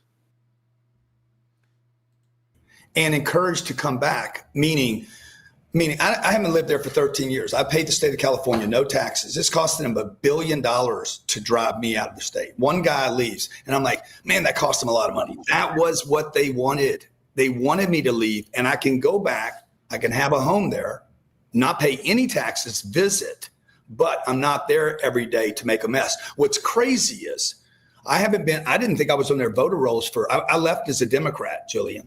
Me too. And I'm still on their voter rolls. 13 years I've been gone. I'm a registered voter in the state of California, 13 years, because I left as a Democrat. They don't want to get rid of me. They think I'm going to come back and vote. Maybe I will this year. That's crazy. This is absolute madness. And if they did that to him, think of all the migrants that they have probably enrolled to vote Democrat. So I would simply leave people with the following. Do your own facts. You've watched this unfold. You've seen. Oh my God. Do your own facts. Do your own facts. Do your own facts. Just do it. All right. Fuck. I'll make my own facts. They did false have the narratives that ICE was raiding a Home Depot. Don't start with this again. When the Department of Homeland Security, in fact, clarified that's not the truth. We've seen the fake video. I always go to the Department of Homeland Security for truth. For Kristi Noem specifically, known truthful organization, pretty much the Ministry of Truth, one might call it. Nothing but straight facts coming out of there. Of what is supposed to be an ICE officer arresting a child when it's something from April of a cop detaining a 27-year-old woman. In the state of Washington, by the way. So they are saying that that's a woman. There is no way that video was of a fucking 27-year-old woman. With the pituitary gland problem. They just said it. We never resolved whether if you're an adult man dating the 27-year-old who physically will always remain 11 years old. Because I don't want to answer that question. Because it makes me uncomfortable.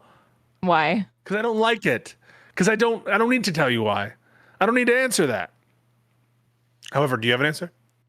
I think there is no way you can be in a relationship with a person like that and not be okay, somewhat have like an attraction to minors. And she says that. In the first episode, she literally said on dating apps that she attracts a lot of pedophiles. So are you going to deny her lived experience?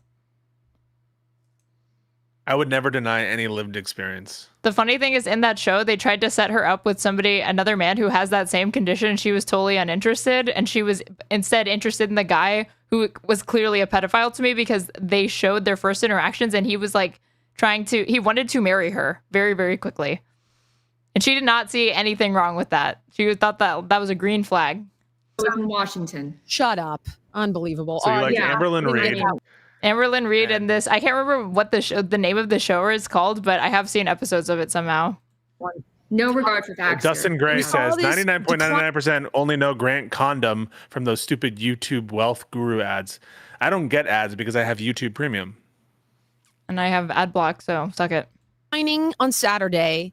When Trump said, okay, this has been going on for 2 days, I'm sending in the Guard. He sent in the Guard. We saw complete chaos unfold. But simply, can you lay this at the feet of Trump when obviously so much of this is organized regardless? Final thoughts. I'm going to go. So can you really blame Trump for anything ever? Because all of this, communism was in motion far before he took office. I'm going to give Lindy, Amy, and Grant's going to close us out. I'm going to be very succinct here, okay? Throwing rocks at ICE isn't going to solve the problem.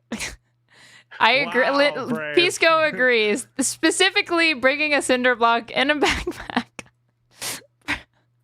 breaking it up and distributing it like communism mandates equally among all of the protesters to throw simultaneously at a police car, which was thankfully for the chief of the police of the LAPD bringing this to our attention. Get over it. It happened. Get over it. Setting cars on fire won't make illegal aliens legal. It's only going to prove our point, namely that these people don't belong in our country, because we are a country of law and order, of respect for our laws. With this, we're a country. We're a country of borders, sending people to foreign gulags for the no American reason. system. If you don't like that, please feel. Except for Lindy Lee, who did it the right way. Yeah, she must not. Amy? Yeah. I think two things can be true at once. She fled communism. Be sensitive. Yeah. Real invasion on our hand. I think that this is a serious issue, and I think that President Trump has the right to regain control of his state.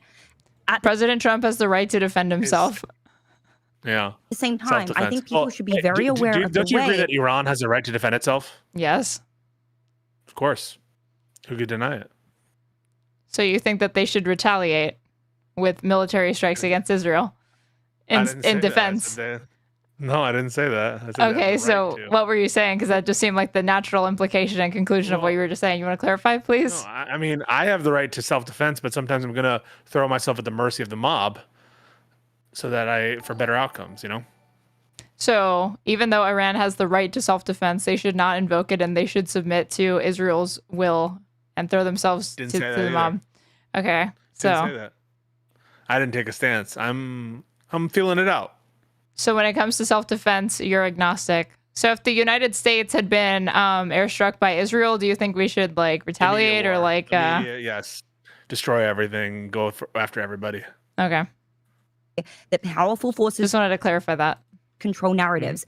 Be very, very discerning right now. Is there a reason that they are trying to push a certain agenda? Pay close attention to all of the influencers who are parroting similar talking. Why is she moving her head like this? Like, could it be a script? Like close it, I don't like know. she's like For a me, fucking there have been a lot cobra. of things about this that are suspicious, but at the same time, that does not. I mean, Jillian looks like she's being told something extremely profound. She's really focusing. Discredit or undermine the fact that we are also facing a real evasion at the same time. There's a saying that the elite say, never waste a crisis, and that could be exactly what they're trying to do right. Wasn't that Rahm Emanuel? It wasn't. Rahm Emanuel, yeah.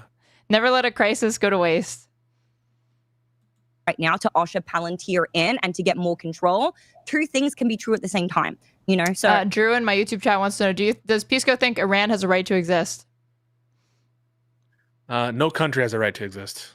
Really? I heard you arguing the exact opposite point with Joe, aka the Silly Serious, aka Blonde Politics. You guys are fucking like. First of all, you didn't hear that. Oh wait, you did hear it. I did, and I was in chat and I watched it live. So no, but like the thing is, you guys are immune and like so triggered by just clarifying terminology. If what's meant by right to exist is that someone's preference is that they exist, that's what a lot of people mean by right to exist. If what's meant is a reference to like international law, then that's something different. Okay. But you guys get triggered by clarifying language, and it's actually a little bit perplexing to me. Well, since you don't get triggered and you're extremely rational, can you tell me, does Iran have a right to exist?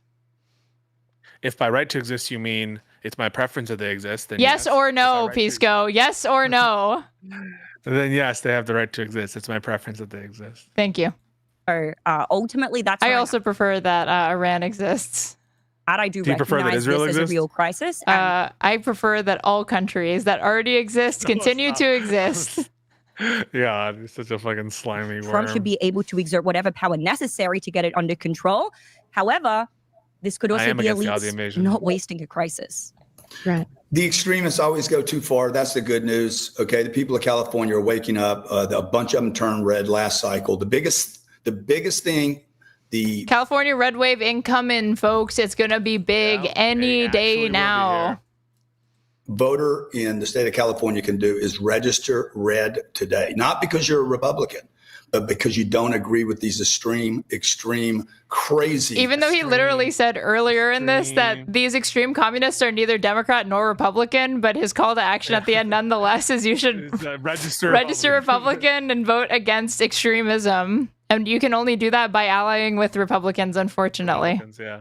Very, You very can't true, make sense of it. correct. The people of California are being punished, and what they See, why is this not enough? Why do libs want it to be this full-throated endorsement of Kamala Harris, why can't it just be enough to say that you guys, just the rational choice is to just you got to register blue and vote against extremism, aka vote against Trump. Could just say it with your chest. If you really do think it's a lesser of two evils, just say it. Vote for Kamala.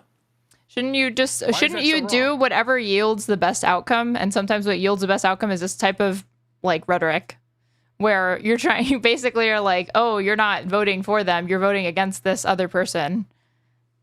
Okay, but I think probably empirically you're more likely to get people to do what you think is in the best interest if you just are clear and you're like, I would vote for Kamala if I were you, and I think you should, as opposed to vote your conscience, and that probably means voting against Trump, but you have to do what's in your conscience, which is no. I think if you make it clear, vote against Trump, you should vote against Trump and do what you can to prevent Trump from getting in office. That's enough. No. Say how you're gonna vote. Do is register red. It costs nothing to do it. Vote any way you want in 18 months. Register red today. Sacramento will go crazy. They will go insane because they look at those numbers, Jillian, every day. And then the last thing is where the guys that are going to run on the conservative side, where are they at right now? When are you guys going to stand up and rip faces off and tell the truth? Because what position the other side has is in this guy who's clearly in a nice home in Florida, probably a gated community, is taking time out of his day to tell people that he's under attack because of communism. And that he love to see it. Thank God this is happening because MS-13 was probably about to be in his backyard. Just like Tim Pool. Yep. Indefensible. Minutes away. One after another. It's indefensible. They've ruined the state of California, and it's probably the greatest resource. No way. Is this guy a Scientologist? Wait, really? Somebody in my chat just said he is. Thank you, Grant. Where can we find you? 10X California. Right. Now you can find me anywhere. Just look me up online. Then you'll see too much. I have to play this. The people want to know where they can find Grant. They want to know. I already do, and I'm glad. Grant, I love your tweets. Yeah, thank you. Lindy, where do we get more from you? Lindy Lee on X. I'm also on my Next. Ames. You guys can find me at Dangerous Conversations on YouTube or Amy Dangerfield on every platform. Team, thank you for jumping in. Everybody watching, please like, share, comment, subscribe. We'll probably be talking to you sooner than later if this keeps up. Oh my God. He actually is a Scientologist. Legal issues. Love opening up a Wikipedia page and seeing legal issues. In 2015 and 2016, several former employees of Cardone Training Technologies filed religious discrimination complaints with the Equal Employment Opportunity Commission, another communist commission that exists, obviously, alleging that they were fired for refusing to take Scientology training courses disingenuously renamed L. Ron Hubbard Training. Cardone's company has sued several clients who could no longer afford the hefty monthly payments on their training contracts. Having no termination clauses, clients were sued for tens of thousands of dollars remaining balances on their contracts. Isn't that awesome? That seems sketchy. Yeah, very, very cool. Part of the deal. Hey, what are your final thoughts on what we just watched? I thought it was a pretty weak episode. I would rate this one probably a D-. I thought the tech issues really hampered it. I liked some of the call-outs by Jillian, but in general, I think it was largely boring. And the people who they brought on, or the person they brought on, was didn't seem interested in having their conversation. And we never even got that hot take from Lindy. What Lindy hot take? She was like, I have a hot take actually, and then the guy got cut off about boring shit. Yeah, and so I give it a D-.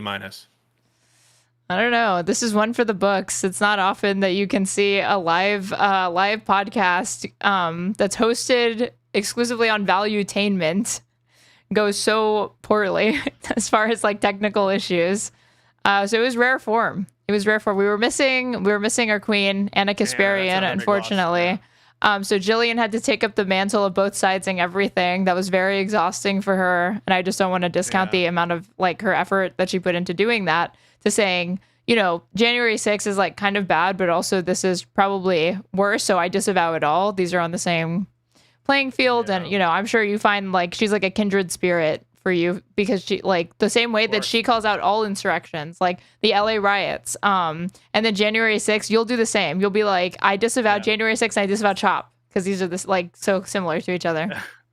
Well, I disavow both, and I call them both insurrections. I don't think they're the same degree of badness. And you go out of your way, even though you're not even being asked, what other events in the United States qualify as insurrections. Pisco thinks it's optically and rhetorically effective, you guys, to go out of his way to virtue signal that he condemned Chop, or AKA Chaz. Are you done? Are you done here? Frank, I know this. It's an administrative stay. It's an administrative stay. But thank you so much for the super chat. I really appreciate it. What's your final score? What's your final score for the episode? I'm gonna give this one. Wait, out of what? 5 out of 10? Oh wait, you did it like that. Okay. I'll give this. We're doing a B- today. B-. Wow. So what? Right. So it's really just the appreciation of the live aspect of it. No, it was. I think the one important moment is when the chief of the LAPD brought attention to the fact that there were rogue protesters smuggling cinder blocks into backpacks and breaking them up, throwing them at police cars, and you, Pisco, noted leftist YouTuber lawyer guy. That's believed a MAGA cop. Show based on our reaction to it. That's out of bounds. It's not allowed. Okay, the information itself was so valuable that I'm giving it a B-. Okay. All right. So you're so stubborn. You're not gonna. Well, listen. This was a lot of fun. I really enjoyed it. In general, I think some great takes, some wonderful takes. None of them have been by the women on the show, but I think we've had some excellent takes and a little bit of fun as well. So thank you so much. I have to go because I'm just fucking tired and I'm still a little jet lagged. I'm just gonna be honest. I still am. That explains your behavior for the past 4 hours or so. Things are starting to make sense. Excuse you. Okay, you're actually gonna go to sleep. Just admit that you have a Nintendo Switch that's calling your name to play. It's not. I haven't even played it at all. You dropped $500 on your new shiny toy that TSA could have stolen, apparently, and you haven't even opened it? That was the Switch 1. That I was referencing the Switch 1. Because obviously I brought the Switch 1 with me on my international flight. And it wouldn't be a problem if I did. So what if I brought the Switch 1? I didn't play it that much either. But I just want to have it. Sometimes I just need to have it there in case, who knows? Someone wants to play Smash. Someone wants to play, Mario Kart. I don't pick Wario. Other people do. I pick Luigi. Or I pick Yoshi. I usually want to pick Yoshi. You pick Luigi. Well, I don't mean it like that. You pick Luigi. You're a fan of Luigi. Where can people find you, Aaron? You can find me at @straighterade on everything. And are you going to continue to stream? Should I raid into you? I mean, I don't know what else there is to even react to, but sure, I'll probably stream for just a little bit more. There's something. Okay. I'll definitely hang on. Let me set this up so that people can go to your channel and they can follow you there. Quick question. What's your deal? Like what's going on? My deal? Like why are you the way that you are? Why are you You want to clear your throat first before you continue with this criticism of my character? I'm just kidding. Hey guys, you should really follow Straighterade. It's important to stay hydrated. Last time you were like saying hydrated, you were drinking out of a bottle. You were spilling things. This time there was no attempt at that, and it's showing. Is it showing? 1 second. Custom. How do I get to the fucking? It's so difficult to raid into people. I'm booming a little. Please elaborate. Blonde philosophy. Okay, silly serious. I could say things. What does she mean by this? She can't say anything. If she speaks, she's in big trouble. If she speaks, it's gonna be bad for everybody. It's just not something that's good. Hang on. I'm literally, I don't know what I'm doing. 1 sec. It's often the case. Can you say something? You're letting me. You asked me a question. You were asking me why I am the way that I am. But the more important thing is that if you view me this way, why are you inviting me on your stream and platforming me? That's a good question. Do you think that there's like anything morally wrong with interacting with you?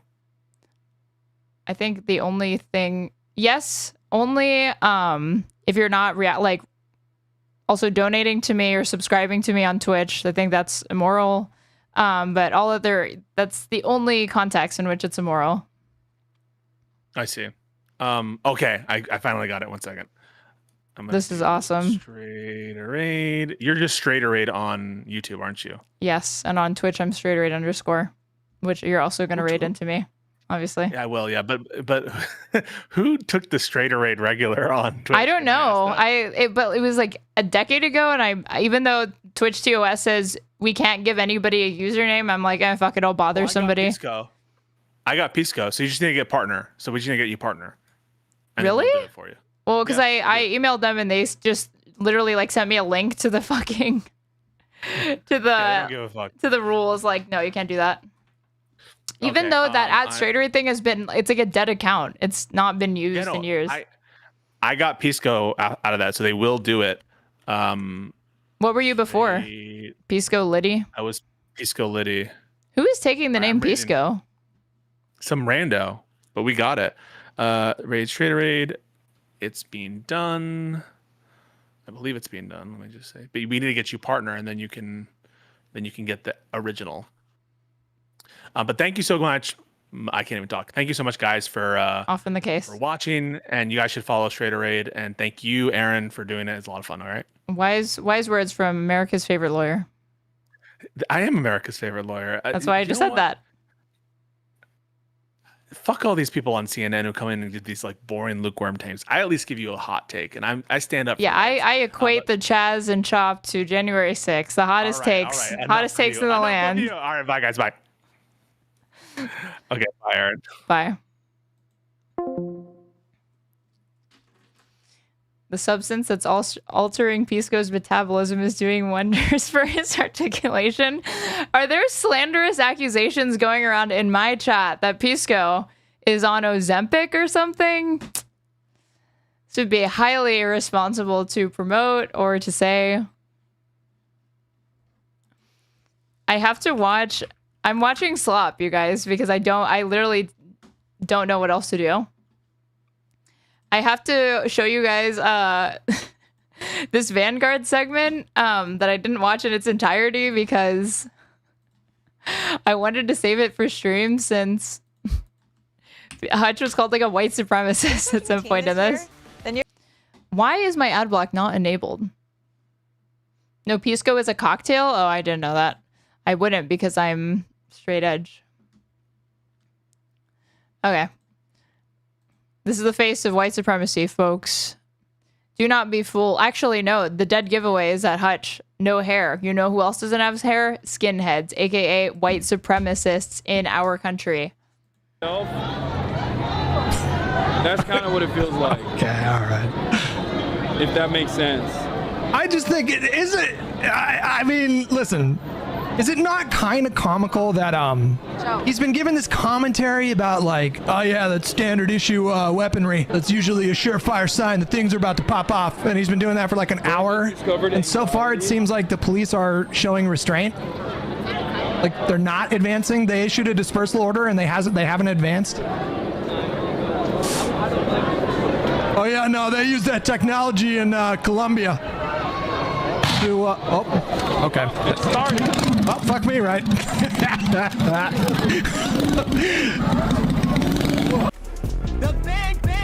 Vanguard will be there, sir. What happened to the hair? I think he's mentioned it before that he like was just trying to shave it and he fucked up and he went bald. Personally, I've been here admiring the restraint of the Los Angeles Police Department. Yeah, 100%. Yeah, we wanted to take a look at this clip from Hutch, who's a bit of an adversary of ours. We've beat with him a couple of times. This guy created a fourth account, LMFAO. Maybe what are you talking about? Call of Duty with this guy back in the day, Griffin. You seem to know everyone, but he used to be a Call of Duty streamer. Now he is a liberal podcaster, and I think this clip right here kind of perfectly illustrates all the worst tendencies of liberals, frankly. Why are you guys saying that Pisco encourages censorship in his chat? What is going on? So let's take a look at this beautiful timing, downright comedic timing. Let's enjoy this. Yeah, and do you want to full screen it? I think it's from your laptop. Thank you. Yeah. Thank you for saving this one for me, guys. Oh, of course. I knew you would have thoughts. All right, you ready? Yep. In and of itself, that's kind of what it feels like. Okay, all right. Damn, he really got used as like the preview for their video. Thank you for subscribing, Build a Castle. If that makes sense. It's a cute username. I just think it is it. I mean, listen. Is it not kind of comical that I don't even know if Pisco has mods, or if you know. He definitely does, because not having mods on Twitch could get you banned. So surely Pisco does, right? he's been given this commentary about like, oh yeah, that's standard issue weaponry. That's usually a surefire sign that things are about to pop off. And he's been doing that for like an hour. And so far, it seems like the police are showing restraint. Like they're not advancing. They issued a dispersal order and they haven't advanced. Oh yeah, no, they use that technology in Colombia. To, unreal. Okay. Thank you for subscribing, Jonathan. Fuck me, right? All right, we got to go back and watch that one more time. Right after he finishes his mocking of Hassan, this happens. Hutch banned you for calling a riot Karen. You're welcome in this chat. Oh yeah, no, they use that technology in Colombia. To, okay. Fuck me, right? Okay, Hutch said a crazy thing though. I heard him on Live and Learn say that the left has significant power, and Econoboy was like, no, because the biggest left organization in this country is the DSA, and out of the hundreds of millions of Americans, there's only 70,000 members. Civil rights to human rights. Thank you for subscribing. Because Hutch is not a right-wing streamer. He's not a, Trump hold on. streamer. Okay, fair enough. But you know what I'm saying? Okay, give me a break. Like, Hutch is not a right-wing streamer. He's just a lib. He is just a lib. He would tell you he's as anti-Trump as it gets. He would tell you that, Trump is a criminal, that Trump is a fascist, that Trump should be impeached, whatever, right? But here he is, for some reason, still defending the cops because they're acting under Trump, even though they're acting under Trump's orders. Again, it's the most liberal shit ever. Yeah, I mean, like that also is like Pisco is doing this, also lib shit. First off, like he is giving he like Hutch reminds me of like if like he's kind of looking like if Lex Luthor did like Blue Chew ad reads. Damn. Like he's just very divorced dad Lex Luthor here. He's gonna tell you about how he had a one-hit wonder where he was the drummer in 2002. One time they opened for Blink 182 before Tom DeLonge really went crazy. Yeah, like I mean. I also hate that he's like, oh, like Hassan doesn't know the make and model of these guns like I do with my Call of Duty Battle Pass. It's like, all right, shut the fuck up, bro. But I mean, to Gavin's point, like, is this guy a Republican or not? This is kind of always my like hobby horse point of like the term progressive means absolutely nothing and should be discarded as a term. Progressive? Like, oh yeah. All these people are I don't think so. I think progressive still has some meaning. Peppy Frog, thank you for subscribing. Progressive is just whatever you want. It just means, oh, my politics. I mean, I do think that there are people that adopt the progressive moniker, even though when you actually look at what they support politically or the candidates that they back, they're not really that progressive. But I don't think it's useless. These guys are funny. I do enjoy Silly and Billy, as Jenk loves to call them. Are good. Actually, I think Hutch straight up identifies as a liberal, not a progressive. Maybe. I mean, he's on like shows that are like the progressive roundtables or whatever. Like, Live and Learn, call out. View themselves as like some sort of like good liberal. Well, that's like saying the left means nothing, don't you think? Like, oh, it means nothing to call yourself a leftist because so does Nancy Pelosi or like, you know what I mean? Like, yeah, sure. I probably agree with that too. I think both terms are kind of meaningless because maybe nothing means anything.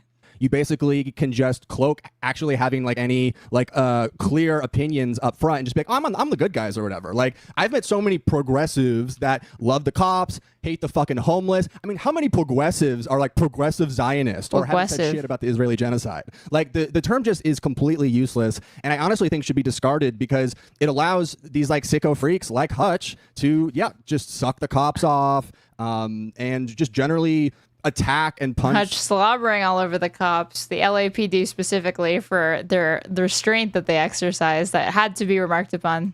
Like left on everything. But these people are not part of your coalition in any meaningful sense. They may not like Trump. Oh, great. We both don't like Trump. Oh, that's fucking great. But like 2028 comes around and he's going to be shoving fucking Pete Buttigieg down our throat. So yeah, these people should be like roundly, fucking ridiculed and not allowed on any of my favorite channels. Yeah, we do have plans to debate Hutch. I'm sure that's coming down the pipeline, so that'll be a good time. But I know who he's. That's a good time is another way to say lobotomy.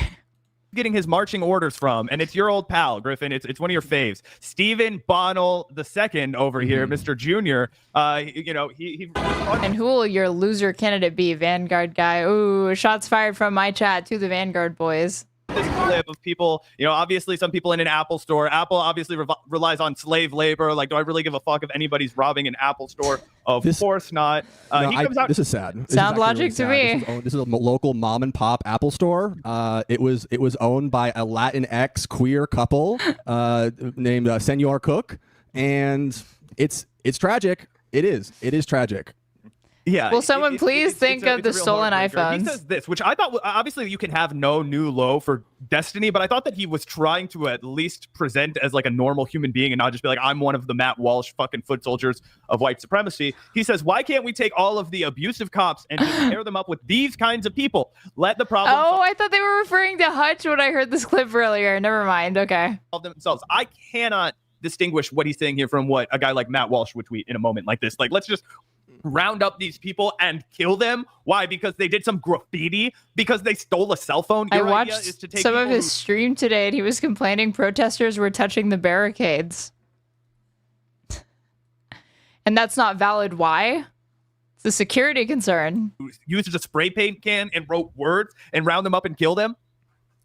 I actually think he's proposing some sort of buddy system where like there's like you pair a cop with a criminal and they become sort of unlikely best friends. Like, is that what he's pitching there? You're pairing them up, he said.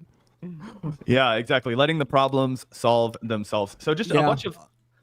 I mean, all the personal destruction stuff, like the Waymos and everything, you know, everyone's burning down the Waymos, which is tragic. It's sad to see the Waymos go down because we do live in the Cars universe where they have thoughts and feelings and dreams, and they are being used as human shields. So it is really tragic. People think the fuck Waymos is a are Waymo? automated. That's not true. There's a small child inside, a lot like Snowpiercer, that is turning the knobs inside the Waymos. So I want everyone to think about that. I've never heard of this shit until now. It's a self-driving vehicle. It's a driverless car. It's an Uber. Are they super expensive or something? The next time they're beating up a Waymo, that there's a small child inside, a white child.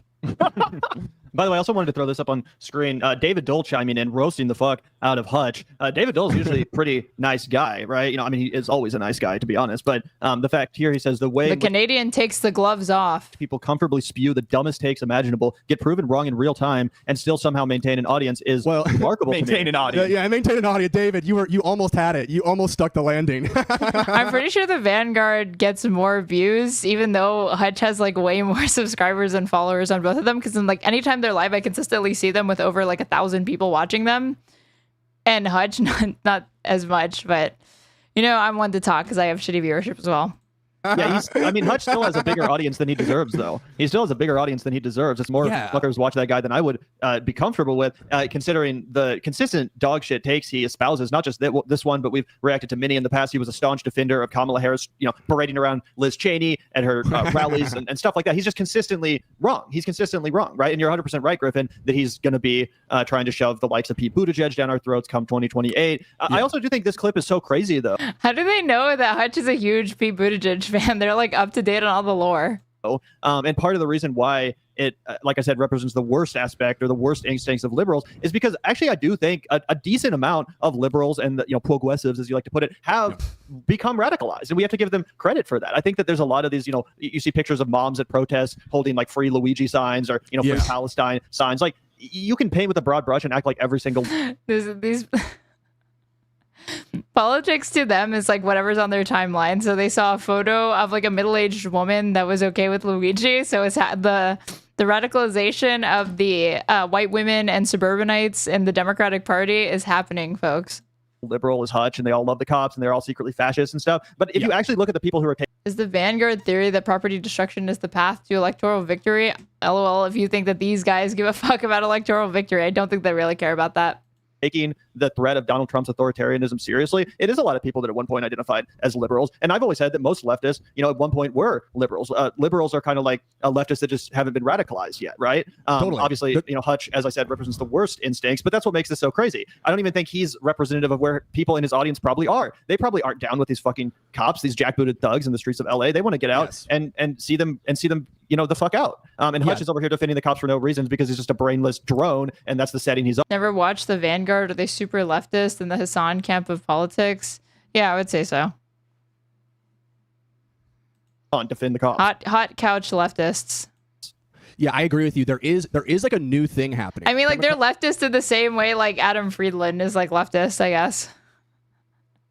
As in, like, they seem to me like guys that are like, for the most part, they're like a T channel. They don't really even do like politics. They follow like just online internet slop drama.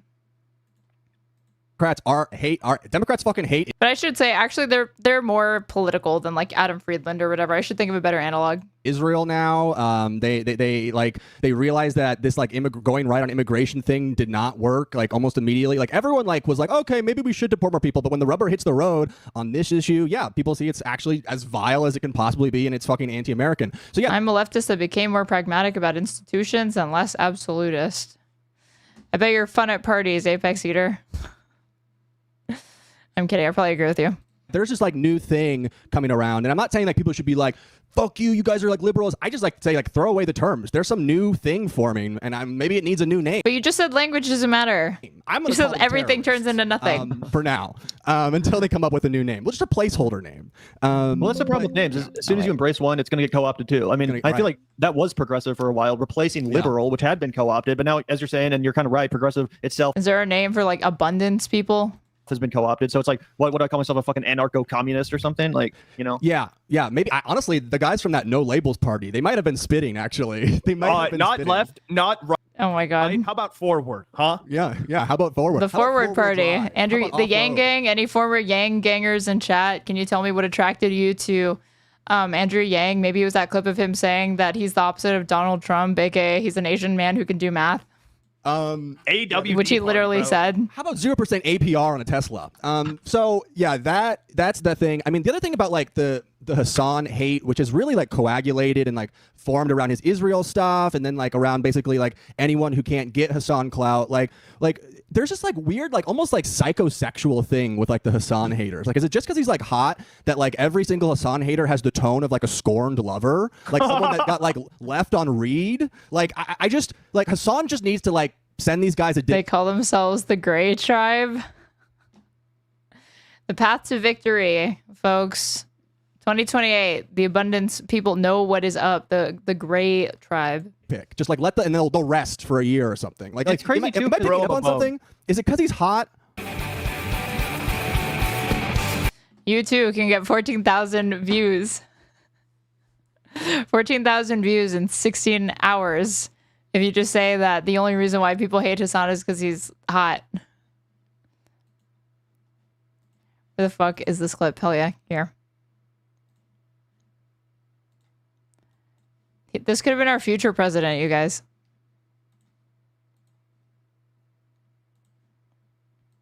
Why is this fucking not working? Hold on. Why does it not work right now? And the opposite of Donald Trump is an Asian man who likes masks. Mic feedback as well. And the opposite of Donald Trump is an Asian man who likes masks. So let me share the math. Dude, this is 2019 was a wild time. Okay, this is where he was saying that like the left has like a lot of control in the United States for some reason. We need to be worried about people, the left, not like disavowing violence or at protests or whatever, or else in 4 years we're gonna lose.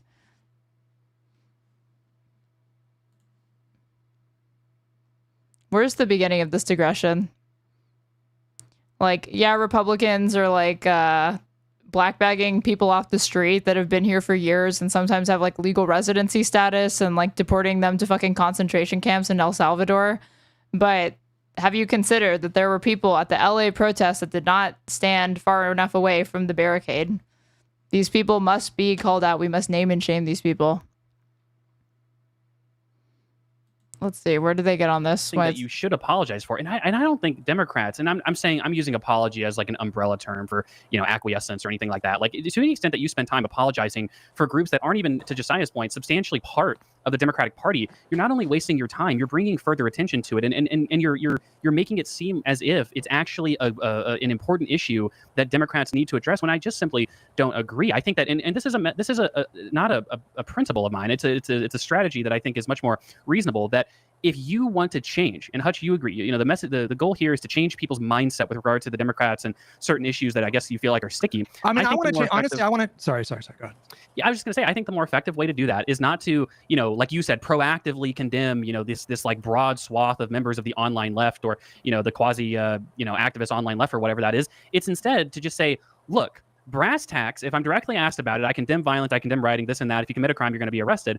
But when it comes to my time, like what I'm going to be spending my time talking about, it's about— Why waste any time over this virtue signal bullshit, fucking apologizing for other people's actions, and they're fucking right to be upset, even if they shouldn't be like taking it out on cars or whatever. About the murder rates in these other states. It's about their holding Confederate flags. It's about they pardoned the fucking January 6th rioters. Republicans are never made nor asked to apologize for the most insane in their party. They're never made to answer for or do anything. Or like, sure, it's like liberals screaming into the void saying, why does nobody care that they did this? And it's just them moving on to the next insane thing. And then a few years later, they rewrite history. We literally just saw that on Her Take, where Amy was saying that we should actually refer to these riots in LA, these riots, as the June 6th riots, so that people can stop talking about January 6th, which was mostly peaceful. Because I think that's how you win elections. You don't apologize for the crimes of the online left. You point out the very real radical governance of the Republicans that is like...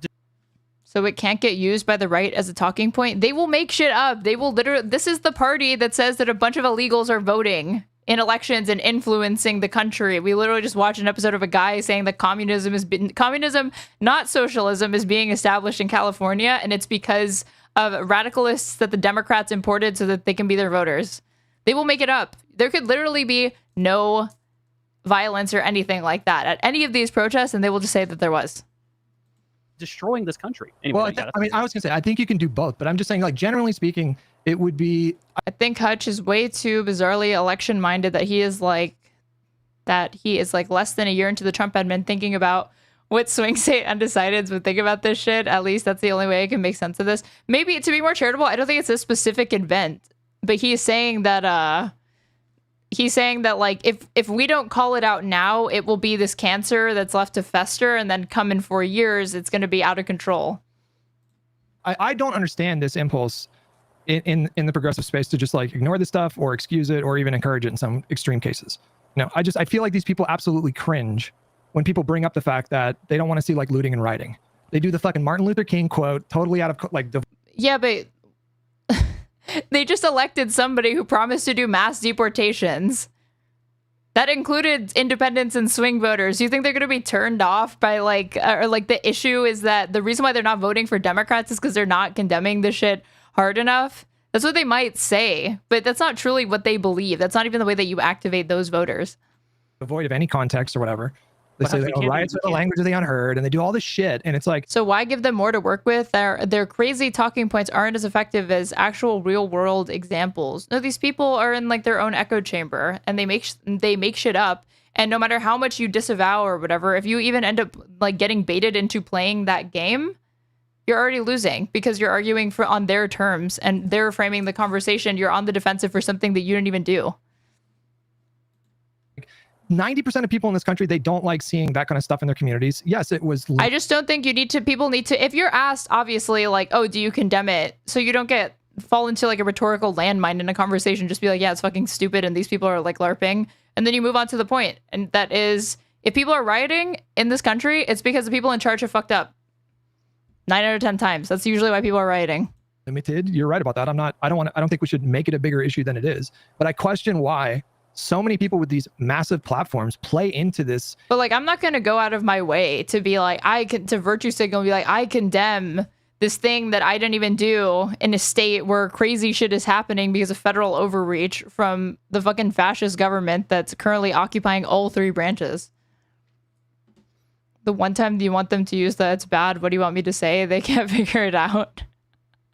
Infantilization of fucking protesters. They say stuff like, well, what choice did the protesters have? We've tried peaceful protests. It's like, that has nothing to do with what's going on. I mean, I've heard this, I've heard people say this shit with respect to like Gaza and Palestine or whatever, like, oh, they had to do October 7th because they had no choice or whatever, but I have not heard it with the ICE protests or whatever. Into this infantilization of fucking protesters. They say stuff like, well, what choice did the protesters have? We've tried peaceful protests. The most I hear is like, oh, riots are the language of the unheard. People like quoting MLK. It's like, that has nothing to do with what's going on. What I observed when I was watching these streams. But this is so, it's not fun. You can't even say it as a joke. I was on a shoplifting panel like on Wick with Loaderbox like a year or two ago. And I jokingly said that like shoplifting is a language of the unheard, and he took me seriously. He actually thought I was making a serious point. Was these young, maybe it's just like Tism speaking. Like I mean, these were like very young people. They were all had their phone out. They were screaming. They were like spitting at cops and shit. And like, I don't think that we should infantilize that. I don't think that we should fucking. Your analysis, the rhetorical ploy is sharp. You get it. Thank you. Well, it's just dumb. Like, to get baited into this like performative. Do you disavow this? Do you disavow that? Because what Republicans never engage with shit like that, and they're completely fine for it. And they'd be stupid to engage with it. You just filibuster, or you move on and you make the point that, or you say, yeah, I condemn it. You move on. And you make the point that you want. At all celebrate that or excuse it or say that this is like acceptable behavior. And or they'll say like, yeah, it's bad, and then they immediately pivot to, but the left is actually the one that's doing this or whatever. So where were you when this happened? They immediately throw it back in your I think face. it's a problem that's like super prevalent in progressive spaces right now. I'm like, I'm a fucking progressive, and I think that like I don't understand this instinct that they have. This is not super prevalent. Hold on, I just last word. How is it that these people go on and on and on about Trump is like ushering fascism into the United States, that he's like the next fucking Hitler, that MAGA is like insane? Like, they'll say all of that, but then they see people rioting and they see people, you know, actually take it as seriously as they're saying it is. And he's like, why are people doing violence at a protest? A thing that's like always happened no matter what the fuck the protest is about. It's like, yeah, because people are upset. Last word to you, then we'll... People are upset, and also when you have like violence like that begets violence, and it just encourages antisocial people to engage in it. It's always what happens as well. Move on.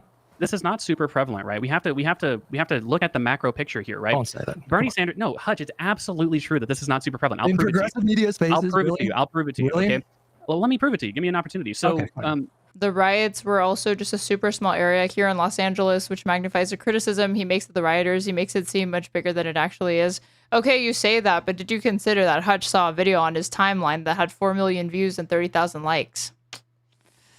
I don't know, man. Bernie, you know, how many votes did Bernie Sanders get in like both primaries, right? I don't know. Like cumulatively, it was probably like 20 million, 25 million votes or something like that across the two different primaries that he ran in, right?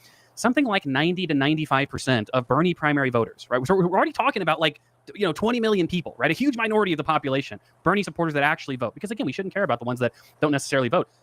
Like 90 to 95% of those people end up voting for the Democratic nominee, even though in both of those elections, they were very, very centrist, and they were very, very criticized by the exact kind of people that you're talking about, right? I just think that it's important to realize that even the DSA is the largest socialist organization in this country. They have a total national membership of 70,000. Like 70,000. Okay, 70,000. These are very small groups. And I agree with you that obviously the biggest threats to democracy right now are 1, Donald Trump, 2, Hassan Parker. Very, very small groups of people can co-opt the messaging for larger groups. But I think it's reasonable when people say, look, you're criticizing like progressives in general, when the reality is, fuck, 95% of them vote for Democrats. But I'm not, though. Like, I just saw this clip of Joe Rogan criticizing Greta Thunberg, and then by the end of that same episode where he was saying, she's so fucking annoying, why is she doing this? He was watching, with Shane Gillis, he started watching Enter Sandman live by Metallica, a performance from like 30 years ago. And earlier in that episode, he's complaining that this bitch doesn't even know, like, she's doing performative activism or whatever. Like, those are the people that are concerned trolling about everything. Well, I'm talking about progressive media, and you and The same type of person that's like bitching, like you don't even know how bad your cause is going to look if you don't disavow this, or the left needs to do that, or whatever the fuck. Dude, they don't actually care.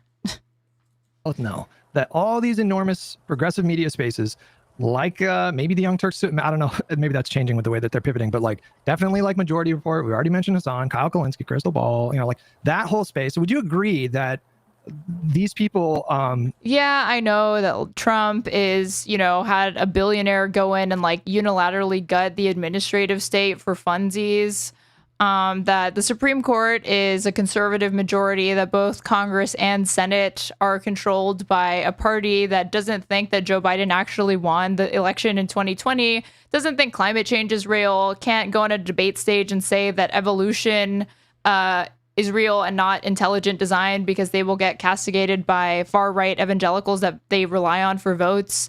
Yeah, that same party, they're in charge of like literally everything in this country for the most part. They have a popular mandate, but have you considered that Hassan Parker was at a protest and he didn't even disavow violence, you guys? It's pretty cringe. Are almost like physically averse to condemning this kind of violence. I guess I don't know. I mean, I think that there are some Dems bought into the whole narrative on immigration. Surprise, surprise, Trump won based on that. Because Republicans are never going to see Dems as stronger on immigration. You need to point out how the narrative is just false because it's literally a lie. No, to these people, the Democrats want to racistly accommodate. They see that as just a thing that you just need to change your position. And it's definitely not going to come off as flip-flopping to the average voter. And it's definitely not going to come off like you're trying to play catch-up with a presidential candidate that has been saying for almost 10 years straight, literally since 2015, whose first initial campaign, the hallmark of it was building a wall to keep Mexicans out because they're drug dealers and rapists or whatever. Yeah, you're going to be able to outclass that guy on the subject of immigration. You should definitely spend time trying to try that. There's certainly some. No. What about hold on, Pisco and like, do you have any thoughts on this? Like, I think they don't like to condemn it, but that's just me. What'd you say, Pisco? What'd you say, Pisco? Wait, what? I literally watched a conversation that Pisco had with fucking Kid Not Kin where he was insisting that he condemn it.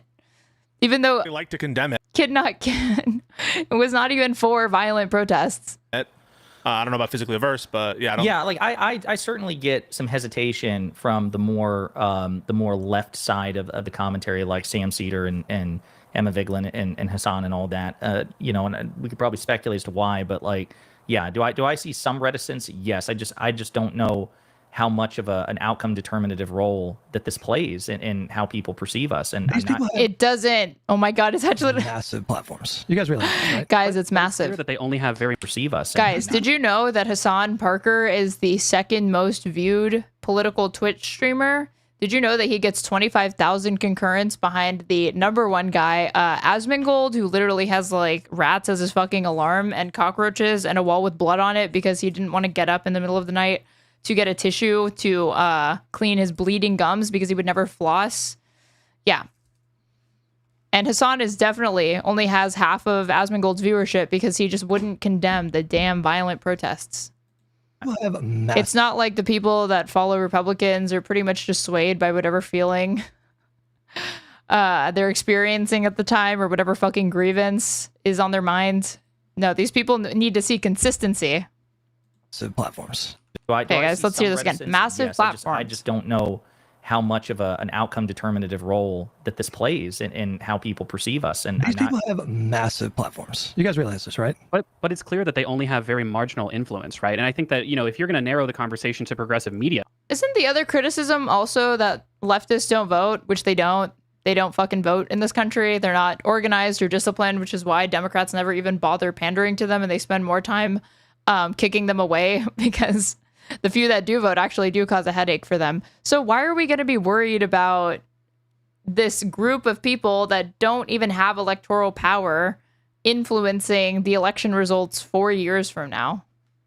Yeah, I just say that I'm not sure because honestly, I don't watch a lot of just progressive media period nowadays. I tend to just kind of absorb my own news through different articles and stories that get posted. But you know, so that's why I'm saying I'm not really sure. Maybe what you're saying is right, but we have to always say it's not the progressive movement because it's absolutely factually not. It's, you might say, oh, it's a portion of progressive media, you know, influencers or something like that, you know, are using their platforms irresponsibly. Maybe that is true. Well, but who should, sorry.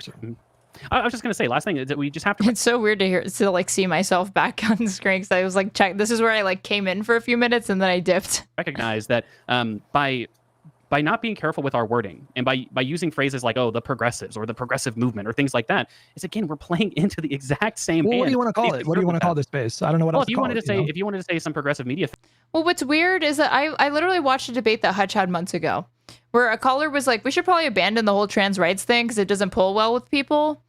And he was like, no, we probably shouldn't give up on civil rights just because it's not popular. That wouldn't be correct. But when it came to immigration, he totally folded. And he was like, well, you have to meet voters where they're at. And when it comes to this issue, they're very, very conservative. So Democrats can't exactly come out with a like pro-immigration stance right now. And I'm like, you could say that you could make the same argument to drop trans people when there's a far-right resurgence in this country and Trump is getting an electoral mandate. Couldn't you make the same argument that like, yeah, just drop the trans shit so you can win elections? Fuck it. figures, you could. But he would never argue that. So why not? If he can see that like there's things worth holding on to, why does he drop it for immigration? I don't get it. That, I mean, I think that would be more sensible. It's a shared ecosystem, though. That's what there's a lot of overlap. They watch a lot of the same creators, and like, I guess the question is like, should anybody push back against that? I think the answer is yes, and I don't think it should only be right wingers that are pushing back against that. I'll just say, as a general proposition. Yeah, the left-right alliance that needs to occur is to come together to condemn the irrelevant leftists that are at these protests wreaking havoc, doing violence, like spray painting "fuck ICE" on the side of a concrete slab. We need to dedicate time to this. Somebody needs to get Hutch in contact with like a Fox News producer so he can like go on air and be like, as a leftist, and disavow it. Position, and I thought that that's kind of where you said that you were revisiting your position. I think our time is better spent focused on the right. No, it's not a question about like I do think that I want to be more intentional about like how much time I spend on these things. Sure. But I'm not saying we shouldn't critique that stuff. I would just say, if it were me, honestly, I would issue some sort of statement condemning this and that or whatever, and then just fucking copy and paste it every time. I would just like, if it were a tweet, I would pin it and just like somebody, I want you to condemn. Here you go, right here. Moving on. Did you know that Donald Trump pardoned, the January 6th? Like, that's what I would do. I just think it should just be such a fraction of what we focus on, because I'm still not convinced that this is in any way outcome determinative. It's like psyop shit to get baited into doing this performative disavowal of people that are completely irrelevant. Agree with you that I just don't understand that. I mean, these people have massive platforms. You realize that, right? Like shared collectively. And especially when it comes to like public speaking, like politicians responding to other politicians, you really can do the know you. Like, I'm not going to be lectured about not properly disavowing political violence from a party that entertained a mass delusion for their voters that Donald Trump actually won.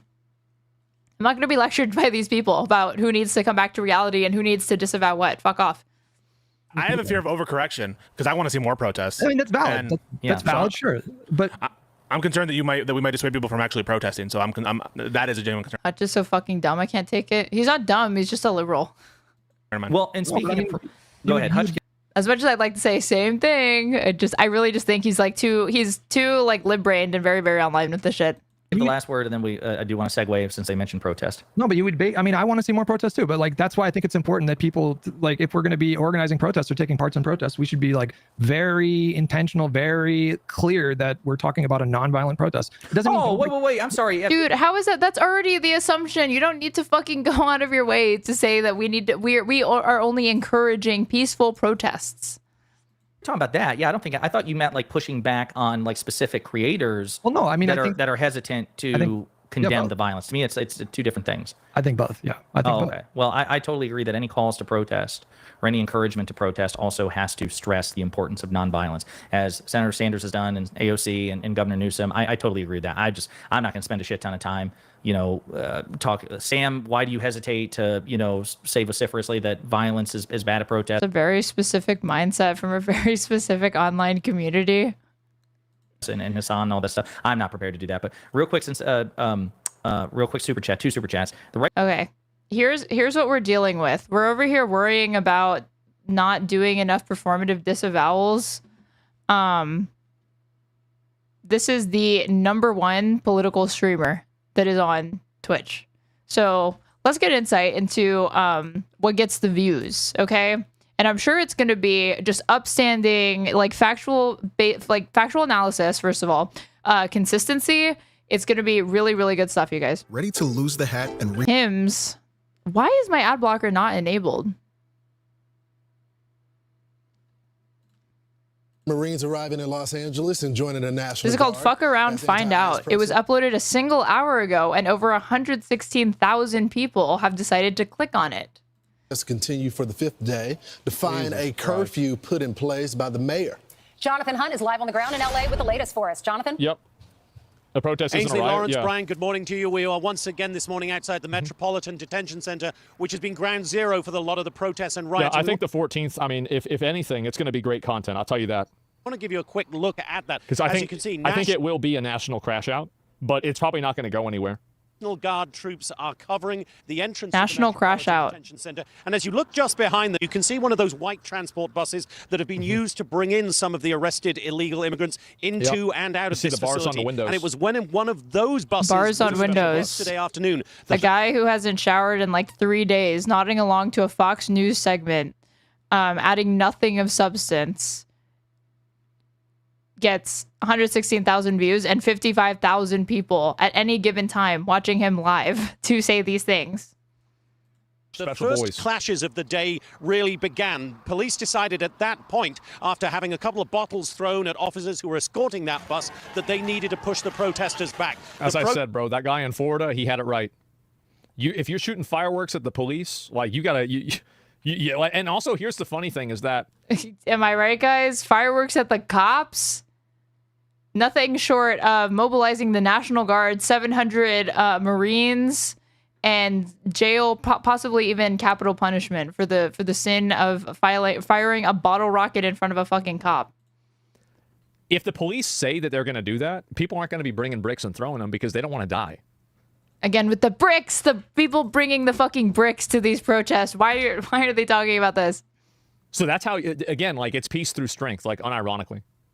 Like, if you tell people, like, if you do this, you're dead, they're not going to do it. Protesters threw some fireworks at some point. They continue to throw bottles and rocks at the officers, so they pushed them back pretty strongly. There was one... They threw rocks, guys. Do you think that people smuggled in a cinder block into a backpack and then broke it up and distributed to people so they could throw it at a fucking police car, you guys? What are the over and under on this? Literally nobody is making Asmongold hate content, yet every single one of these drones will boot up their 5th Hassan/Noah Samson hate video of the month and pretend it's a political strategy. The thing is that I don't think people can bring themselves to watch this man for extended periods of time and realize these, that their stream, where they think they're doing something important or that they're offering insightful political analysis, doesn't even hold a candle to a guy who, again, has not showered in probably 3 days, exclusively drinks soda, hates water, and doesn't say anything of value ever, and gets one guide by his chat full of 13-year-olds, is literally the most popular political streamer. Again, I think it's just psychically painful, and they don't want to engage with it. One more scene that really riled up the president. This is a new one? And he took again to X this morning to say that this is all the fault of California Governor Gavin Newsom. President Trump writing on Truth Social, excuse me. The Jesus, guys, fireworks. Was unable to provide protection in a timely manner when our ICE officers... This is peace through strength. Yeah, they did that during... Someone just said in the chat they're trying to shoot at helicopters. Tiananmen Square with tanks. How'd that go? I mean, I don't know what you mean. So, like, you're saying that, like, because the Chinese totalitarian communist government has, done something really bad in 1989. Guys, the Chinese totalitarian government. We can't enforce the laws? How does that work?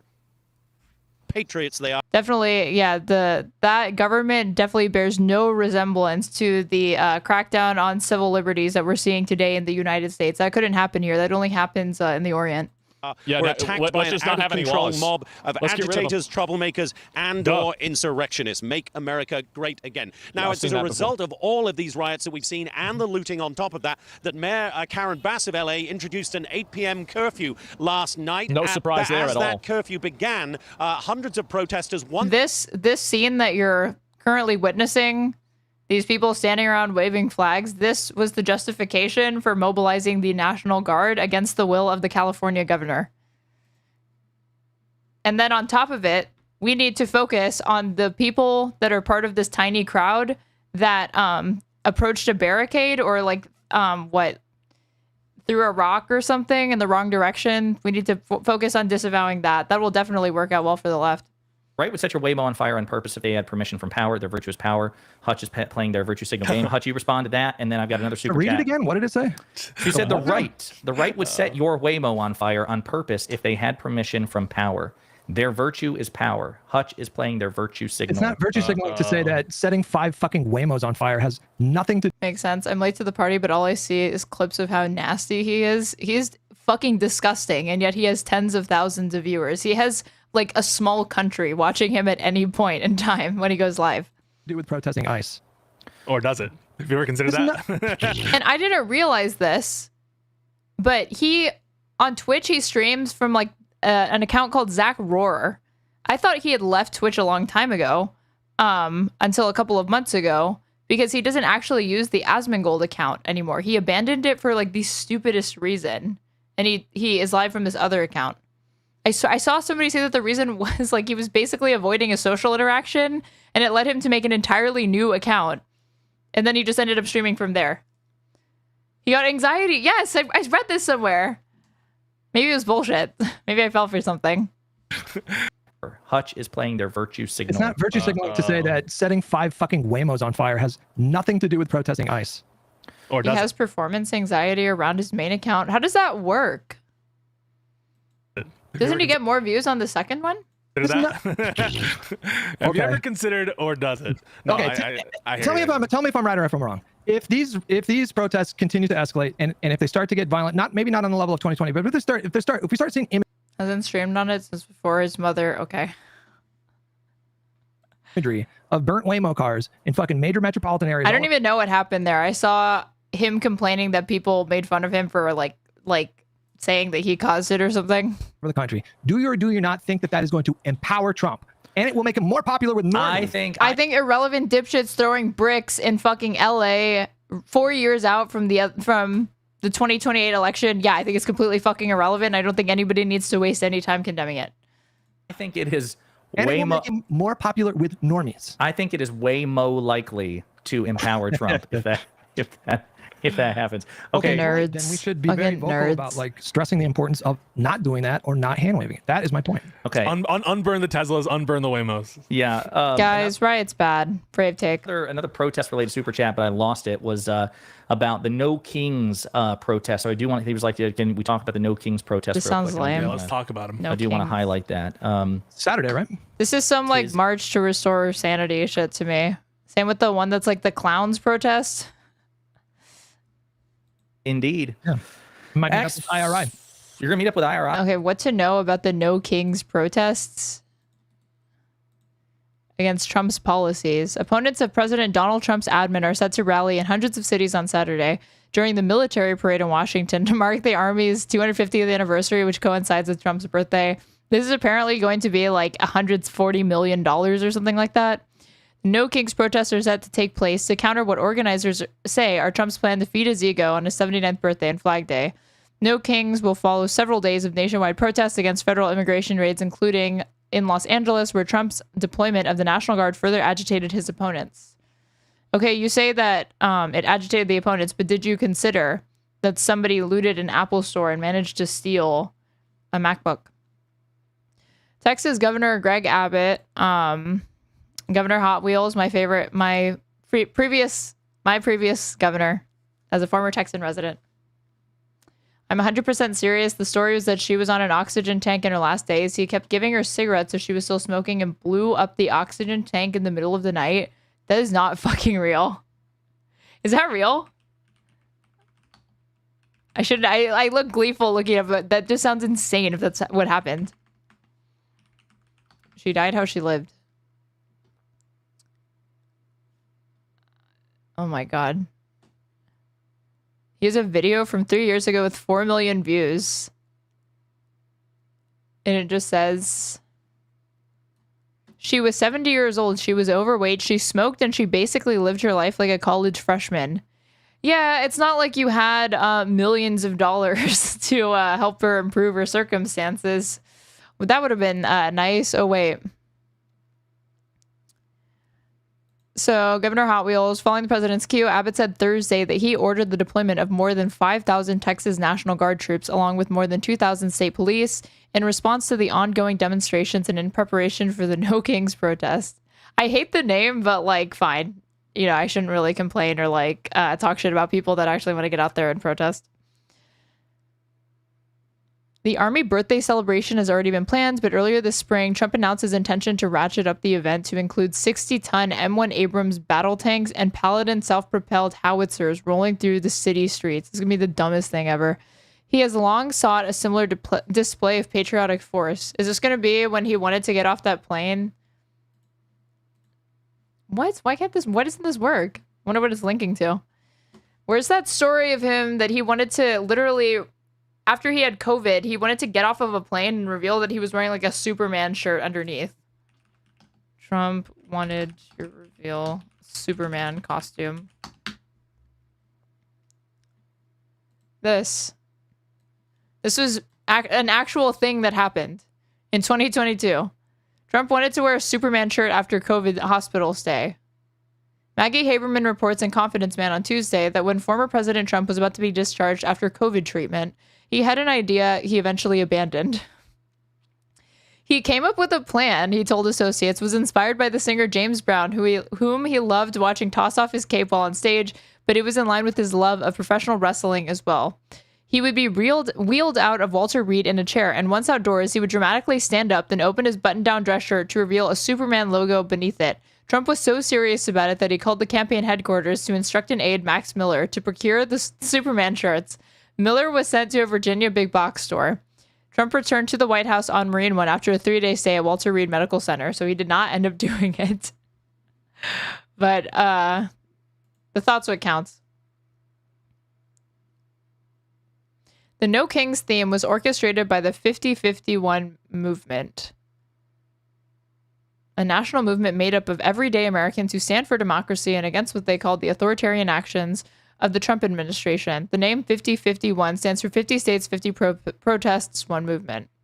Protests earlier this year have denounced Trump and billionaire advisor Elon Musk, the now former leader of Trump's Doge, a government org designed to slash federal spending. Like, it's even insane that they don't even say that this particular government department was formed without any congressional oversight or approval. Protesters have called for Trump to be dethroned as they compare his actions to that of a king and not a democratically elected president. He's not a king, though. It's more like a fucking dictator. A king is a fucking figurehead, and if we had a monarch, he wouldn't be doing shit. And if he opened his mouth, he would be bullied and harassed, and people within, like, surrounding him as advisors would get mad for taking a political stance on fucking anything. Because as the head of state, they're not even supposed to do that. So he's more like a fucking tyrant. They've defied our courts, deported Americans, disappeared people off the streets, attacked our civil rights, and slashed our services, the group says on its website, referring to the Trump admin's policies. They've done all this while continuing to serve and enrich their billionaire allies. Reject authoritarianism, billionaire-first politics, and the militarization of the country's democracy, according to a statement by organizers. Interesting. Okay. That's fucking awesome. Whoa, that's cool. That is cool. What to know about counter-protests to Trump's June 14th parade? Protest events planned for June 14th, places with planned rallies, meetings. Look at all that. It's fucking insane. Okay, what's this PBD shit? Hold on. PBD, baby. PBD. Islam has failed? No, where's the... I need the, like, the clips. I need to hear their commentary on, Hell yeah. Hell yeah. Okay, I really need their insightful political foreign policy analysis. Energy, a family-owned oil company focused on unleashing American oil from North Dakota and Montana. So this was 4 hours ago. We're going to strike Iran. Israel bombs Tehran, a warning shot as U.S. evacuates Middle East. Let's do that one. Let's break it down. To pull some personnel from Middle East amid rising tensions with Iran, okay? President Donald Trump announced on Wednesday the partial evacuation of U.S. personnel from the Middle East, stating they are being moved out because it could be a dangerous place, and emphasized they can't have a nuclear weapon, very simple, and they can't have a nuclear, amidst stalled nuclear talks with Iran. U.S. intelligence reports of Israel preparing strikes on Iran's nuclear facilities.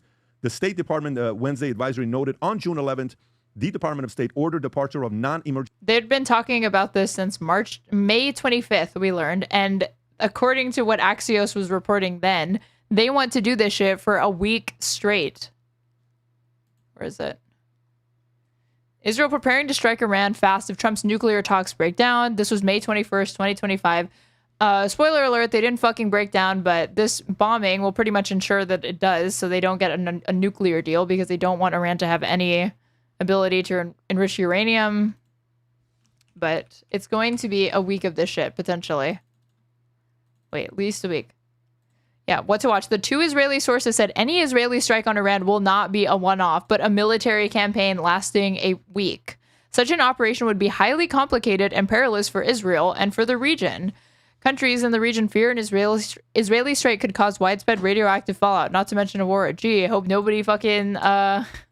it would be dangerous. Hope they don't do that. Oh, wait. Emergency U.S. government personnel due to heightened regional tensions, authorizing voluntary departure from Bahrain and Kuwait, with Reuters reporting a planned evacuation of the U.S. embassy in Baghdad. The U.S. military presence in the region, including bases in Iraq, Kuwait, Qatar, Bahrain, and UAE, faces increased risk, with Defense Secretary Pete Hegseth authorizing voluntary departure military dependence, primarily from Bahrain, as a U.S. official confirmed. Michael, thoughts? Well, it was bound to happen, wasn't it? Don't we all have to bomb some Most kings are pretty tyrannical in the old days, maybe. Middle Eastern country every single... I remember... Well... It was bound to happen, wasn't it? Don't we all have to bomb some Middle Eastern country every single... I remember in 1998, I was 8 years old, and we were bombing Iraq. And I asked my mother why we're bombing Iraq. And she said, Mike, every American president has to bomb Iraq. That's just the true story. That's what she said. What does she do? My mother, she's since passed, but she was like a headhunter. She was not like snipe, like, in person. And but she had a good political... She worked in politics, too. And so I'm not surprised. Useless anecdote. What is most notable about this to me is today, I don't care how confident people sound, nobody knows what Trump is going to do, what Trump is going to allow the State of Israel to do. No one knows really what's going to happen. And that is... Do you think Iran should have a nuke? I mean, it's the only thing that might actually stave off Israeli aggression, so maybe they should get one as soon as possible. I'm not gonna, transfer them arms or help them enrich the fucking uranium to do it, but if a country wants to secure its borders on its own terms, then they probably should. But do I, if you're asking me if I personally think it, no. I would like no countries to have any nukes. We're a country with nukes, along with Israel, another country with nukes, dictating to another country that they shouldn't have nukes. Is the Trump foreign policy. The ones who say he's a total dove and an isolationist, they are just wrong. The ones who say that he's a complete hawk and a neocon, they're obviously wrong. Trump is the guy who is a total dove, says we got to end the wars in the Middle East, we got to pull our troops home. Iran needs to build the wall. Yeah, exactly. And he knows it too. So that is his strategy. And it's how, when it was reported that he said to Putin, hey, if you invade Ukraine on my watch, I'll bomb Moscow. Even if Putin thinks that's a 5% chance that happens, it's a 5% chance. You can't take that risk. So no one who tells you with confidence what is going to happen knows what he's talking about. However, it does seem likely to me there has been a major war cry for war in Iran. At the very least, for the U.S. to allow Israel to do something, which is probably why we're evacuating the embassies. There is zero public appetite for a war in Iran. Two things I'll tell you that are true. There is zero public appetite for that. He's correct. There's zero public appetite for it, but nonetheless, the United States will follow Israel through on the murder-suicide pact, and we will probably back them on this. Trump's base will be furious if something occurs that could be interpreted as the U.S. going to war in Iran and committing troops there. No. Trump, his base does not actually give a fuck about him being principally anti-war. No Republican does. When they were doing the Republican primary presidential debates, you had fucking Ron DeSantis saying on day one he wanted to invade Mexico. They don't care about being principally anti-interventionist. No appetite. Okay, and Trump's political career and the new coalition he formed was formed in large part because he opposed the Iraq War. The other side is Trump is an imperialist. He didn't oppose the Iraq War. He said after it had basically already ended and it was widely acknowledged to be a failure that, yeah, it was bad. It was a foreign policy blunder. But he didn't really oppose it. But sure, he broke from party lines on that. He's a tough guy. And he's not a libertarian. But this is what Patrick Bet-David thinks is genius. No. Go in there. Here we go. Love how Marco Rubio is managing expectations with Americans. Here's his statement. Tonight, Israel took unilateral action against Iran. We are not involved in strikes against Iran, and our top priority is protecting American forces in the region. Israel advises that they believe this action was necessary for self-defense. Where have I heard that one before? President Trump and the administration have taken all necessary steps to protect our forces and remain in close contact with our regional partners. Let me be clear. Iran should not target U.S. interests or personnel. Thank you, Marco Rubio. Oh, wait, no. We got to close tabs. I have too many open. Leave me alone, I'll leave you alone. That is not him. That's some of his supporters. That's not him. He also will not allow Iran to get a nuclear bomb on his watch because he also thinks that would be detrimental to his legacy. He won't let that happen. He's got to be the tough guy in the room. What that means for U.S. policy. Say it again. Those two ideas collide. They collide. They do collide. They're opposites. Yes. It's going to be tough with this one here. Tom, your thoughts on this? Well, when those two ideas collide, you allow Mossad and Israel off the leash. It's very simple. That might be happening now. Yep, and I think that's and my prediction. You guys, I'm starting to think that Israel is off the leash. 19 months into this military campaign against Gaza that they've turned into a regional conflict with Iran and Lebanon. Yeah, I'm starting to think that they're a little out of control. Predicting that, kinda. Do I know that? Obviously not. But those two angles, when Mike, I think you summarize those perfectly.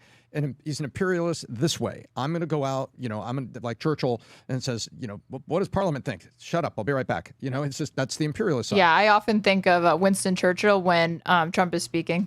And then the other side is, I'm not going to let them have a bomb. Yeah. And so if it's really just centrifuges, he's got to listen to somebody other than the CIA. They're moments away. They're wiring a button at this very moment because that's what you're going to get out of Nikki Haley, the military-industrial complex, and the CIA. So he's got to turn to it. Well, where do you... We're talking about a guy who assassinated Qasem Soleimani, who used to be a friend of me at the United States at a fucking airport for no reason. He never provided any intelligence to Congress as to why he did that. And we're talking about the rational actions Trump is going to take against the advice of the CIA. Where do you go? Well, Israel knows that they have to stay tough, but they also know that they just can't be in a constant state of bombing everything around them and cause a coalition attack. They don't want that.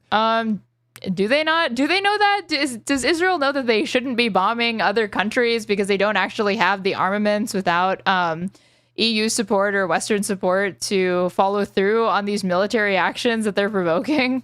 Be in a constant state of bombing everything around them and cause a coalition attack. They don't want that. But Israel, they're trying to avoid war. They don't want that. They don't want to be in the midst of all of this. Just could they be surgical? These things happen. Could you take them off the leash and say, okay, Bibi, Mossad, this is what we're going to do here. I think that's the play. Adam. I think there's three main players here. There's Iran, there's Israel, the United States. And I think the United... Brilliant. I think there's three main players in Israel bombing Iran and the United States. And here they are. Iran, the United States, and Israel. Incredible, incredible commentary. The United States is trying to get a deal done. If there's anything we know about Trump, it's let's make a deal. If there's anything we know about Trump, you guys, the art of the deal. Any of the reports here of what's going on in Iran right now, there's no deal in sight. Trump says Iran much more aggressive in nuclear talks. It's disappointing. Satellite photos reveal there was a deal in sight. There is a deal in sight. Whether or not they're going to it's going to come through now is probably not going to happen. But this was reported June 2nd. U.S. nuclear deal allows Iran to enrich uranium, even though publicly they're saying we'd never let them fucking do that. If they're going to provide a deal that allows this, might still be out. It might still get off the ground. Iran's nuke program is still going on, vanishing roads and AI drones. Surprise, surprise, surprise. So Trump's trying to get a deal done, and Iran's basically saying F you. So now Trump... Yeah, Trump, who, again, ripped up the Iran nuclear deal in 2018. And Iran is just being so unreasonable by saying, fuck you, to the guy who is coming back to them with a worse version of the deal that he ripped up several years earlier and saying, please believe me that this time it will be enforced, or that I'm not just going to go back on my word. Trump is saying, even though they're not outlining how they're going to actually lift the sanctions on Iran, so they're pretty much disincentivizing them from even agreeing to this newer deal that he's trying to present, because that's the main reason why they even did the deal in the first place under Obama. It's because they didn't want the sanctions anymore. Okay. Do you think Trump has a better relationship with Bibi Netanyahu or the Ayatollahs? Rhetorical question. You don't have to answer that. Obviously, it's Bibi. And I think at some point, Trump said, okay, we're not getting a deal done here. They're not coming to the table with anything. All right, listen, I don't know what's going to happen. I know that I don't want a war. I don't want that my people want a war. So here's what I'm going to do. All the He's like a massive like Zionist. Americans, get the F out. Israel, you do what you got to do. I don't want a war. I don't need a war. Don't call me. They can't do it alone. That's the thing. What they just did, they don't have the ability to wage on their own if there is like retaliation from Iran that is not just like the same type of retaliation they did last time, where it was like a single fucking rocket hitting like a military base in Israel. If you do this, but if you do this, this is your decision. Consult, great. I don't want any American troops here. But the U.S. embassies are going to get hit. Yeah, That's the problem. Well, that's why they're getting out of there. Because if you know anything about Israel's doctrine regarding Iran, while Iran is shouting death to America, death to Israel, with a clock that says destruction of Israel, Israel's sitting there being like, I really don't want to have to blow you motherfuckers up. I really don't. But the one doctrine is preemptive strike. Yes, Israel shooting and crying. Shocking. Thank you for subscribing, Ryan. The best defense is a good offense. Is there Adam simping in my chat? Adam is hot, unfortunately. He's like 40 and he's not married and he doesn't have kids, but he is talking about multiple times on the times that I've been on the podcast that he wants to have kids still. You know, they say in sports, or the best offense is a good defense, however you want to look at it. So they have three major components. They have number one, what's called the Begin doctrine. Okay, the best offense is a good defense, but the defense in this case is defensive action. They are bombing out of nowhere. Like Menachem Begin. And it's basically, if we're about to get nuked, that's psycho. Get them first. That's numero uno. And then, you know, Bibi said a famous line. Yes, that's literally... I mean, Begin did say that. Begin was insane, and he was quoting the Talmud when he said that. He's like a religious fanaticist that would like talk about the purity of like Jewish blood. Talking about Obama, about the, you know, Obama, the famous red line. He said, red lines aren't meant to be drawn. They're meant to be enforced. If you do this nuclear thing, we're going to attack you. Straight up. Insert useless platitude here. Well, I know what he's talking about. Hold on. But it doesn't originate from Menachem Begin. It originates from the Talmud.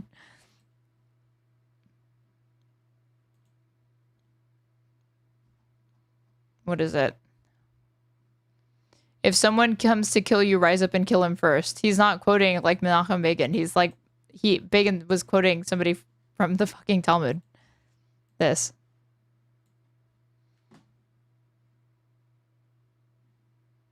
Oh wait, not this, sorry.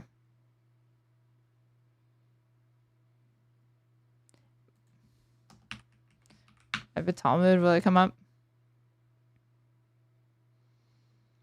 Talmudic statement, if someone comes to kill you, rise up and kill him first, is a core principle regarding self-defense in Jewish law, specifically focusing on situations where lethal force is necessary to prevent imminent death.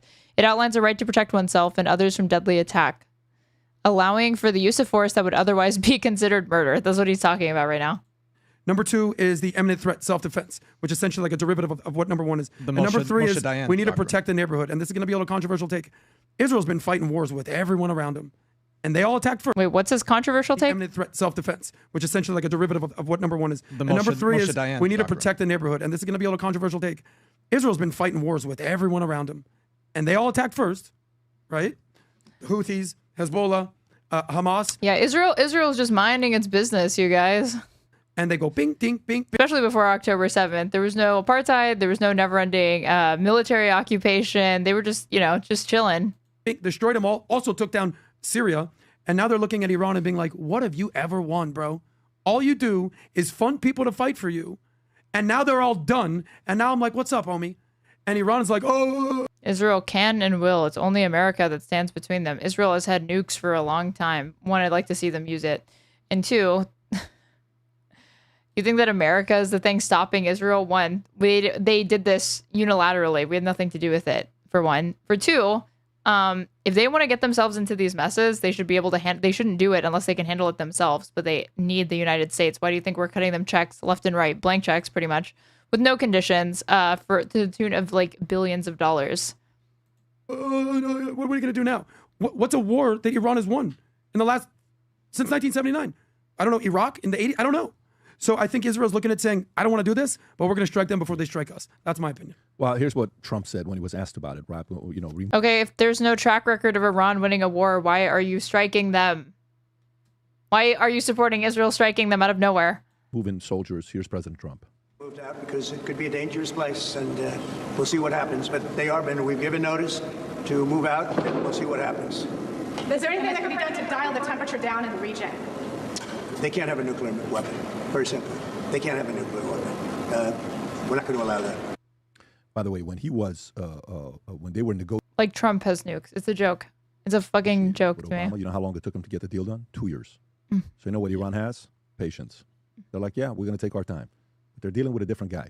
So it's going to be interesting to see how he handles this year going there. Put yourself in Iran's position, though. If you're the mullahs and you say, okay, America, I know, you never want to put yourself in the position of the mullahs, but if you're them, you say, okay, you're telling me that you won't swap out my regime as long as I give up my nuclear program. Isn't that what you told Gaddafi? Like, how did it turn out for Gaddafi? I don't want to end up like Gaddafi. So I At the end of the street. Israel is tiny, dude. Probably the only thing keeping Iran wiping them out is global pressure. No, it's like Iran doesn't have the ability to wage war with Israel, because if you wage war with Israel, you are de facto waging war against the West and the EU and all of the other hold on. All of the other states that prop up Israel. So Iran can't defend itself against like US aggression or combined with like Israeli aggression or any of that. They would lose instantly. That's why they arm proxy groups. They have to arm like the Houthis and shit and Hamas to like cause trouble for what the previous supreme leader called Little Satan. Hello, Mina. We're going over the PBD analysis of striking Iran. Killed by your own people? Yeah, and some of the stories. That's what I mean. Oh, okay, then I agree. Were pretty gory, right? Oh, yeah. It's horrifying. So if you're them, I understand. You know, it's again when I think about the libs in America, when I think about the mullahs in Iran, you can't just say, well, they're just total crazy lunatics. Yeah, sure, there's some of that, but from their perspective, or Vladimir Putin for that matter, from their perspective, what are they supposed to do? They cannot give up all of their enrichment and expect to stay in power. I never today expected you to say you wanted to one day wear a turban and like. I was not expecting that. I had no idea. When we were being briefed on, we need the actual Iranian Christian to weigh in on this. I was not expecting that. But you know what? You're right. It is true that they don't trust America, and why would they? I can visualize them saying, "Who the hell are you to tell us we can't have a nuclear weapon?" Okay, great. So now you're gonna find out. What are you gonna do about it? So We've been knew this was gonna happen eventually. I know. I was like showing my chat this article from May 21st where they were literally saying they're going to do this exact thing, and now they were talking about how it's not going to be a one-off. It's going to be a week-long campaign if they do it. A military campaign lasting at least a week. So this is probably going to be what goes on for the next 7 days. But that's the part where what you're saying. Iran is not Christian. No, but PBD is from Iran and he is an Iranian Christian. He's in a very tough place. Yeah. The president is in a very tough place. And, you know, you can, like, imagine how nuclear got with him and Musk. Okay. Yeah, that was nuclear. Lasted how long? 4 days, 5 days, 6 days of nuclear? And it went like this, boom, and then it was boom, right? And it's kind of like done. We're moving on to the next story. But if this goes nuclear, it's not a nuclear because it's a analogy you're using, it's going nuclear. No, it could go nuclear, and it could get very, very nasty with them. Nobody in the world wants it. So Iran is not one that is, is not willing to go there because they don't look at their people the way Americans will look at our people. They look at their people in a very different way. Yeah. And if Israel gets involved and they go to war, and then they come back saying, I need weapons, I need money, how he's going to handle it's going to be very interesting because he's probably already told Bibi, hey, man, if you go there, you're on your own. So I don't know what that call sounds like either. Is the Shah getting ready to come back? Is your fingers itching? For him to come back? Yeah. No, I don't know. After my multiple interviews with him, I don't think he wants to go back to Iran. And I know he's getting a lot of momentum right now. But for Iran to have the democracy that they're looking for, somebody needs. Have you seen Sulfur's Iranian nuclear site Google Earth thing? No, you can link it to me and I'll pull it up. To go back. And I don't know if that's going to be taking place. This weekend is Flag Day, okay? And we're celebrating a lot of different things. And where's the PBD, the painting that he has? Hold on. We have some new merch. An item that, I don't know what happened. We launched it at midnight. Okay, I have to show you guys this. He has commissioned a painting that has like the most important people to him. Hold on. I think it's in this one. Fuck, where is it? Where does he give like the tour of like he like commissioned a painting? Oh wait, it's here. This one here with Batman. So now that you've seen the gym, let me show you the club room and then we'll take a look at the office. Come on in. So one of the great things about here is we can entertain and have 30, 40 people here. You got the bar with the aquarium in the back. Over here, you got this painting that I worked on and commissioned Brent Hill. So here we got Albert Einstein, JFK, Abraham Lincoln, Tupac, Patrick Bet-David, the Shah, Milton Friedman, MLK, and I don't know who this is. You see me in here in the blue. Then we have Senna, Ayrton Senna. Then it's MTV Tupac, Cribs the MAGA. Shah of Iran, Lincoln. Wait, who was this? Who was this? Commission Brent Hill. You see me in here in the blue. Then we have Who's this? Senna, Ayrton Senna. Then it's Tupac, the Shah of Iran, Lincoln, Kennedy, Einstein. Bunch of different hidden messages in there. MLK. This fucking, like, the way that Patrick Bet-David is like, I'll introduce you guys, like, to the Shah. It's like to Tupac. You say, I'll link to Tupac. I'll introduce you to Shah of Iran, meet Tupac. Empty chair. And they're debating two books, Atlas Shrugged and Communist Manifesto. This is my thinking room. The greatest works of our time. If I want to think, I come here, I close up, and I start thinking. His thinking this room. piece was made by Bill Mack. It is called The Think. It's insane how fucking rich he is. It's fucking insane. No Trump. I know, no Trump. And this was only 3 years ago, so there's really no excuse to not have Trump. And we send an email to the people that are insiders that buy merch, and it's gone already, but we have some of it still that's left, the numbered stuff that we have. Here's a clip about what's about to come out and the new hat that's out. I have a feeling some of you guys are going to lose your mind, and you're going to want it ASAP, so go ahead and play this clip, Rob. I love that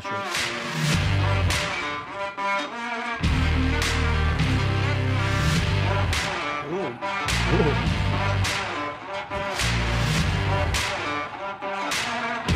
Okay.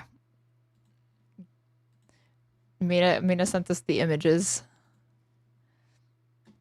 These are the 307 locations of interest. This is supposed to be like their nuclear facility.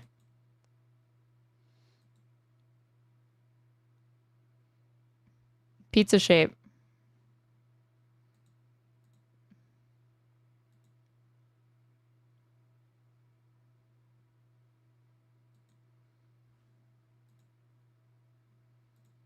It's only these. Oh, wait, it's only 3? I thought it was 4. Or I thought it was like 307.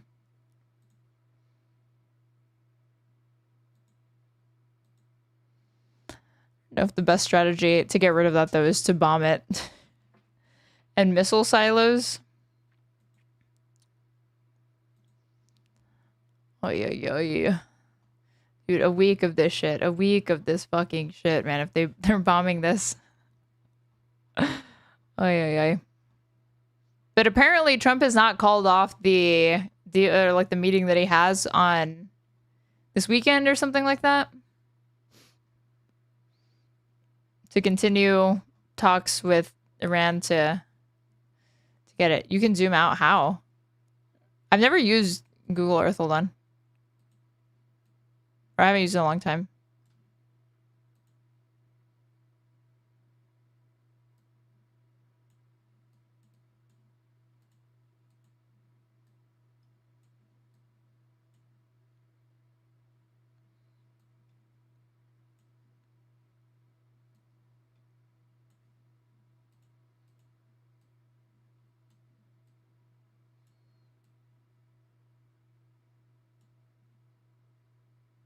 Nuclear Iran.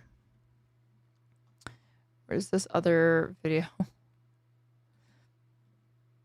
I do one more valuetainment thing?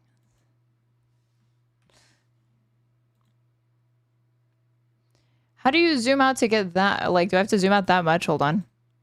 So, okay, there we go. So what are all of these? These are all, it's more than sand. So all of these are are testing facilities, or what do these represent?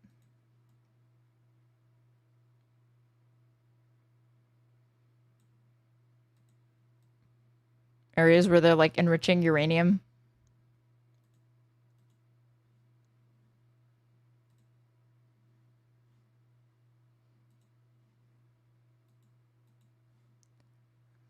Okay. Do a quick shill. If you're watching me and you have not subscribed to me on Twitch, you should go ahead and do that, or at least give me a follow, because I stream practically every single day. If you want to support me, you can follow the donation link pinned in my chat. But short of that, you can subscribe to me on YouTube as well and like the stream, because it helps push it out to other people. And if you have not subscribed to me on YouTube, you should do that because I am trying to get closer and closer to being able to have memberships. And I just need 3,000 watch hours. And I'm like this close to that many watch hours. Wait, what the hell is this? I don't know if I want to start this. Let's see. Maybe I start this. Have you ever heard content creators? This looks like AI. Their refinement plants, stockpiles, missile silos, mines, bunkers, etc. Well, Israel saw the Google Earth map that Mina sent to them, and they were like, I guess we have no choice but to launch a week-long military campaign to get rid of this. Black and white. Do you know how many fat Gazans I've seen? BASSEM YOUSSEF versus Jonathan Conricus? Mr. Jonathan von Artist, all of the Israeli cabinets have genocidal language. We should start asking, why are we funding this? I think you should update your poison. I've heard it a million times. It's interesting for me to hear that from an Egyptian. Egypt never received $30 billion to murder children and bomb hospitals. Israel is like Shaggy. We show you could have children. It wasn't me. Dude, your war crimes are documented. They have broken more international laws than Diddy has violated young rappers. I'll give you credit for saying catchy things and sound bites, but in terms of actually knowing what's going on in Gaza, you have no clue. 3 months of starvation, that is nonsense. You know how many videos I've seen of fat Gazans, of fat Hamas fighters? Dude, we gave you $30 billion to bomb. Yeah, I think people have the impression that people in Gaza were like starving before October 7th, but that was not true. They were actually getting a lot of aid before. I mean, now they are. Like, starvation is being weaponized against them. But the real issue in Gaza before October 7th was primarily poverty. There was like 50% unemployment. Children, and it's not enough for you. At least when you pay a dominatrix, you know that you're getting fucked. 5 of Israel's allies, including the United Kingdom, have sanctioned 2 senior members. I'm pretty sure the U.S. knows what the nuclear scientists' butt cheeks look like, but if we can see the sun Google Earth. Of the Israeli government. Finance Minister Smotrich and Security Minister Ben-Gvir are accused of inciting extremist violence and serious abuses of Palestinian human rights. Both have called for the aggressive expansion of Israeli settlements in the West Bank. Smotrich says that Gaza will be entirely destroyed and that not one grain of wheat should be allowed in. That's genocidal language. And the result is an extraordinary situation in which two of Israel's top ministers are now banned from traveling to countries that Israel counts as friends and allies. The United States, Israel's oldest and most important ally, is rapidly running out of patience too. President Trump might be the only person outside of Israel who can end this war. This week he called Netanyahu to tell him that a ceasefire and a hostage deal are not enough. He expects the war to end. For today's debate, I'm joined by 2 very familiar contributors whose insights we value and respect. Jonathan Conricus is a former IDF spokesman and combat commander. BASSEM YOUSSEF is... Also, I like this whole idea that like, oh yeah, Trump really wants this to end. I feel like he's kind of doing the like Biden thing. Biden working day and night for the ceasefire, but it like never comes. Trump, like you have their defense minister Katz and Bibi openly praising that, like, yes, we want the Trump plan, and the Trump plan is going to be to ethnically cleanse a bunch of Gazans. And it's probably also going to involve occupation.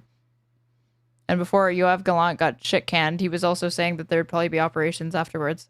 Is a satirist, a former surgeon, and a figurehead of the pro-Palestinian movement. Both have spoken a lot about October the 7th and the long history of the war and indeed the conflict. So we're going to focus on what's happening now and what needs to happen next. Jonathan will go first, BASSEM will respond. We'll try to give both of you equal time and a statement to respond to. So let's get into this. Jonathan Conricus, first of all, your reaction to this pretty unprecedented news that 2 Israeli senior ministers have effectively been sanctioned by some of Israel's closest allies.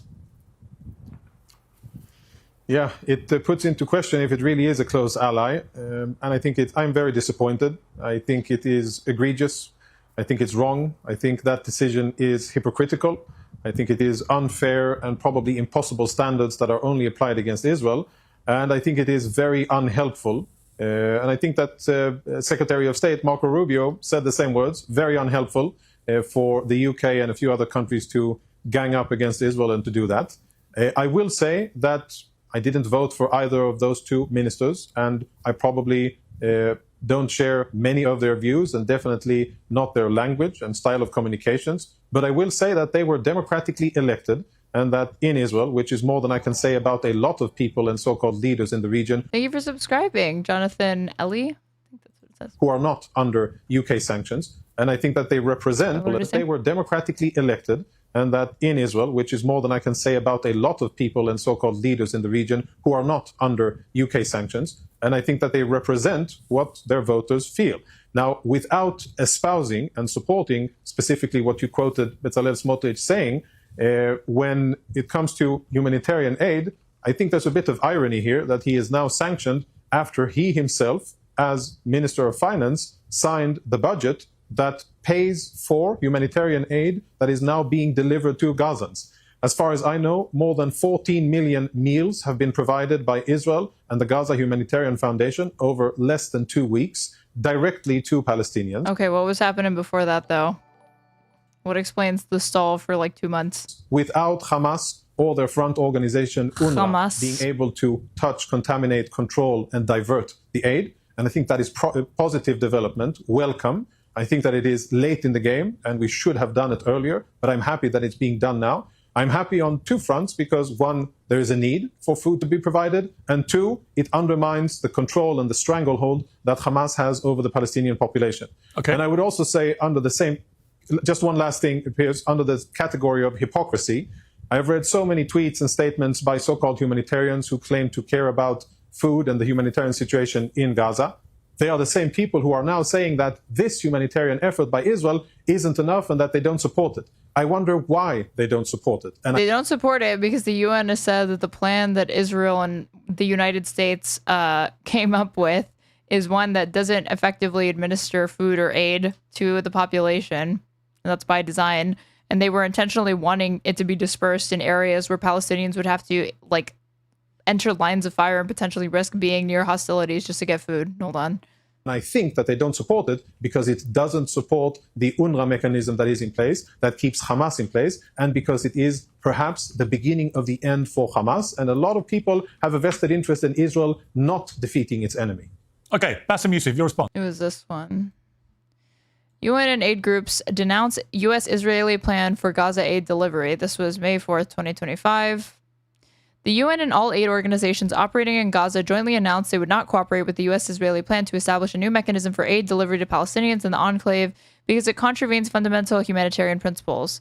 Israel has been blocking the delivery of all food, water, and medicine to Gaza since the ceasefire broke down 2 months ago, which Israel violated. Now that the UN has rejected the new plan, it's very unlikely donor countries will fund it, putting the resumption of aid into further doubt. UN aid agencies say food supplies in Gaza will run out within days. Israeli officials claim they will completely run out in 3 to 4 weeks. It contravenes, or the head of all UN agencies and NGOs who operate in Gaza said in a joint statement on Sunday that the plan Israeli officials presented them was unacceptable and would not enable the delivery of aid to less mobile and more vulnerable people.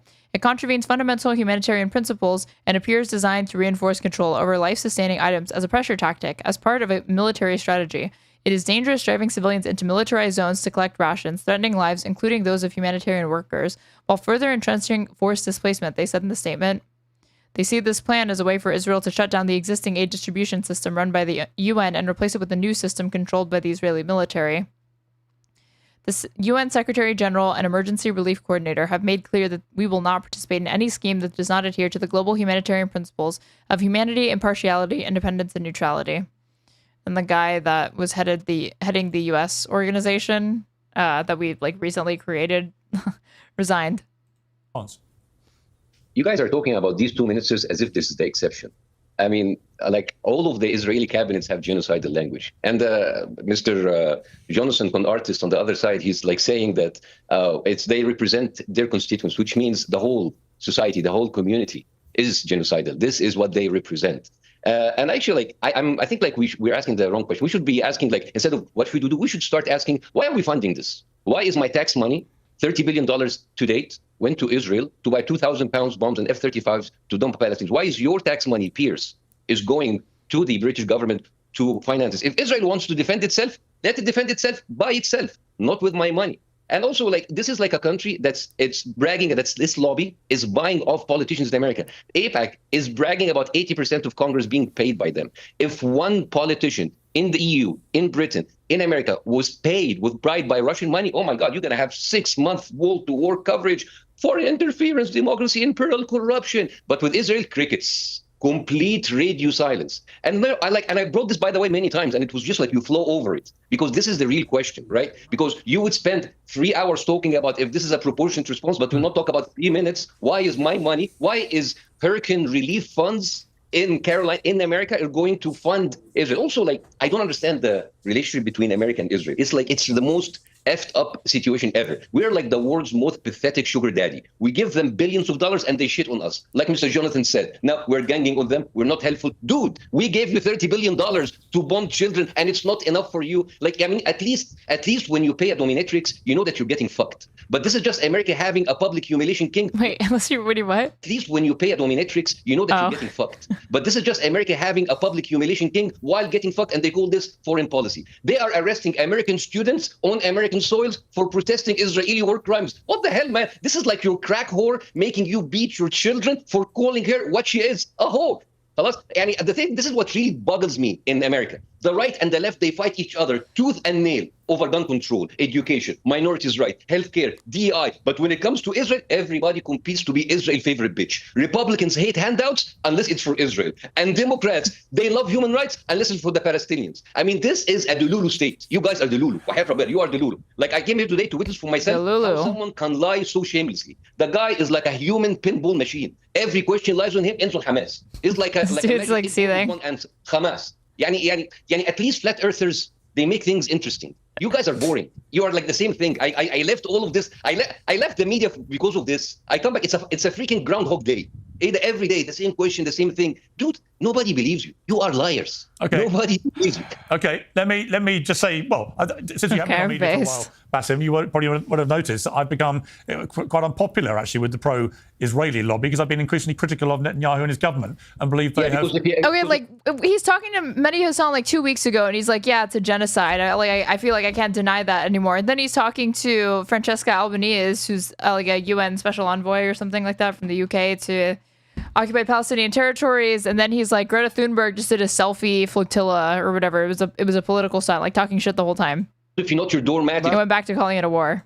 You're not entirely accurate. They will not do it. Yeah. Well, okay, but you know, all right, but that's just you may have missed that. But Jonathan Comrickers, your response to what Bassem Youssef said: dry skin, deeper wrinkles, and crepiness. Give me a break, please. Well, you know, I could choose to respond to many things. I could respond to your foul language. I could respond to how low you speak. I could respond to your nonsense rhetoric. And basically, I think it shows that you've been out of the business for a while because you're regurgitating a lot of stuff that's really old. I think you should update your poison. You should get an updated version of the talking points against Israel. All of the things you said they're quite low level. They're not very impressive. I've heard it 1,000,000 times, and it's quite childish. It's interesting for me to hear that from an Egyptian. Last time I checked, Egypt is the second largest beneficiary of American money. And if you reportedly really care about your tax money, then have you asked yourself why the US is providing so much money to Egypt and what the US gets in return? And what I would like to know is why is the Arab Egyptian Republic refusing to receive refugees, their Arab Muslim brothers from Gaza, and why are they so inhumane and cruel and preventing poor Gazans from escaping a war zone? These people will say that you're racist, or like people are racist for doing the like go back to Brooklyn memes or whatever, or like anti-Semitic, but then they will literally say stuff like this in the next breath where like, why don't these Arab nations just take in the fucking Palestinians? Last time I checked, the only war where civilians have been prevented from leaving, escaping, fleeing a battlefield is this war. I cannot remember, and maybe you as a comedian can think of another war where civilians were prevented from a neighboring non-hostile state to flee the war. I cannot remember any such thing. And I think that this attempt to frame the forced displacement, ethnic cleansing of Palestinians, which is what it is, as like a humanitarian gesture is so fucking tiring, man. The country where you come from has a lot to answer from. I know that you're more like this is the fucking plan that they're talking about. This is 3 months old. Netanyahu committed to Trump's plan to take over Gaza.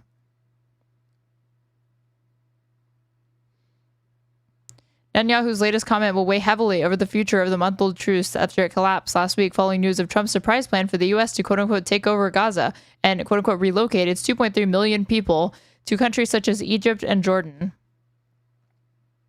International humanitarian law experts say the proposal amounts to ethnic cleansing, but according to this guy, this is the kind thing to do. More confident in bashing Israel and talking conspiracy theories and AIPAC this and that and all of the other nonsense that you regurgitated. We give money to Egypt, but they don't commit genocides like Israel. The thing is, like, he's assuming that BASSEM YOUSSEF is going to be like, oh yeah, base, that you're like giving CC money or whatever. He's not going to say that. But let's talk about that's not his angle from this. Egypt. Let's talk about their responsibility. Let's talk about U.S. funds to Egypt. Let's talk about their cruelty. Let's talk about how they have prevented... Even though we came here to talk about Israel, let's talk about anything else but Israel. ...humanitarian access to Gaza. Let's talk about the fact that they have built the world's biggest wall that dwarfs the Chinese wall and all Israeli security walls between Gaza and Egypt. Why did they do that? Out of Muslim compassion? Out of care for humanitarian rights of their Arab brothers? No, because they want the poor Gazans in, and because they know that programs like this one and other programs will support Hamas propaganda and will blame Israel for what's happening, when in fact Gazans should have been evacuated out of Gaza in the second or third week of the war. We would have defeated Hamas quickly and with far fewer but just to be clear, Jonathan, just to be clear, Bibi has been saying that the ending of this quote-unquote war has been right around the corner for like a fucking year. Just to be clear, programs like this one, hosted by me, which is the point you're making, I think, I'm afraid, I take exception to a 3-month policy of starvation of a populace that's been relentlessly bombarded that includes so many children. That's my problem. And I think that the war aims, the stated war aims of Israel at the start of this, which was to eliminate Hamas and to get the hostages released, neither of those things have happened. All that's happening is more and more civilians are getting killed in the process of going after the Hamas terrorists. And you've taken also, as a government, to starving already impoverished children. And I just find that unconscionable, as indeed, by the way, do 2 former Israeli prime ministers who've gone on record as saying that. And there was a very powerful piece by a Jewish writer, Thomas Friedman, in today's New York Times, saying Israelis, diaspora Jewry and friends of Israel everywhere need to understand that the way Israel is fighting the war in Gaza today is laying the groundwork for a fundamental recasting of how Israel and Jews will be seen the world over. And he doesn't mean in a good way. He means in a very bad and serious and potentially dangerous way. So yeah, this program has evolved. It does stand for that. Well, I'm going to go to BASSEM for his response, but since you brought that up about this program PIERS, and what it represents, 10 allegations that is what I don't get to respond. Okay, well, I'm going to let BASSEM respond, but that is my response to what you said. So BASSEM. So let's. Well, I didn't, finish making a coherent sentence. Oh my God! Okay, by all means. I didn't interrupt you. I didn't interrupt you. You asked me about Egypt. I'll answer you about you didn't. Egypt and I appreciate takes that. 1/3 of the aid that Israel receives, while Egypt have 10 times the population. Egypt never received $30 billion to murder children and bomb hospitals. Egypt was never allowed to have the privilege of having more than 58 vetoes in the Security Council, right? And also, why doesn't Egypt take Palestinians? This is like someone going into Fifth Avenue, shooting someone in the face, and it's like, why do the neighbors don't bury the body? You're the guy doing the killing, not Egypt. So stop talking about Egypt. Anyways, and I would like to, like Jonathan and his likes, to please stop Zionizing us. Stop Zionizing. Zionizing, it's a verb which means to gaslight someone with such shameless, narcissistic, psychopathic audacity that you deny reality to their faces while simultaneously playing the victim, engaging in endless circle debates that go nowhere and displaying a complete loss of empathy and basic humanity. Right? Remember, PIERS? Oh yeah, okay, I found this thread. I found it finally. This was on April 28th, the short thread of where he said that it was going to be over. Okay. On February 7, 2024, Netanyahu declared that Israel was on our way to absolute victory over Hamas in a matter of months. On February 9, 2024, Netanyahu pledged that total victory over Hamas was within touching distance. On February 25th, 2024, Bibi promises that total victory over Hamas will just be weeks away once the Rafah operation was launched. On March 28, 2024, Netanyahu is telling American lawmakers that total victory over Hamas was only a few weeks away, yet again. And then on April 7, 2024, Netanyahu is boasting that Israel was on the cusp of total victory. And again, total victory to these people is return of all the hostages and Hamas completely regime changed, out like gone. Why the first video went viral? Weeks away. Because I called Israel a narcissistic, psychopathic behavior that fucks you over and then makes you think it's your fault. Because this is what Israel does. It didn't happen. And if it did, you're remembering it wrong. And if you're not, it's your fault because you're looking into my phone. Narcissists lived in their own made-up reality. They don't share your reality. They live in their own custom-made universe where facts are negotiable and truth is whatever serves them in the moment. And when it comes back, and when you corner them, they back throw tantrums, accusation, Hamas, anti-Semitism, full victimhood mood. And it's pointless to debate with them, right? Because take him, for example, and the likes of him. You show them a video, it didn't happen. You show them UN reports, these are lies. You mention international law, it's complicated. Oh my God, how did I miss this? Thank you so much for gifting 5 tier 1 subs, Travical. So I hope Cholade, Quasio1, Chap 12345, Nanas, Ananas, and Paradoxicated. Enjoy your new subs. And thank you, Kid Not Ken, for the raid. We were just watching BASSEM YOUSSEF absolutely destroy this like Israeli defender. Israel defender. And nurses at Hamas propaganda. Yeah, we saw it with our own eyes. Your optic nerve is anti-Semitic. Like Israel is like Shaggy. We saw you on the hospital. It wasn't me. We saw you killed the children. It wasn't me. Dude, your war crimes are documented. Hamas propaganda. Also, it wasn't me. There is no point of debating gaslighters. We have 4K videos, satellite imagery, and your own soldiers posting on TikTok bragging about killing children. But of course, yeah, the entire planet is having a mass hallucination, right? This is like Israel has the same credibility as a Ponzi scheme, right? This is why I'll give you an example how Delulu is Israel, right? Israel calls itself. It's so weird to hear a guy his age use the term Delulu. Who's in the IDF, and he tell you the most moral army in the world. Also, they call themselves the most vegan army in the world. So Jonathan here is representing an organization that is both vegan and genocidal. Yani we will not eat chicken, but inshallah we will bomb a hospital and barbecue it. Do you see how fucked up is this? This is like calling Jeffrey Dahmer the Avi Bitterman strategy. The most vegetarian city. Isn't Avi Bitterman like a vegan killer in history, right? Okay. And this is and vegan gains as well. Army in the world call itself moral. This is another trait of narcissistic psychopathic behavior because they project to the world the exact opposite of who they are. If they lie, they brag about being honest. If they cheat, they brag about being faithful. And if they are cheap, they brag about being generous. And if they are criminal, genocidal, they brag about being moral, the most moral. He's got the spirit of a 16-year-old popular girl. Okay. I mean, look, he gets the pass. From that, something that you and I, Jonathan, have reached agreement about, which is it remains appalling to me that international media and journalists are not allowed into Gaza to examine the veracity of all these claims from an independent perspective, because that would go a long way to answering the complaint, which is completely valid by BASSEM, that every time there is any kind of incident which reflects badly on Israel, the immediate response is to shed doubt over it ever happening or to say it's Hamas propaganda or whatever. And the reason for that is because the Israeli government knows that there are no independent journalists from outside allowed in to ascertain the facts. And of course, nearly 200 Palestinian journalists have been killed by airstrikes. So there is a... This is the most time a guest has spoken on the show without being interrupted. When it's just a 1v1, he usually keeps it more calm. Awful. On that, I know that, Jonathan, you and I think, agree about that, right? I think it would be in Israel's interest and the world's interest if they simply lifted the ban on journalists and allowed independent journalists to do their job and verify. Well, let's hear the explanation as to why they can't. So let's see if he can do it without saying Hamas. All these things that are happening. I mean, you agree, right? Tax day has passed, but for millions of Americans, that's where the trouble begins. No. Yeah, I remember having this conversation with you, and I think it was that little Canadian Jew, self-hating Jew, I forgot his name, who repeated the same lies or the same story about media. And I remember... Who the hell is he talking about? Self-hating Canadian Jew? Telling you, Piers, little Jew, as he said. I will personally see you in the Gaza Strip. If you decide to come over, since you have been campaigning on this, and since I think that you have a point, I don't think that what you say is true. And I don't think that all of the allegations that you make, some of them are directly unfounded. But which ones out of interest?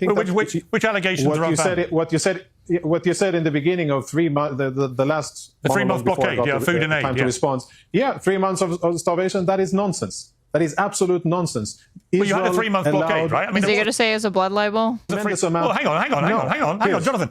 So let me explain. You asked, you did your monologue. You say nonsense, but there was a don't keep talking. And if you'll allow there was me a to 3-month explain, blockade of food and aid. You accept that?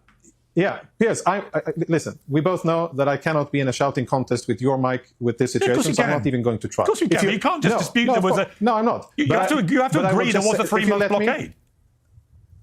I will tell you what there was. There was, before that, a ceasefire, which was violated by Hamas when Hamas refused to turn over hostages and to agree to the deal that was presented by the US with Egyptian and even Qatari support. Hamas refused to hand over those hostages and to continue the ceasefire. The ceasefire was ended and Israel returned to fighting. Now, during the ceasefire, Israel literally pumped the Gaza Strip with international aid. Not because we very much wanted to do so, because those were the conditions of the... Let me be clear. We do not want to feed this captive population of civilians. He's making it explicitly clear. That is not something that they were interested in doing, but nonetheless, they are so gracious that they did. What happened when the That was what ceasefire American ended? administration... What happened when the ceasefire ended?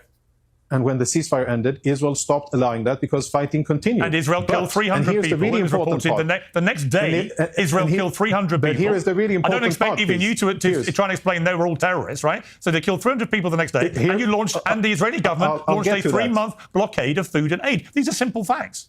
And Israel did indeed stop providing aid to Right, its that's all I enemy said. So and what to did I the say that was population wrong? there. The funny, it's like, it's the same pattern that like conspiracy theorists and weirdly enough that Holocaust revisionists or denialists will fall into, where they'll say, oh, that didn't happen, but even if it did, it's based. And he will be like, nope, food got in, but even if it didn't, you know, would that be so bad? Like, should we really have to feed our enemies? Should we have to feed and give aid to Hamas?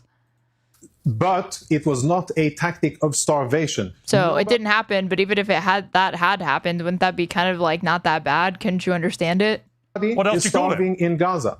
Nobody is starving in So Gaza. why are they risking death, after the Gaza Strip stampeding was each other to get to food? with international aid, Piers, after the Gaza Strip was flooded with aid, and when UN warehouses couldn't even meet the capacity, and when truckloads were delivered from the Israeli side and weren't even taken by the UN on the other side and by their Hamas counterparts, that is when Israel said, okay, we're also going to go back to fighting, and nobody is starving in Gaza. That is a complete fabrication. And if you speak about 4K evidence and all of that, Bassem mentioned a lot of nonsense, but you speak about evidence. You know how many videos I've seen of fat Gazans, of fat Hamas fighters, of overweight Gazans?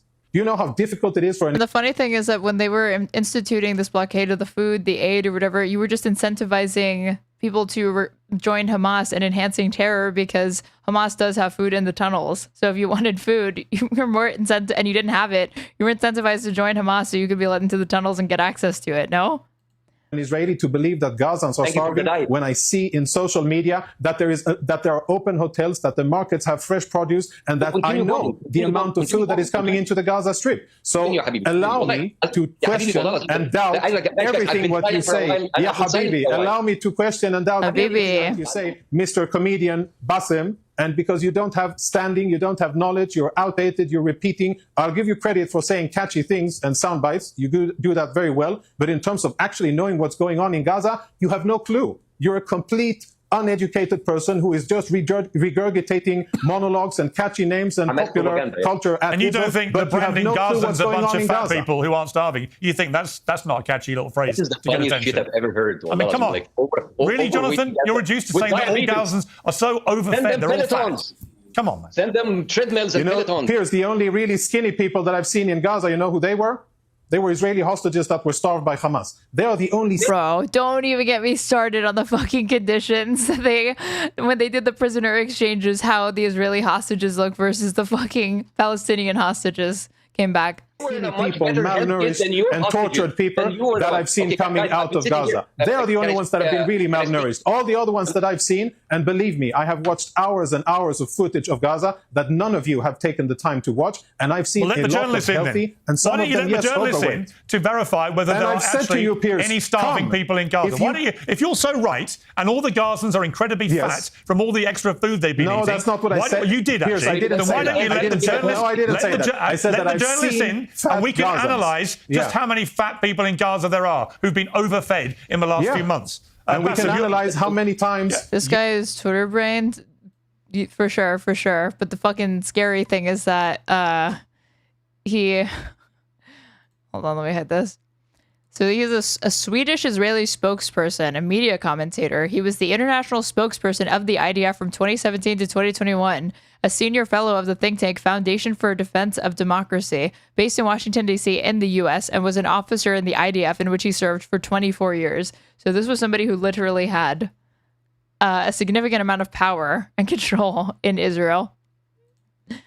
UN organizations have weathered this. The thing is, Jonathan, you can say what the hell you like, but we can't verify it, can we? You won't let journalists get in to verify it. I'll say it now. I'll say it now a fourth time, Piers. I will invite you personally. I am inviting you personally a fourth time, and I've said it. I think 3 or 4 months ago when I was last before that on your show. I said, Piers, I agree that you should be able to get access to it because you have been campaigning. And you would let me go anywhere in Gaza, or would I have to be directed to where you want me to see? And make sure that you would get access. Yes. Yeah. No. I would make sure that you get in and that you get the opportunity to speak with Palestinians. Yes. All right. And I think that you would have a good opportunity to do it. I was promised equal your time. Response.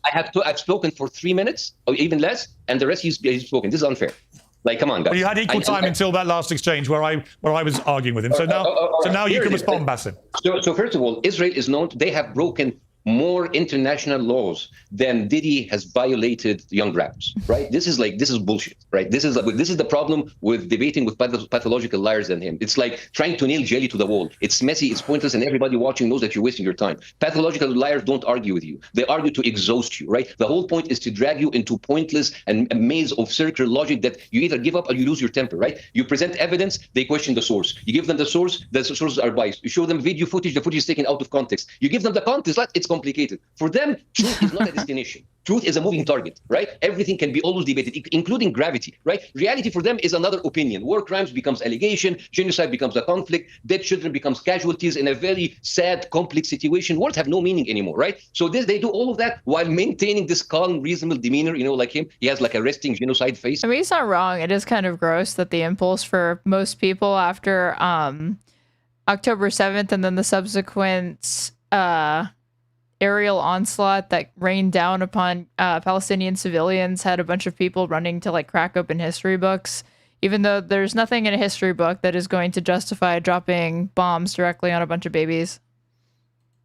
Like, it's always good to learn more and stuff like that, but all of us kind of going to like, oh, I should be more informed. Maybe there's something that I'm missing or whatever. It's like, no, there's nothing that you were missing or some lesson that you didn't get that was going to be able to justify like the mass slaughter of kids. It's like crazy, right? They're here to waste time while people die. So you don't debate with pathological liars. You diagnose them, right? So like, because this is the problem. And also I've been hearing, I just want to ask, like, do you practice in the mirror this victim voice? Like, because you just sounded as if the most powerful nuclear power in the region are hiding under the bed like a small puppy. This is crazy. And also, let's talk about journalists. How many times Israel killed journalists? And then it's like, it didn't happen. It wasn't us. No, it was us. But it's an accident. Let's talk about journalists, Bassem. Yeah, let's talk about journalists, by all means. Don't interrupt me. Baja, don't interrupt me. Like, it's not us. Let's talk about journalists, indeed, about Hamas. Let's talk about journalists. Yeah, shut up. I didn't interrupt you. Shut the fuck up. So anyways, like, you have like journalists. Don't tell me to shut the fuck up and don't use that language with me, Mr. Bassem. And they have... Don't use that language with me. That language and you're killing people. Malish, I'm so sorry if my language is hurting your feeling. Again, Malish, don't use that language with me. Try to keep it civilized. Do it for a second. Try to keep it civilized. This dude is going to be lecturing people on civility. Civilized. Okay, Habibi, mesh. Anyway, like, let's talk about journalists. Let's talk about journalists. How many times they killed journalists? Right? And how many times they denied it, then said, like, it's Hamas. Like, it was not us. It was a mistake. They were selfie journalists. Why isn't Piers Morgan cutting in? Why isn't he just saying it? I mean, he said Greta Thunberg is just like, she's on the selfie flotilla, just wanting attention. It's a publicity stunt. The flotilla that Israel, in just a stunning PR move, decided to intercept to stop, the threats of Greta Thunberg and a D-list actor from Game of Thrones from coming anywhere near the Gaza Strip, decided to intercept them, kidnap them, and then deport them. We will investigate. And let's talk about journalists back. Let's talk about Asa Winstanley, a British journalist in London. His house was raided by British police for writing and exposing Israeli war crimes, for exposing their claims on October 7th, for exposing the rape hoax. He debunked the rape hoax. He exposed the Hannibal Directive. This is a guy sitting in London talking about a foreign country, and he was raided by British police. So I want to ask everybody who cares about freedom of expression, including you, Piers, like, shouldn't you be worried that one of your nationals, a British journalist, he shares your same profession, to be raided by London police and his equipment taken away for writing about a foreign country? What does this tell you about England? What does this tell you about Israel? What does it tell you about the so-called freedom of expression in the West? right? So like, this is the problem. Like this is the problem of dealing with people. So let me ask you a question, Bassem. Let me ask you a question, because I've given Jonathan a hard time. I think he's deserved it after some of the things he said. And let me give you a different type of question. The Israelis say, and have said from the start, all that has to happen is Hamas release the remaining hostages. And they have steadfastly refused to release the people that they kidnapped on October the 7th, 2023. Why don't they release the hostages? And do you condemn them for not releasing them? You see, this is the problem. Is that going hard on him, Piers? Really? Do you condemn Hamas? Seriously? Your voice is annoying. Stop. Your voice so is is yours, but that's okay. Maybe. But I manage. Yeah, I know. But you know what? People pay to come to my shows. They won't pay to come to yours. Anyways, so here's the I'm not going to go into a pissing contest with who's a better comedian. You can have that title. You can be a satirican. You will definitely lose. Can you answer my question? Okay, so here's the thing. Let's talk about credibility. Like, this is what Israel claims. Why would I believe anything that Israel says? Piers, did you ask him a question, or is this another monologue? Yeah, I do want an answer to the question, Bassem. I think that's only fair, right? I mean, it's a very straightforward question. I'm telling you, this is Israel claims. Why do I believe a liar? Plenty of Israelis have said even if they get the hostages, they would continue. Well, not just like random Israelis. That is literally what BB says. They want nothing short of total victory, and total victory is not just getting the hostages. It also means regime change and getting rid of Hamas. Israel has lost its which they're not willing to do the things that they need to do to get rid of Hamas. They need to do they would need to hold the territory, and they're going to have to incur a lot more casualties than they want to. There's no getting around that. If that's the way that they want to actually get Hamas out of power, they have to be willing to do that, to occupy it for a significant amount of time to do it. Hostages, do you? Or do you? Like internally, obviously, it's occupied before anyway. Yeah, these negotiations have fallen many times within the government because people inside the Netanyahu government didn't went through. Yeah, but that wasn't the question I asked you. Have testimonies from but hang on, Bassem, that wasn't the question I asked you. I mean, you should just say, yeah, they need to let the hostages go unconditionally. Simply said, why haven't they released the hostages? But that goes for all parties. Like, he should say, like, yeah, of course, but Israel needs to release the thousands of Palestinians that they have detained without proper trials unconditionally. But he won't do that. And do you well, hang on, let me remind you, and do you condemn Hamas for not releasing them? Oh my God. Do you condemn Hamas? Yes, I condemn Hamas. We're doing do you condemn Hamas like 19 months into this? This is great. Even if they have hostages, even if Hamas was a vampire sucking baby's blood, what is happening there is not justifiable. You cannot destroy a whole population. That's a different question. It's a different question. Bassem, that's a different question. And I agree with you. By the way, Bassem, I actually agree with you, but my question is very simple. Should Hamas release the hostages, and does the fact they keep refusing to, do you condemn that? A simple question. Yes. Well, here's the thing. Hamas have agreed to, again, I'm not a Hamas representative. I cannot speak for them. But we all know that Hamas has agreed. When Israel comes, no. Israel has sabotaged this deal many times based on testimonies from inside the Israeli government and from the family of the hostages. Israel is the one that's been sabotaging. But answer my questions. I am answering your questions. You're not. No, he wants it answered on his terms, though. Because Israel has sabotaged. Should they release the hostages, and do you condemn them for not releasing them? Of course they should. And do you condemn them for taking the hostages and not releasing them? I condemn Hamas for not releasing the country, and I condemn Israel for keeping more than 25,000 hostages in Israel. Half of them is women and children, right? And I think this, again, let me go back to my point. Credibility. Israel has lied many times. You have the Prime Minister of Israel, Benjamin Netanyahu, went in front of the UN right before they bombed Lebanon, and he said every house in South Lebanon, in their kitchen, in their garage, harbors a missile for Hezbollah. If this is not comedy, what is this? How can you believe someone who sets up... Have you been to southern Lebanon? And he said, have you been there? Do you know anything about it? No, yeah, of course. Don't say that. Have you been? I've never been to Lebanon, but methinks that not every single person in Lebanon is actually a member of Hezbollah or a terrorist. Crazy assumption, I know. There. Do you know anything about it? Out of the three of us, I'm actually the only guy who's been there. You haven't been there. You don't know about it. I'm quite sure that you haven't seen intelligence about Hezbollah operations, and I'm quite sure that Piers hasn't either. I can tell you. Hamas has agreed to release all hostages multiple times in return for Israel to pull out of Gaza. Well, they're willing to even they're not willing to demilitarize thus far, but they are willing to turn over their civic responsibilities to a technocratic committee. And Israel doesn't want this deal, but what they're not doing, if they don't like that deal, is they need to propose an alternative government that they can back or get behind in order to remove Hamas, but he won't put forward an alternative. He's not saying it should be the PA, because he doesn't want the PA to govern it either. That I've seen it with my own eyes. Yes, I have seen tunnels underneath houses. I thought he was going to say, I condemn Israel for not brokering a ceasefire to get the hostages back. Because they're not going to get these, Hamas has no incentive to release the last of the hostages for anything less than a permanent ceasefire, not just another temporary pause in fighting. I have seen houses that Hezbollah used for military purposes.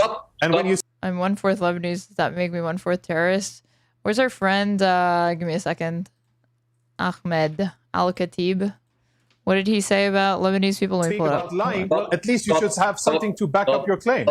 You're saying nonsense. You don't know what you're talking about. You're cheap TV Can you not? talk, Don't and you talk won't over face each other, about Jonathan. anything. There's no point. Let Bassem finish and then respond. It's fine. Shut the fuck up. All right, finish your point, Bassem, and let Jonathan respond. It's fragile, always deeply hurt state. While doing that, they're doing that while holding the gun. Israel is what happens when you give a very advanced military to a Karen. Actually, he looks like a Karen. He looks like the male Scandinavian version of a Karen. Actually, he looks like he swallowed the Karen. But Israel is the only place where you can bulldoze a house and then sue you for spreading the tent. But dude, everybody knows. Here, this guy, everyone's favorite. Notice he said this. So he put, on June 5th, Hassan Piker continues to act in the most despicable manner possible, sending thousands of his online jihadi-style followers to attack me, my colleagues and friends in pursuit of clicks and relevance. This Turkish-American quote-unquote influencer represents the worst of the quote-unquote pro-Palestine industrial complex and narrative, which is rich coming from this guy because he literally works for a think tank that's funded by the Atlantic Council. Which he admits here. He runs this organization that seems to pretty much be like a one-person NGO, and he exists to be as a Palestinian guy and just regurgitate Israeli propaganda or views that are obviously friendly to Israeli and U.S. interests. Listen to what he's saying and alleging about me. He literally sounds like he has nothing to say and is making things up as he goes, saying, I don't call myself Palestinian, but only a Gazan, grasping at straws. He's pretending that the Israeli Foreign Ministry and senior Israeli officials are regularly monitoring Twitter and just patiently waiting for me to say something so that they could retweet and tokenize me. This guy pretending like he doesn't literally get paid to be a token. He and his close friend, the Rotten Empanada, have been engaged in ferocious campaign to malign me because this is how they raise money and do their advocacy, which is fully and completely supportive of Hamas and supports violence and terrorism in the name of resistance. One of the best things that the likes of Hassan Piker can do is to stay out of the Palestinian cause and let authentic Palestinian voices speak. You know, the authentic Palestinian voice of a guy that was born in Saudi Arabia and then moved to Gaza when he was 10 years old. And lived there for 5 years before he applied for asylum in the United States and then lived the rest of his life there after he renounced his Palestinian citizenship, which he did. Yeah, his family's Palestinian, and he is Palestinian, but him being like, I'm an authentic Palestinian voice or whatever, when you are not just any old Palestinian, dude. You are somebody that, again, works for a think tank. You have a master's degree in, like, military studies. Hassan Piker, yes. What is it? One of the best things that the likes of Hassan Piker can do is stay out of the Palestinian cause, let the authentic ones speak, even when that challenges notions that millionaires like himself have about such a topic. The allies of the Palestinian people have and continue to be some of the worst, most diabolical enemies of the just and urgent aspirations for Palestinian freedom, dignity, and self-determination. And so somebody says, you're a slimy traitor to your own people, and that's coming from an Arab. And then he says, like, I care what a Lebanese Arab thinks. Go deal with your slimy countrymen and terrorists up and down Lebanon, dude. Stay out of Palestine and Gaza affairs. You're really not as intelligent or helpful as you might think. And to me, it's like, okay, so if you're going to be like this or whatever, then, yeah, I encourage people to fucking point out constantly that you were actually born in Saudi Arabia. You only lived in Israel for 5 years. In that time, he watched his literal childhood friends, get killed in an Israeli airstrike as he was walking home from school. Then he lost 31 members of his family. And then he still continued to be a pro-Israel mouthpiece, as a Palestinian pro-Israel mouthpiece, despite all of that tragedy. That you're lying. Your neighbor knows that you're lying. Your barista knows you're lying. Even your GPS avoids your house because of this thing that comes from your vicinity. Everybody knows you're lying. Well, I would say this. All right, let me jump in. Pathologically lying. Okay, let me put it this way. You know what, Jonathan?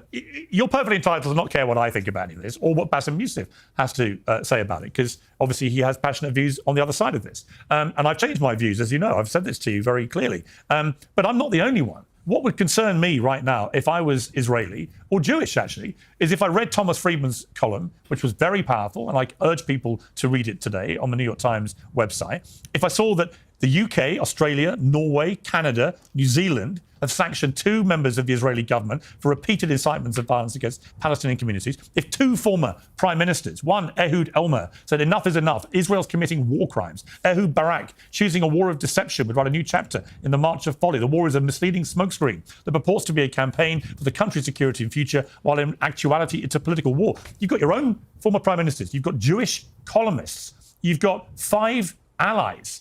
And they're all being increasingly critical of what this Israeli government is doing. Why does that not concern you? So let's address that. First, let's characterize the countries that are part of that. Norway is not an ally. Norway has been really the tip of the most extreme part in Europe, propagating for a Palestinian state at all costs. Could you guys imagine for like 2 seconds? Could you imagine Tell us what we're going to feel. We're trying to solve a Trump speaking to Bibi like this? Just imagine it. It would be so beautiful. Especially like post these bombings against Iran that are only heightening tensions. We're going to feel very good. We're going to feel very good and very strong. You will feel influence. You're right now not in a very good position. You've allowed yourself to be in a very bad position, and he happens to be right about it. From the very beginning of the war. You're not in a good position. You don't have the cards right now. With us, you start having cards. Right now, you don't. You're playing cards. You're playing cards. You're gambling with the lives of millions of people. You're gambling with World War III.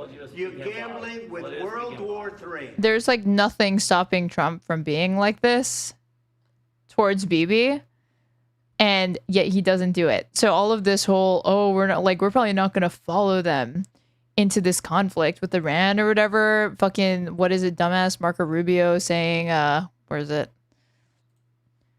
What, this shit, this whole, they took unilateral action, we're not involved or whatever. Yeah, well, that's going to change pretty quick, because until I see this happen, Trump towards Bibi, we're following them into that fucking conflict. I just know it. That's back to you. Far more than a lot of people said they should have. Have you said thank you once? This entire meeting?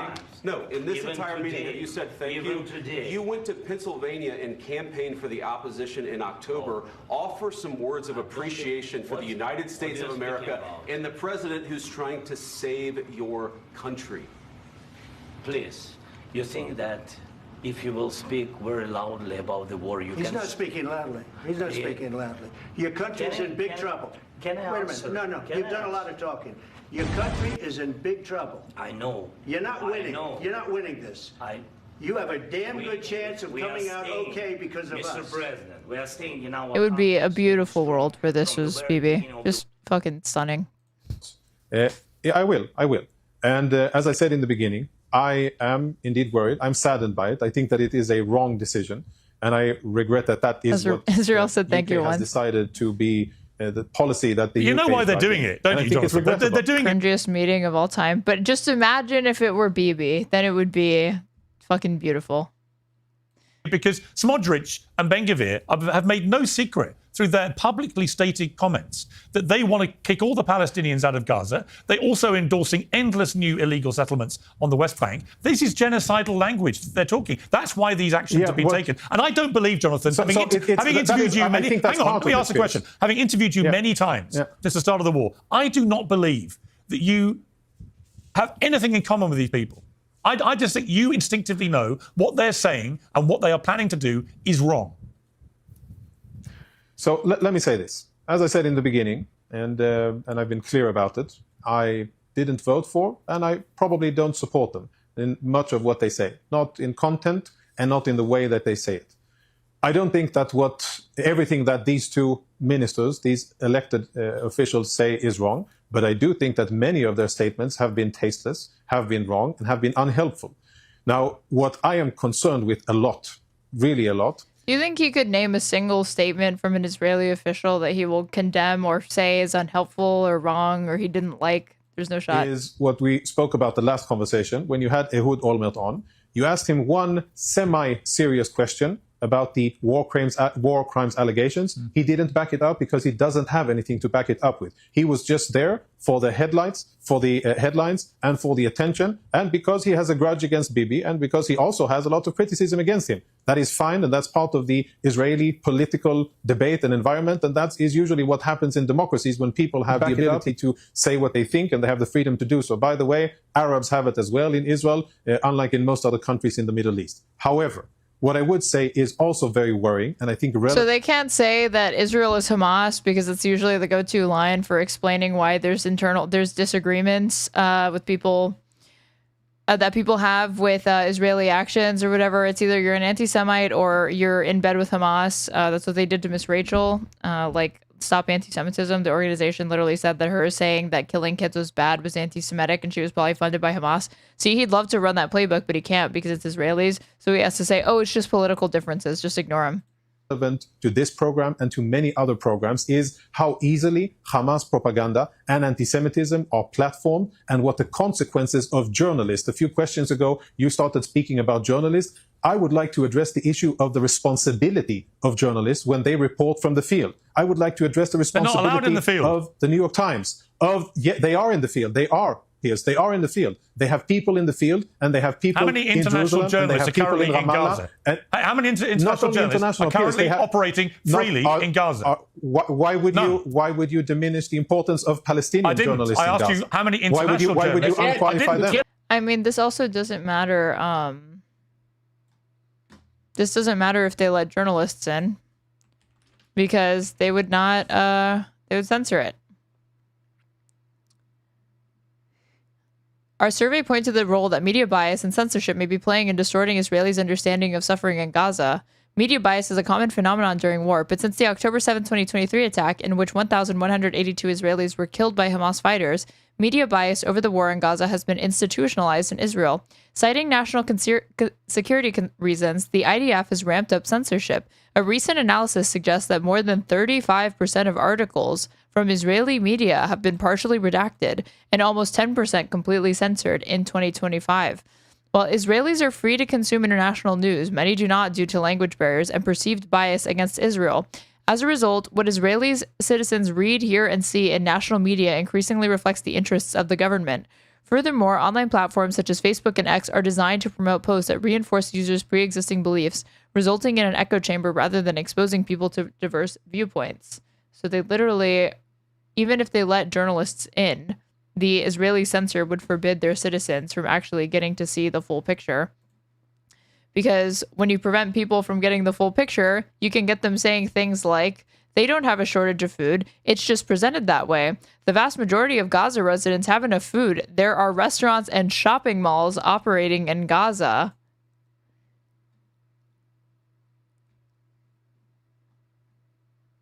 Because they were not cool with people in Gaza getting humanitarian aid. More than half of Israelis surveyed said Hamas enjoys over 80% support in Gaza. The real number is far lower.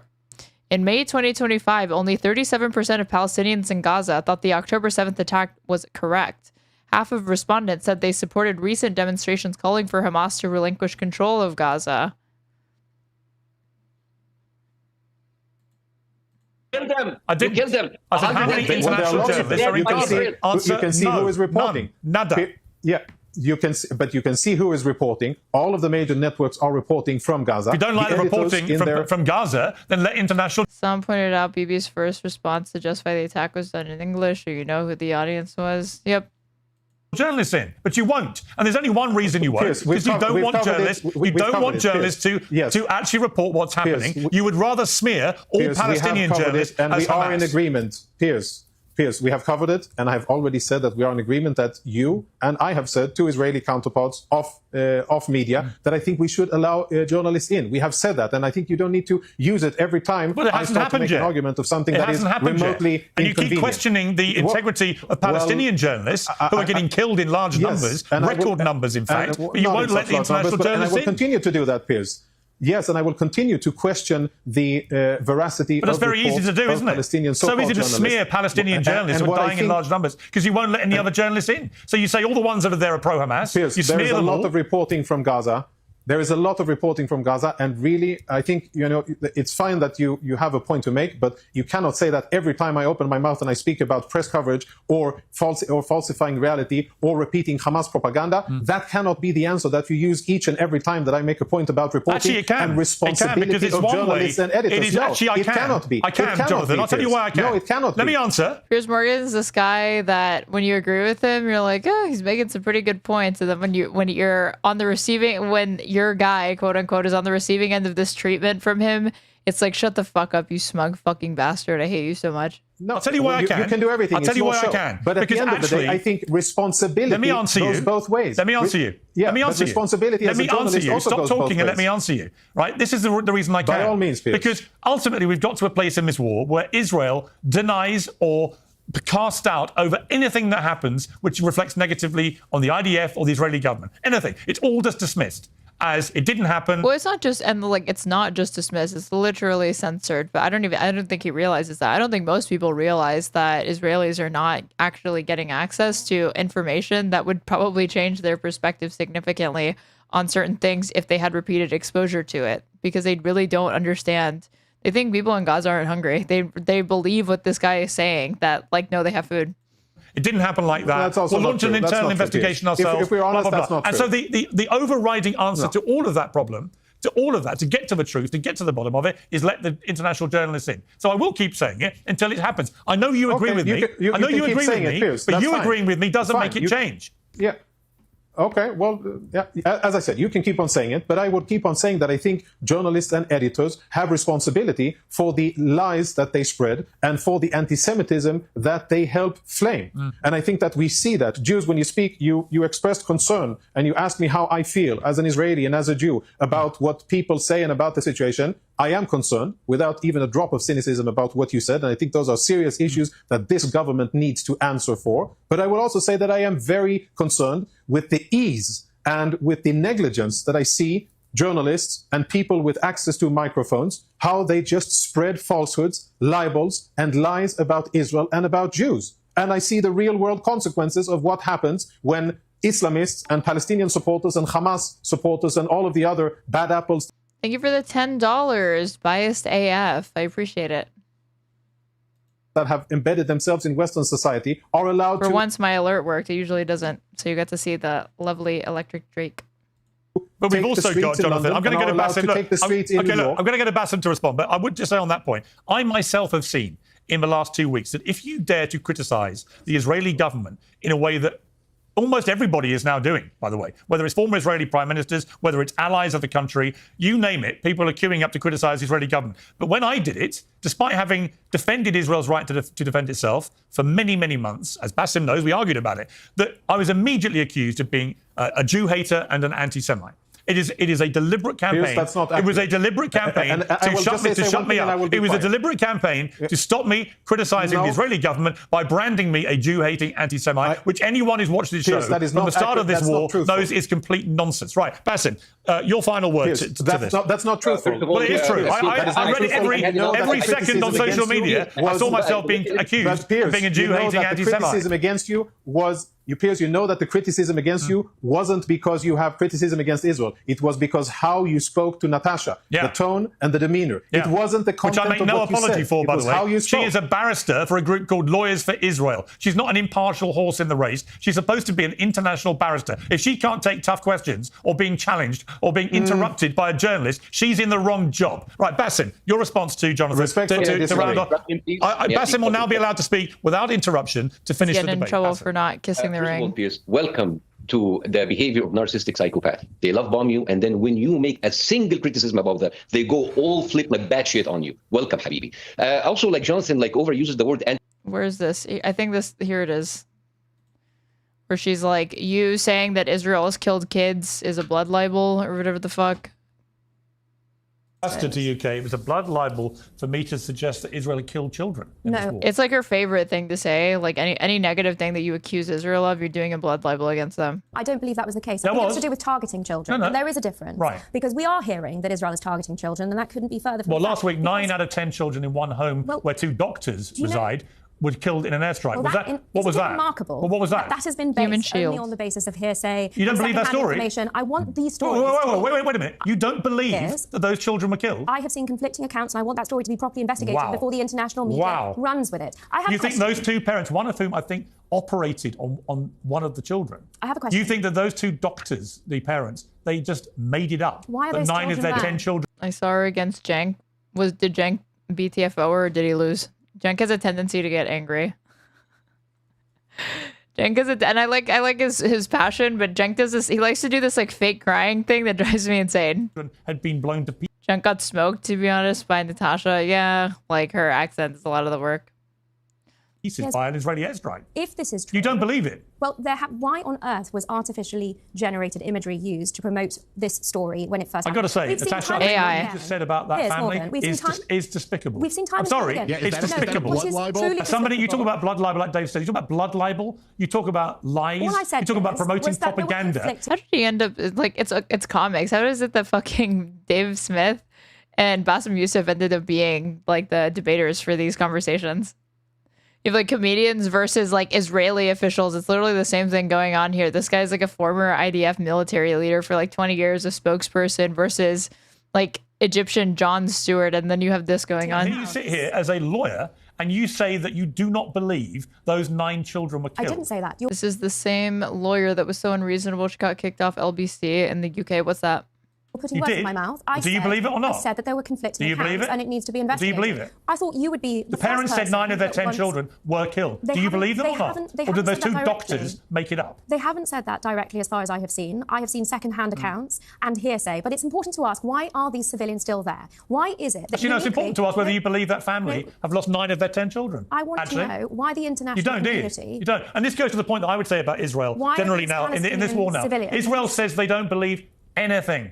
Every story that comes out about the deaths of civilians in Gaza, someone will pop up representing the Israeli government saying, it's propaganda. It's not true. I've heard it's not right. I've heard it didn't happen. He's like, you spoke over her. Tough question. It wasn't the content of Israel. It was because how you spoke to Natasha, the tone and the demeanor. It wasn't the content Which I make no apology for, by the way. She is a barrister for a group called Lawyers for Israel. She's not an impartial horse in the race. She's supposed to be an international barrister. If she can't take tough questions or being challenged or being interrupted by a journalist, she's in the wrong job. Right, BASSEM, your response to Jonathan. To round off. BASSEM will now be allowed to speak without interruption. Everyone's saying Dave's comedy is mid. I've never seen it. I've never actually watched any debates that he's done. To finish the debate, BASSEM.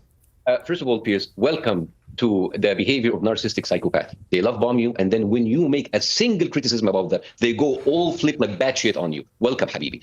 Also, like Jonathan, like overuses the word anti-Semitism so much, it's like a used condom at this point. You know, completely stretched out, lost all its protection, and nobody wants to touch it anymore. Jonathan uses Hamas more like a crackhead uses excuses, right? And let me tell you about like things from the ground. I'm coming to London, by the way, 19th of July. There is a big concert called Voices for Solidarity. They are organized by health workers for Palestine, right? These are people that were on the ground and they saw with their own eyes and they have testimonies. I would love you to actually host some of them. So if you want people from the ground, so they can. But of course, it's going to be like Hamas propaganda and all of that. And also, like what is like really have been bothering me about all of this is the reset. It's as if the media is living its own Groundhog Day. Everything resets, right? Like Western media has the attention of a TikTok algorithm. Every discussion starts from zero. Every crime exists in a vacuum. Every pattern is like coincidence. Like, oh my God, those Israelis had really bad luck with these accidental hospital bombing. What the hell? 40 hospitals bombed, and we discuss 41 as it's a new development, right? It's like covering a serial killer, new 20th victim without checking the 19 victims in the freezer. This is not covering the story. This is covering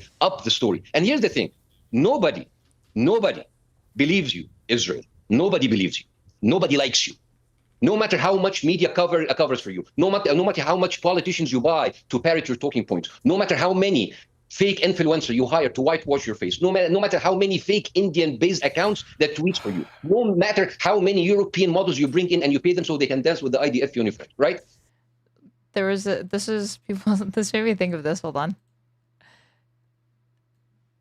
This Israeli comedian, American Israeli comedian, Yoni Kletzel made jokes about starvation and dead Palestinian babies, but like nobody laughs. The Palestinian film just got an award at the Oscars. Yeah, it's weird. I actually don't believe that Palestinian films should win any awards ever, because they only know how to play one role, victim. You know, it's like my family is so starving. They only got 5 trucks of humanitarian aid. Please donate, link in the bio. It's the only shit they know how to play. No, okay, they know how to play one more thing. Fake dead baby. Yeah, I don't know why they can't fucking nail that role. They never fucking land it, right? It's like all you have to do is lay down and not move. You want to see me win a Palestinian Oscar right now?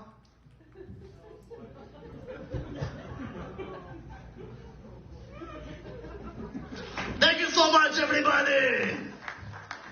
And the Oscar goes to Muhammad, thank you!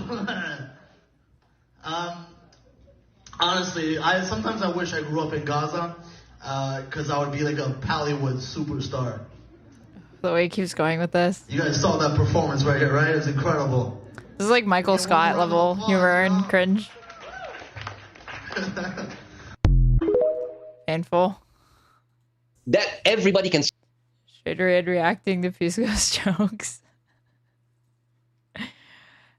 I think Pisco's hilarious. What are you talking about?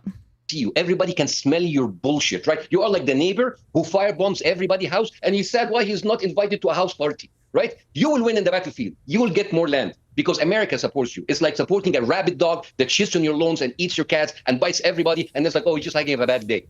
You will win, maybe on the battlefield, but everybody knows who you are. A bunch of heartless, psychopathic, demonic assholes. And that's, I don't have anything to say. Okay. Is that the end of the debate, Piers? That's the final statement of this. If you want to have a final word very quickly, by all means. I'll try to say something positive. You know, despite that very foul language and what he just said, I will gladly invite you and your grandchildren to come visit Israel in 70 years. Maybe you and I won't be here, but maybe our grandchildren will.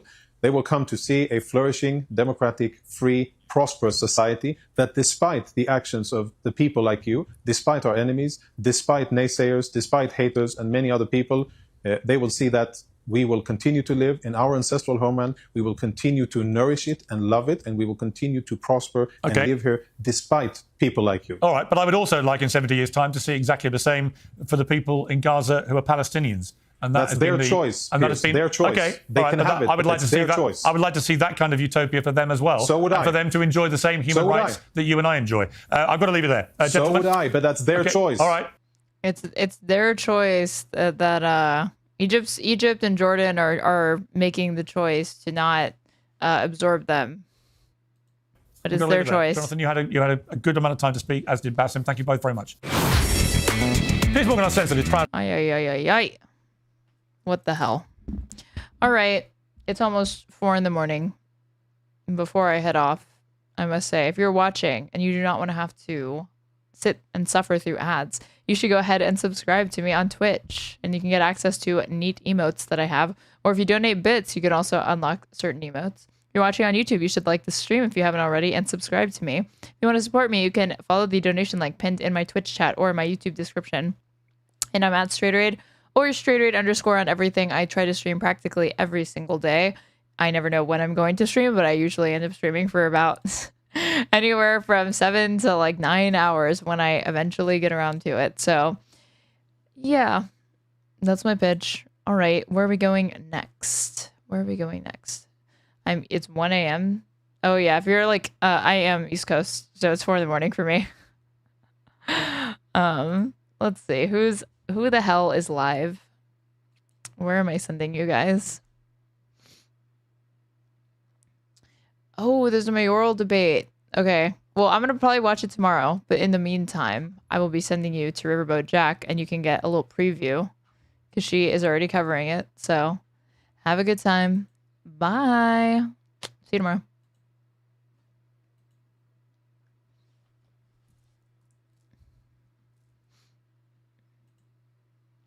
Okay. Bye, Raiders. Have fun.